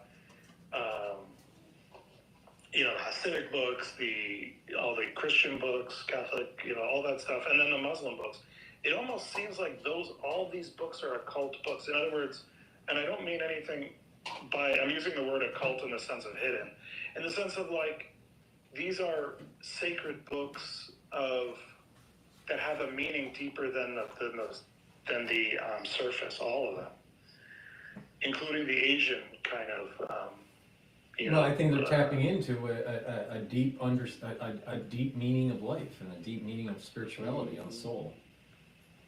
Yeah, right.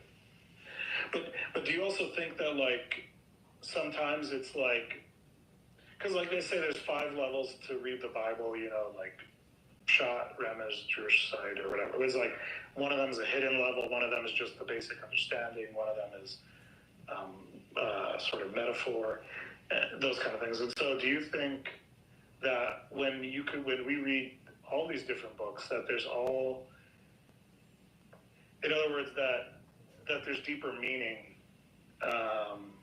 Well, I mean, there's 50 levels of understanding. There's 50 levels of understanding on anything.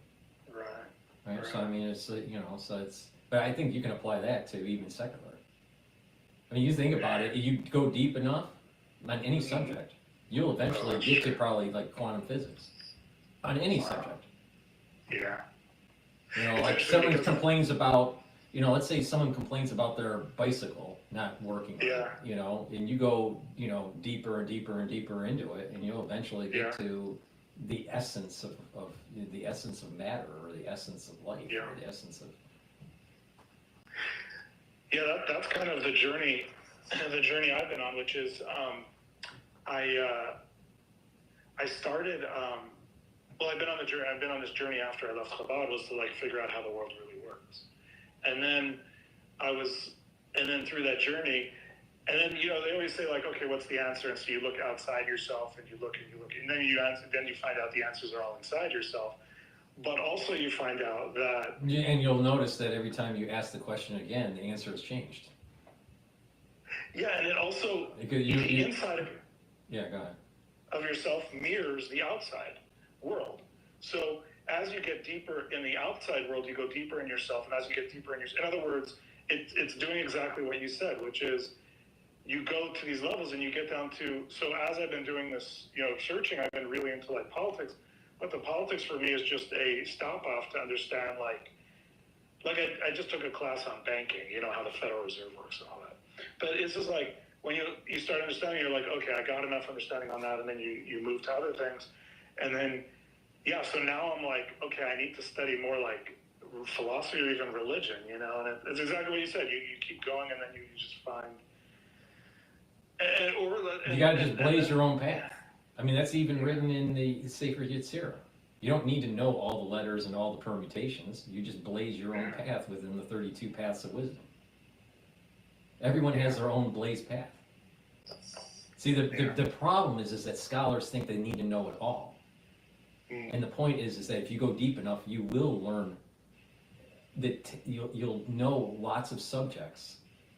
Yeah. Just because of the depth of it, the depth of the top, that you just keep on learning like deeper and deeper, right? And it's fractal, and you'll know these other subjects. You don't need to know. You don't need to go, okay, I'm going to learn everything about physics, and then I'm going to go and I'm going to learn everything about history. Eventually, what you're going to do is if you just study physics, you're going to actually learn history, and vice versa. Study history, you're going to learn physics. Because if you like, for example, if you're studying history deep enough, you're going to start learning. Well, there's lots of wars. Well, what were some of the modes of warfare? You know, what was, you know, and what was some of the technologies that were involved in? How did they forge the steel? And then you go into metallurgy, and then you're starting to get into chemistry, and then you see. So you go deep enough on any subject, you'll learn almost everything. You'll learn a lot, but you have to blaze your own path. This is what I mean. Is there's this forest out there. You don't need to see every tree. You just need to blaze your own path through the forest. Because you just need to get like the pattern, and like you said, like, and I think philosophy or like it crosses over with like you said, like quantum physics and things like that. Mm-hmm. All right, last thing, and then last thing, just about World War III. Well, before, just so you know that I do have to have dinner, and I do have to prepare for my show with John Hogue today. Oh, shoot. And that show is long and late, New York time, so. Shoot. All right, so how about we end this within, I won't talk for more than a minute. Okay. And then we'll end it. Okay, and then you could. Because I still have to wrap up this show before I can have my dinner. But yeah, go All ahead. right. So last question is do you think, so where do we end up? I think in my mind, I'm wondering, let's just say they knock out the Iranian reactor and then nuclear stuff, and then the regime gets overthrown or whatever. So we're still left with, Russia's pretty weakened, but I guess we still have China left. So do you think we're actually going to get, within the next few years while Trump is in office, do you think we're going to get into some big kinetic thing, whether it involves Russia, China, Iran, North Korea, or all of them? I would say that the Russian-Ukrainian conflict is probably going to be de-escalated in Trump's administration in his first quarter. In terms of the Middle East, I think it's going to be chaotic. It's going to be chaotic, and there's going to be a lot of suffering there. I think the United States needs to get involved and overthrow the Ayatollah. Now, in terms of China, if China, especially President Xi, if President Xi feels as though he has to push forward and take Taiwan before 2028, then you're talking about a conflict between the United States military and the PLA. Yeah. So I would not be surprised that the United States is involved in a kinetic conflict with China. But I think that is something that needs to happen. Because just like, like I said, I don't want war in general. I think war's bad. But the thing is that sometimes you need war to have peace. I know it sounds like it's 1984 when I say that. Well, we got to punch them in the nose. But the thing is that we can't have a 250 years in the future of prosperity and freedom for the world if it's run under a system that's a one-party communistic system that the CCP represents. That system has to fail. It has to fail. It can't be allowed to live. And it's just like what Reagan said. We win, they lose. There is no. I mean, that's the situation in Asia. It's like China has to lose. Has to lose, or what will happen is that other countries around the world and people within our own country will say, let's have a one-party system and follow the model of China. Yeah. And so China has to lose. Yeah. So. That's where Biden was heading. Yeah. And I just hope there are enough people with a backbone in this country to, by that I mean like deep state, that there's enough good people versus deep state that are able to prevail. Well, I just there's also the hand of God too. If we are a righteous people, if we deserve a blessing, then we'll be okay. It's when we're not deserving when we're going to be in problems. Because if we're deserving and the deep state's is in charge, we'll still win. Yeah. Because we're getting blessed. But if the deep state is in charge and we're not deserving of a blessing, then we're going to be cursed, and probably double cursed. Yeah. Cursed by deep state and cursed by God. Yeah. All right, Paul. Next time we have a bunch of news, if things go crazy, especially. Oh, I'm sure it will, because this is. But the thing is that this is why the show is supposed to be like this, because it tries to cover breaking stuff. Because I do think that during the Trump administration, we're going to see a lot of these kind of days. I think so. Yeah. I think this is just the prelude almost. We're gonna. Right. Well, he hasn't been inaugurated. He hasn't been inaugurated, but the king is already on. The king's already arrived. Right. Yeah. All right. Thanks so much, Paul, and I'll quiet down so you can close it out. All right. Thank you so much. Okay. Bye.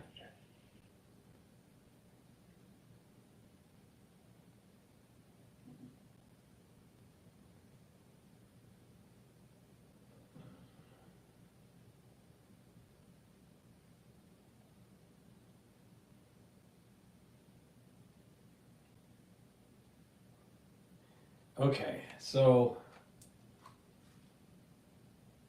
that was an interesting talk, and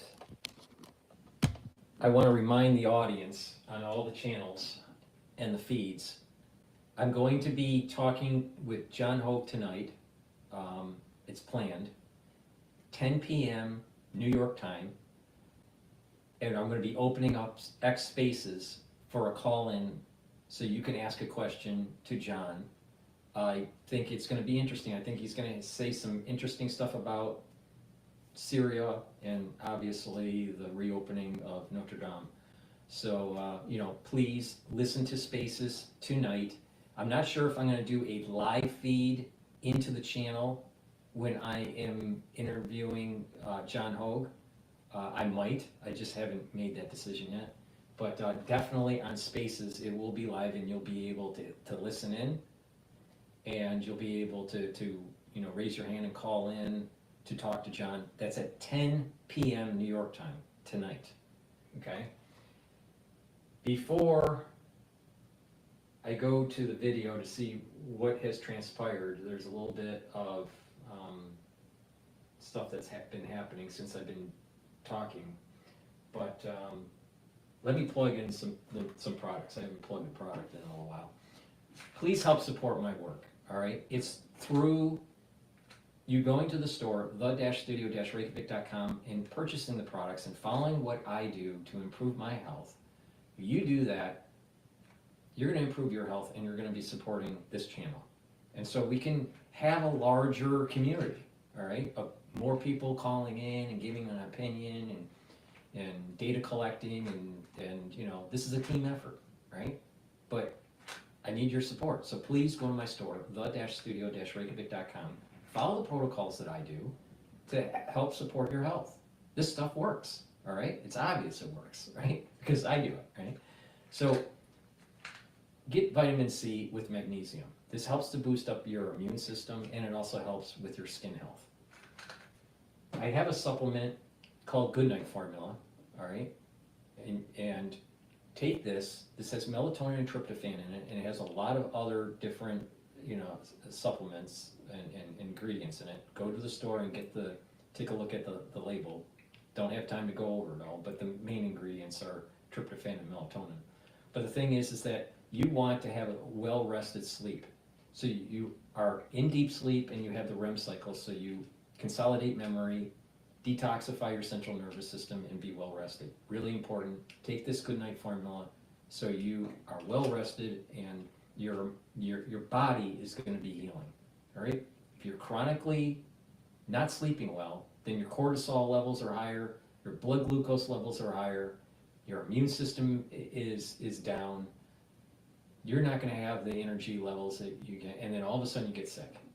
Well, and then if it's chronic, if you do this chronically, then you're increasing the chances of early onset of dementia. You don't want that. So please go to my store and get the Goodnight Formula. And resveratrol. It's an antioxidant, and also gets rid of senescent cells. Really important to add this to your stack. It is synergistic with C60, NAD+, and ubiquinol, and some of the other supplements that I offer. Probiotics, really important to take. I'm going to be real quick here. I have a powdered version that I take with hummus, which you actually saw me eat, and a veggie cap version. Both are very high quality. Go to my store and get the probiotic and improve your gut health. And vitamin B complex, really important. Why? It helps with your mitochondrial health to build that ATP. The first few B vitamins actually target the mitochondria and the electron transport chain, so you're increasing your ATP. And the vitamin B complex helps with cellular metabolism. Really important. And it improves neural health. You get older, you're going to need to take vitamin B complex to improve your neural health. All right. With that, let's take a look at any breaking news that has been happening the last couple hours or so. Video shows rebels escorting Syria's prime minister. All right, this is CNN here.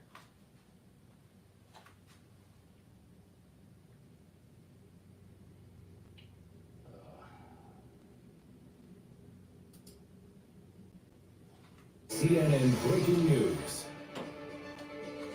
Good morning, I'm Victor Blackwell. Good to be with you. I'm Amara Walker. There's major breaking news in Syria as we are coming to air this morning. A lightning-fast rebel offensive ending 50 years of authoritarian rule in Syria.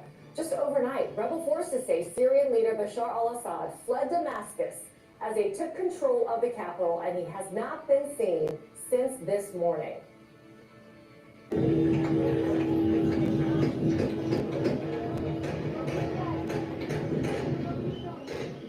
You hear it there. The news met with celebration across Syria and beyond. The gunfire. I'm gonna go to face the nation. We're joined now by the chairman of the House Intelligence Committee, Ohio Congressman Mike Turner. Just a stunning turn of events within such a short period of time. The U.S. doesn't have a diplomatic presence inside of Syria. Our visibility is a little limited here. What is it that you think Americans need to know about this turn of events? Well, Margaret, that was an excellent report because you certainly laid the groundwork. And this has been an incredibly brutal civil war with hundreds of thousands of people dying, including the use of chemical weapons, and of course reminding people that the Obama administration had said this would be a red line, that we would use military force to stop the use of chemical weapons, and failing to do so. This is an Islamic militia that has risen up and has continued, and now is successfully toppling the Assad regime. As your report indicated, it's Al-Qaeda in its origins, but it opposes ISIS. It is Turkish-backed. This is a blow to Iran, a blow to Russia. We're seeing what is likely a disintegration in Syria. The big questions will be, what does this mean for the U.S.? What does it mean for Iran, Russia, the neighbors of Israel and Jordan, which are strong allies of the United States? So you mentioned there, and we showed the picture of Abu Muhammad al-Jilani. He is the leader of Hayat Tahrir al-Sham, people call it HTS. You're going to hear a lot about that in the coming days and weeks. The rebel group that appears to be taking control, but they are working also with the prime minister. The United States government has a $10 million bounty on the head of Jilani. Do you think the United States still should keep that? Should Americans be concerned that this will mean something in terms of impact for terror threats to the United States?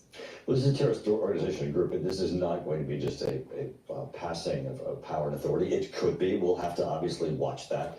And one of the things that we do see here, though, is this is a diplomatic failure with respect to the United States and Turkey. And, the U.S. has troops in Syria. This is on the border of Turkey. Turkey is a NATO ally. The United States is working with the Kurds. This really could have been an opportunity for the United States to work to try to resolve the issue between the Kurds, Turkey, and the United States, and working with Turkish interests in Syria. Hopefully this could be an opportunity where there could be a diplomatic support there that hopefully could help in this transition in Syria. There were 900 U.S. troops in Syria in the south. Donald Trump in 2019 pulled U.S. troops out of northern Syria, abandoning our allies there. Do you believe he will stand by the 900 U.S. troops that remain there, or should he consider pulling them out when he takes office? Well, I think one of the things that Donald Trump will make clear is that any threat to U.S. troops will be unbelievably responded to. So everyone should understand absolutely that the United States troops are to be secure.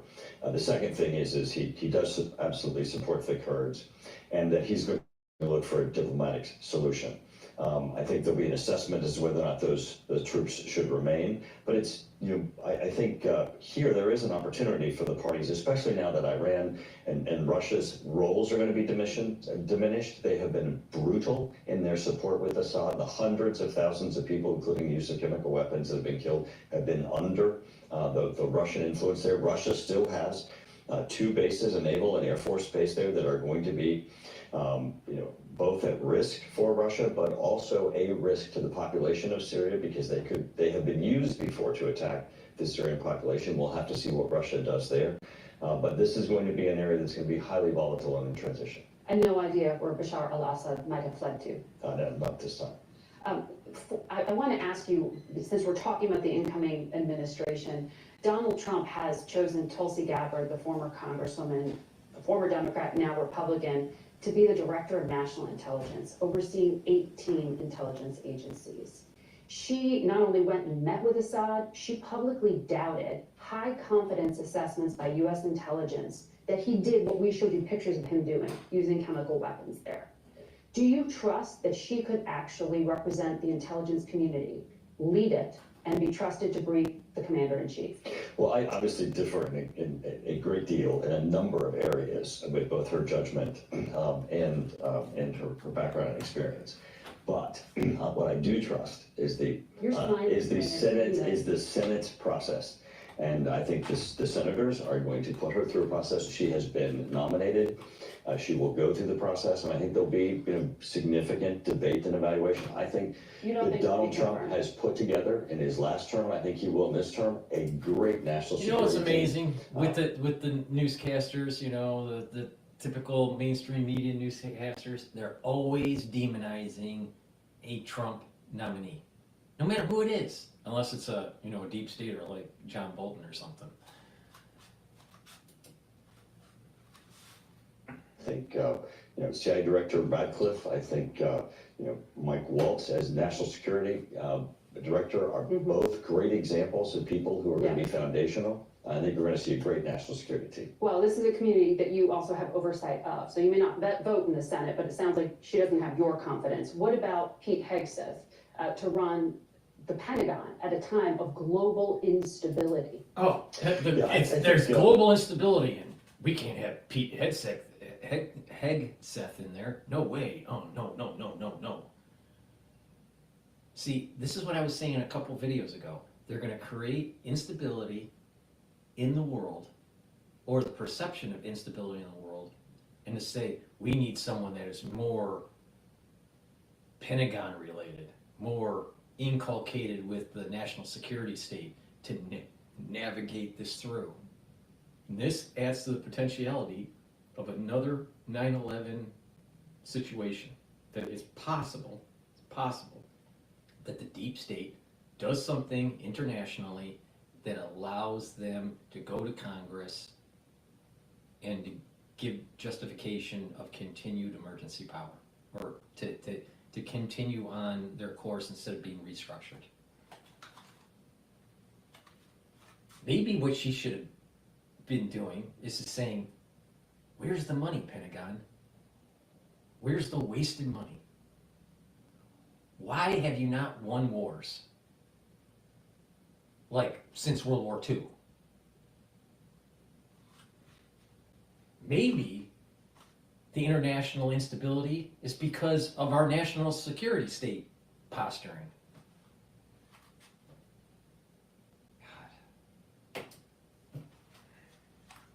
And I think the Chairman of Armed Services in the Senate made a great statement. He said, we certainly support the process, and he has his support going through the process, and we'll have to see how that goes through. One thing that is absolutely clear is that the Pentagon needs reform.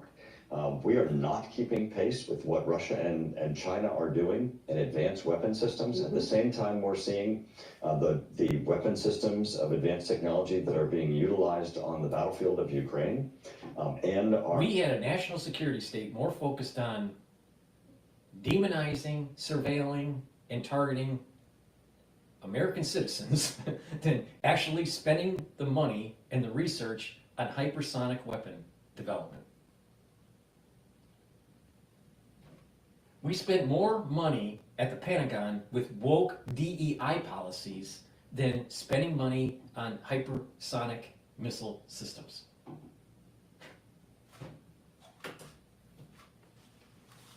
Acquisition systems. We also spend too much money on forging metal for participation for our generals at the Pentagon, even though they don't win any wars.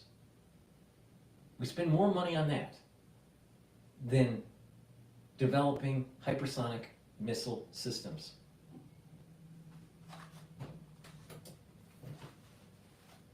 Spending systems are not working at the Pentagon.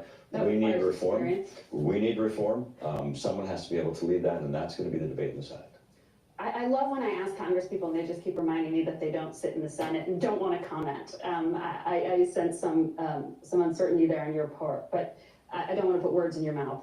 No, of course not. She's mainstream media. What is ticking down in Congress right now? And that is something, there's a scramble at the end of this year to get a bunch of work done. Your Democratic colleague in the Senate, Mark Warner, said it is an urgent priority to address cybersecurity gaps in these final weeks. Is it a priority for you to do something because of this massive breach by China of U.S. telecom? You know, one thing it's very disappointing, and we've seen from this administration this malaise of this stasis of where they're unable to move as a result of the president unable to make a decision. Here we have this massive breach, this hack that has occurred from China, but we're hearing nothing from the president himself. No action from this administration as to what consequences there will be. This doesn't need just a technological fix. This needs also a diplomatic fix, a nation-to-nation consequences to China.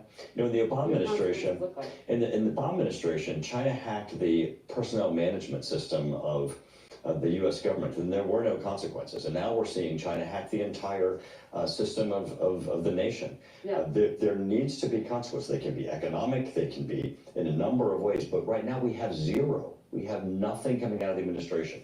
What need to be talking about is not technologically how do we fix this, but how do we address, which is what Donald Trump is doing, is coming in and saying China is our most gravest threat. How do we address the fact that China is aggressively attacking the United States, and they're doing that in our telecom?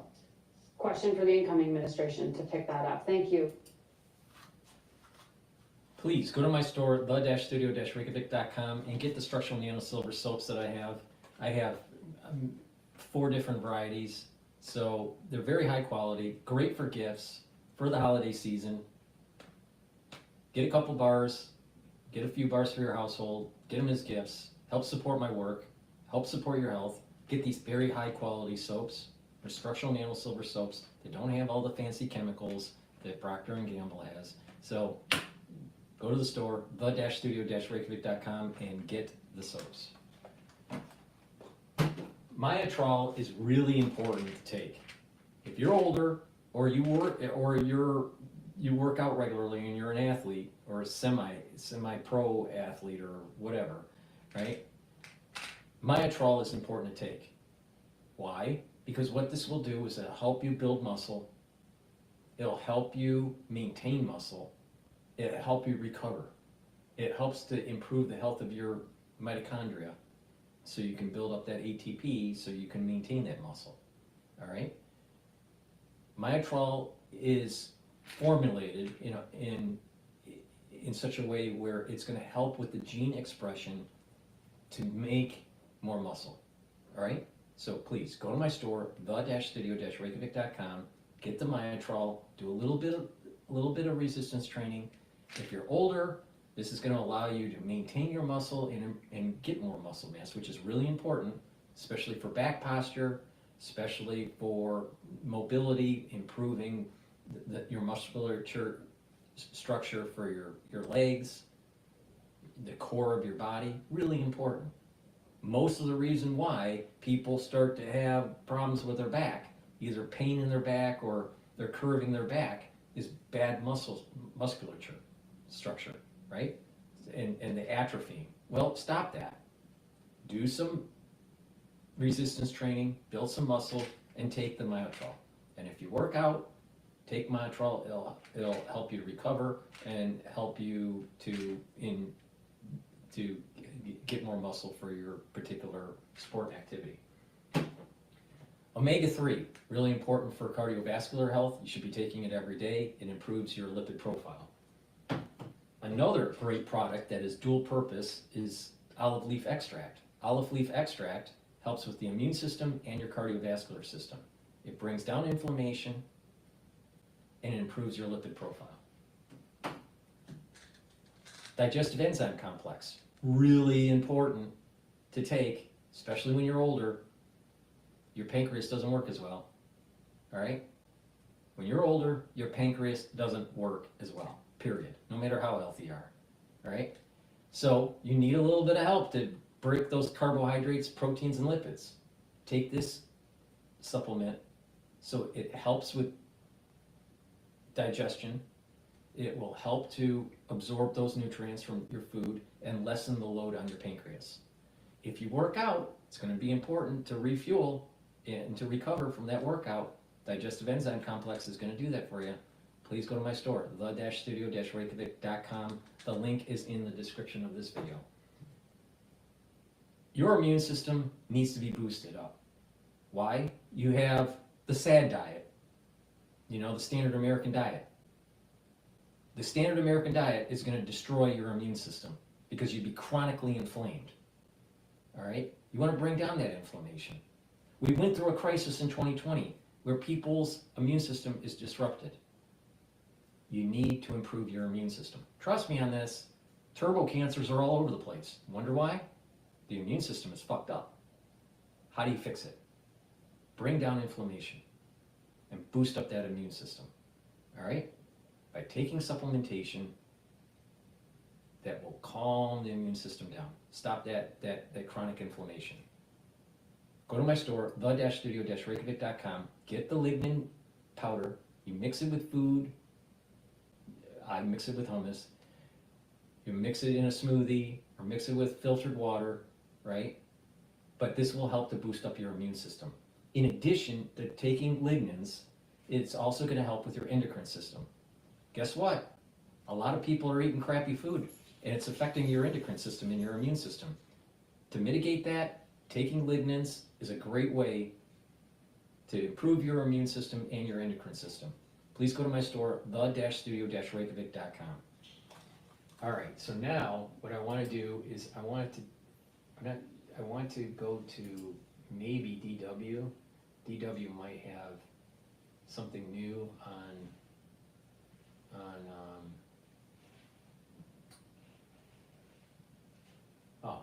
I want to hear Ian Bremer. So he's interesting. He actually got a Ph.D. and it was about Ukraine, if I'm not mistaken. The dictator forced out, overthrown. Hi everybody, Ian Bremer here, and a quick take. Over the weekend, yet again, because there is entirely too much blowing up around the world here, I want to focus on Syria, where just a few hours ago, Bashar Assad, the dictator, forced out, overthrown by a large number of militarily strong opposition forces led by the radical Islamist group HTS. A lot to talk about here. This whole thing lasted less than 2 weeks, and initially the Russians and the Iranians provided military support for Assad, but his complete inability of his army to fight and offer resistance, and the distraction that the Russians have, the stretched thin from their fighting in Ukraine, from the Iranians providing support to resistance forces that are doing very badly against Israel, particularly Hezbollah in Lebanon, meant there wasn't all that much capacity or even that much political will to provide support, and so Assad has been overthrown. By itself, that's good news, in the sense that this has been an incredibly repressive regime, fighting initially a war against their own people, pro-democracy movement that came out of the Arab Spring and has led to over 500,000 Syrians dead over the last decade, over 200,000 of them civilians, and some 6 million refugees, both fleeing into neighboring Arab states, but also into Europe, into Turkey, and of course into Germany, which is part of the reason that Merkel ended up leaving her terms in ignominy.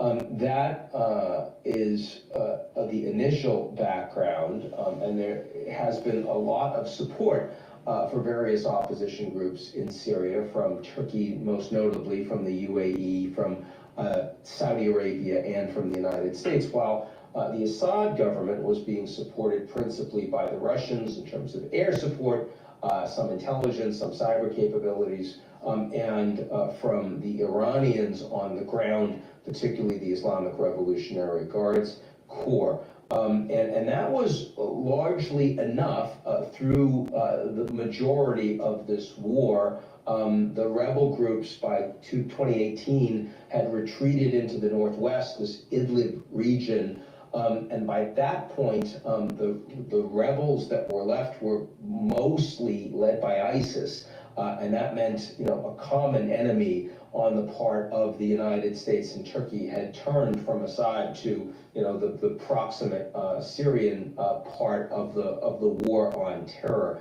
And if that had failed, it had the potential to turn Syria and neighboring Iraq into a terrorist state. ISIS lost that battle. Assad consolidated most of Syria under his regime.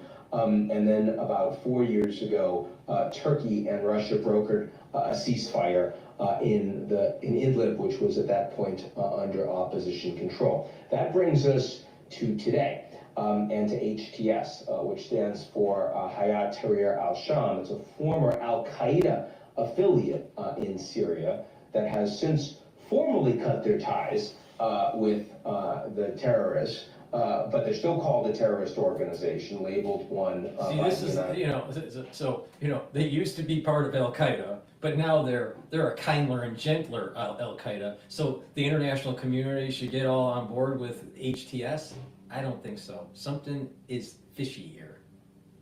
All right? I don't believe that there's going to be major stability in Syria in the short term. I think it's going to be potentially boiling over to other borders. Now, what would be interesting is if this boils over into Turkey, because if Turkey is part of NATO and they're attacked, doesn't that mean that Article 5 is initiated for NATO? And not a lot of people are talking about that. States and its allies in NATO, and they are the de facto leader of the armed opposition and led the now ouster of Assad. Now, they've become kind of Hezbollah-like in the sense that they're providing a lot of Syrian citizens with government services. They've managed to coordinate sort of rebels and eliminate infighting underneath that. And they've also promised to protect Syrian Christians and Muslim Alawites and have gotten the tacit support of the Turkish Erdogan government, who basically gave them at least a blinking yellow, if not a green light, to go ahead and launch this war against Assad 2 weeks ago. Now, having said all of that, the likelihood that they're going to run, as a secular government, Syria seems unlikely to me. We're going from Assad to what is probably going to be a radical Islamist government that'll be repressive and that'll be deeply challenging. And so I don't think that is in any way, at least at this point, something that we can call a transition that's good news or that we shouldn't feel anxiety about. But what is clear is that the Iranians and Russians have lost. So the axis of resistance is not looking like much of an axis, and it's not putting up very much resistance. The Russians, Putin has said nothing about this. He's not made a public statement. And that's not surprising. I mean, frequently when he is surprised and he faces sudden embarrassing losses, he doesn't say anything about it to his people. And if you look at Russian state media, they've been talking about France and South Korea and Trump and all those things, but almost no coverage of Syria, where the Russians have lost an ally and they've lost a military base that's important to them in Tartus, and they've not been able to put up much of a fight. Now, the good news there is that if you're Putin, you should be more cognizant of the fact that there are major costs of continuing to fight an incredibly bloody war in Ukraine, where you're making some gains, but you're losing huge numbers of Russian citizens. And so if Trump is coming in and says he wants to cut a deal, Putin should be more incented to do that. There's also good news on the Iranian front, in the sense that Syria falling means that they no longer have a corridor to provide military support for Hezbollah. And that means that the 2-month ceasefire, which has been announced by the Israelis and by the Lebanese government, is more likely to hold. Now, if you put those two things together, kind of interesting, looks more likely that Trump gets inaugurated and he is indeed able to announce that the temporary ceasefire becomes a permanent end of the war between Israel and Hezbollah, and that he's able to negotiate a ceasefire between the Russians and Ukrainians that does not give up the store. I think the peace between Ukraine and Russia is going to happen in the first couple months of Trump's term. Okay? Now, he did say he would do it before he was even inaugurated, but I don't know. But the thing is I don't believe that there's going to be lasting ceasefire between Hezbollah and Israel or Hamas and Israel. I don't believe that for a second. No way, no way, no way. This is going to escalate during the Trump administration. Putin. The former is an easier bet than the latter, but both of them certainly look more likely on the back of Assad being ousted. The bad news, more challenges, more humanitarian degradation for the Syrian people on the ground. Could easily see another million refugees on the back of the fighting that we've had, depending on what happens with governance going forward. There are very few hospitals that are presently functioning. There is very limited humanitarian aid on the ground that's necessary in very short order, and it's hard to say that fighting isn't going to break out amongst the various factions that have held together in fighting a common enemy.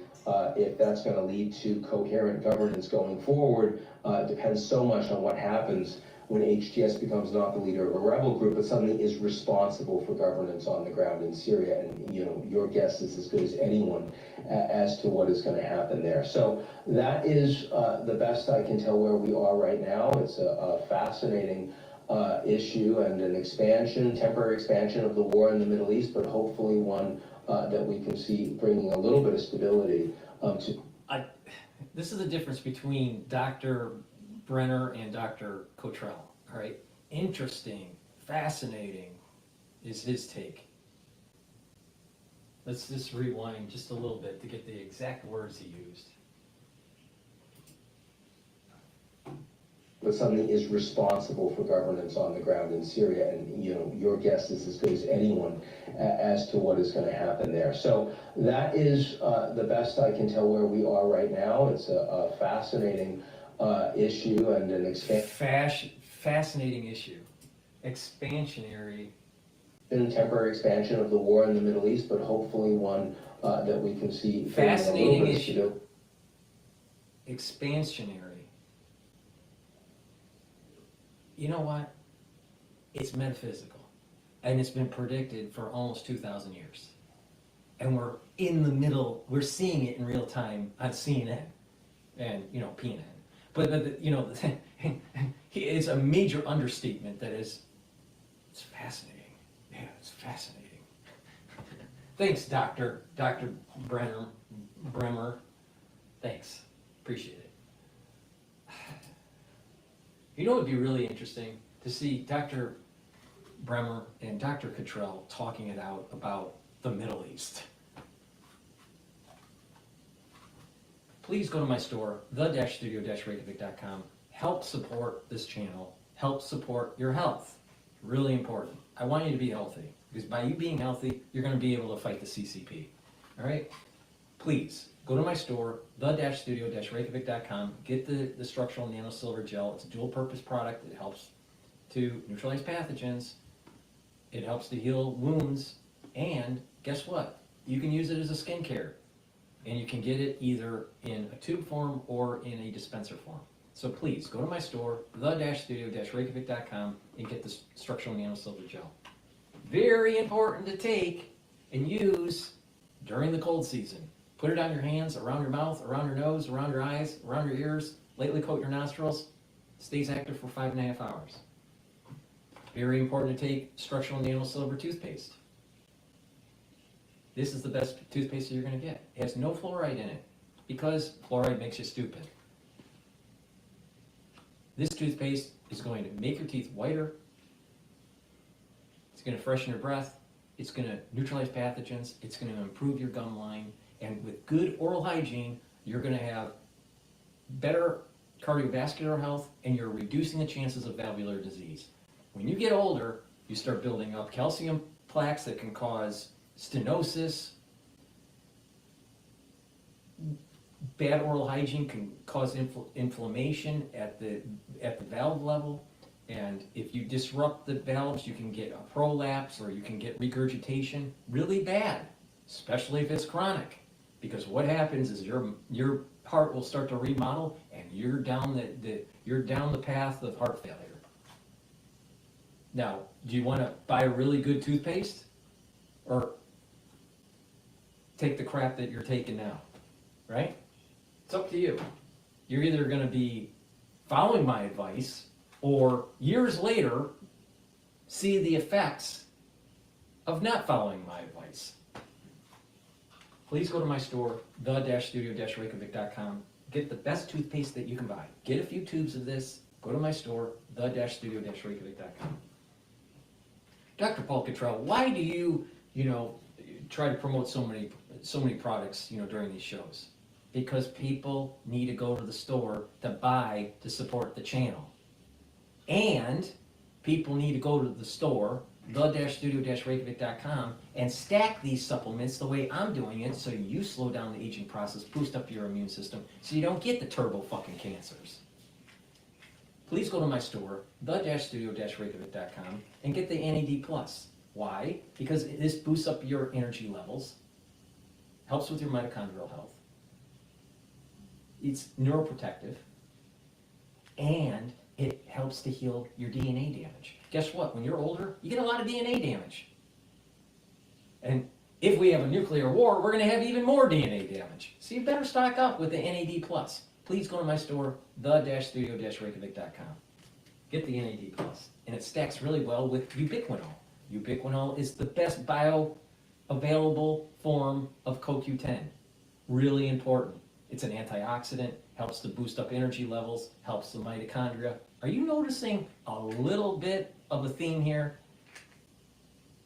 And ubiquinol helps with neural health. Very important when you get older. When your neurons stop working, you're going to wish you paid attention. NAC. I added this to my stack. This helps to boost up glutathione levels. Glutathione is a very strong antioxidant and it is synergistic with C60. You want to soak up those free radicals. Why? Because you want your cells to be as healthy as they can be. Go to my store, the-studio-reykjavik.com, and get the NAC.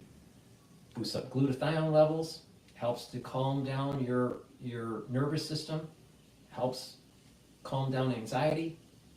You don't want that. People that have anxiety, their cortisol levels are up, their body's inflamed, their immune system's down, and they're not very productive at work.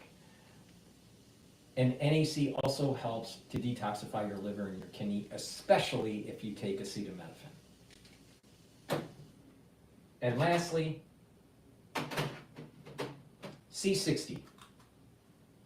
Really important to take every day. It's part of my daily routine to soak up free radicals. It's a very potent antioxidant. Take a teaspoon a day. You can get it in avocado, MCT coconut oil, or extra virgin olive oil. C60 is a molecule of 60 carbons that looks similar to a soccer ball, and the way the molecule is designed, it soaks up free radicals in a higher concentration.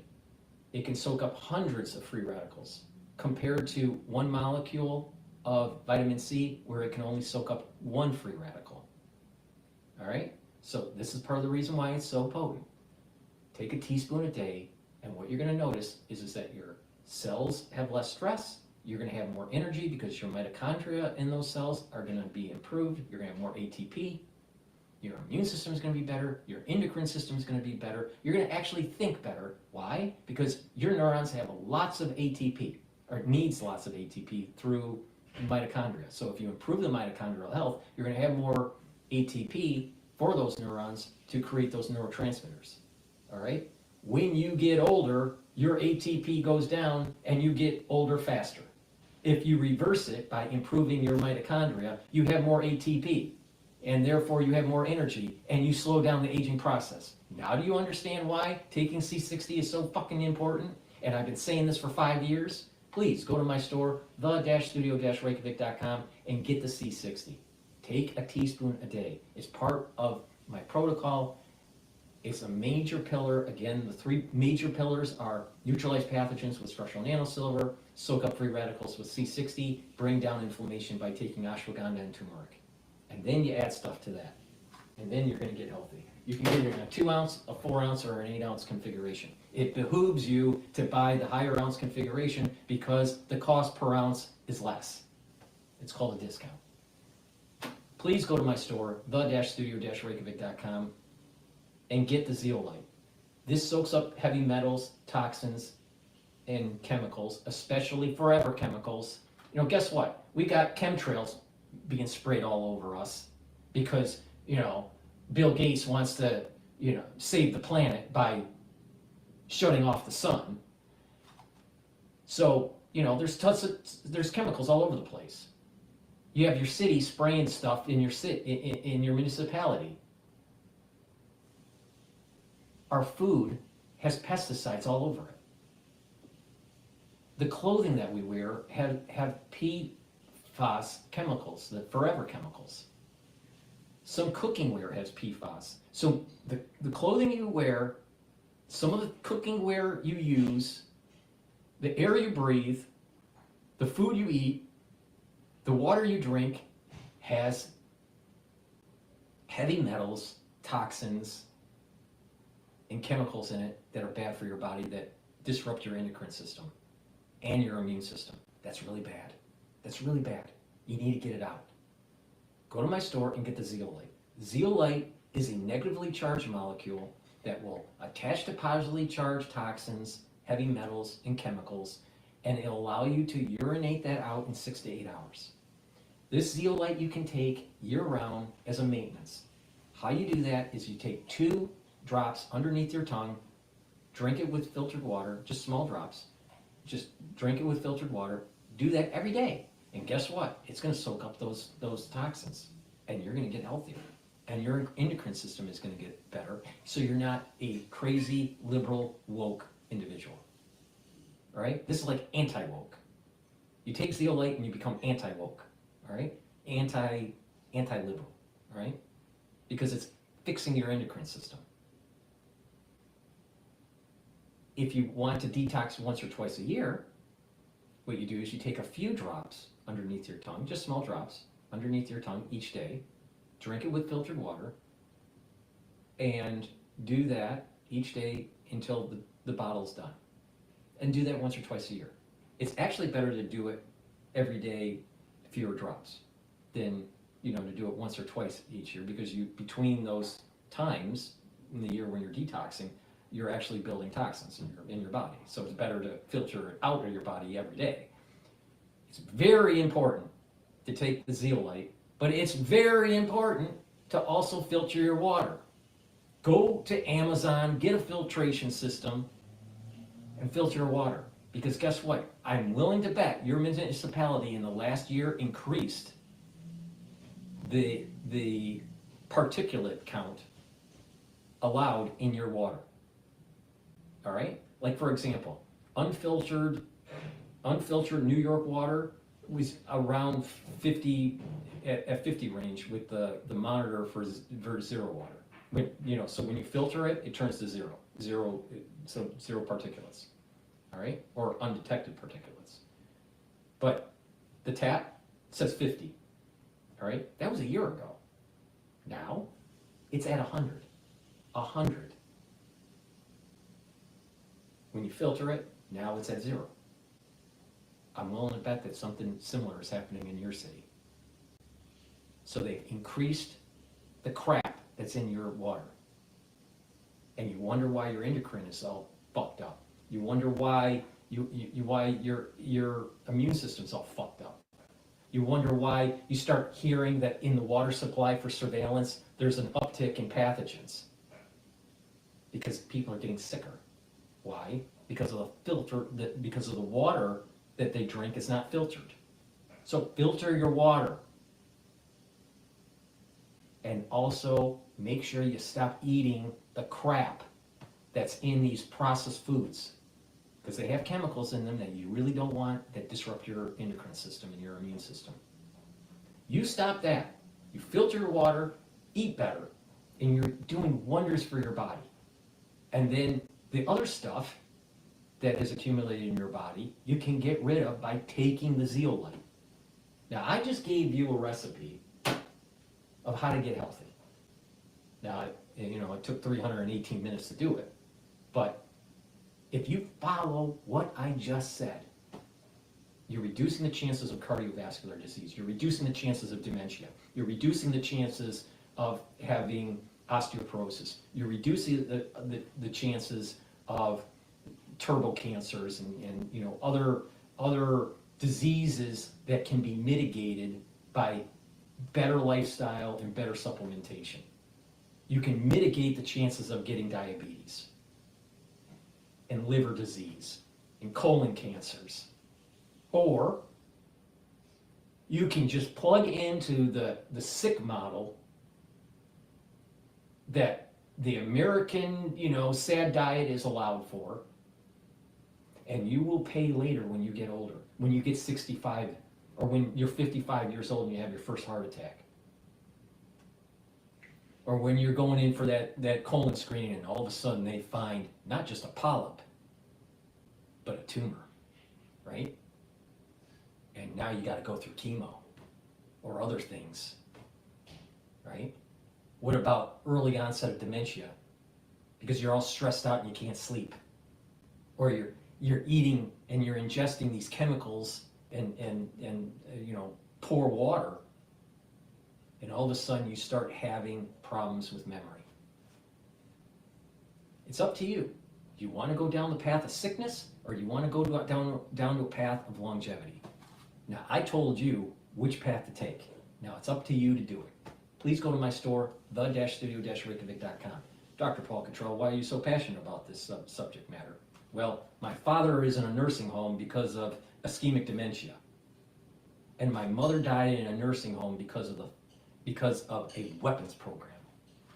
Please go to my store, the-studio-reykjavik.com. Help me support building up this channel so I can reach more people and inform them on how to improve their health.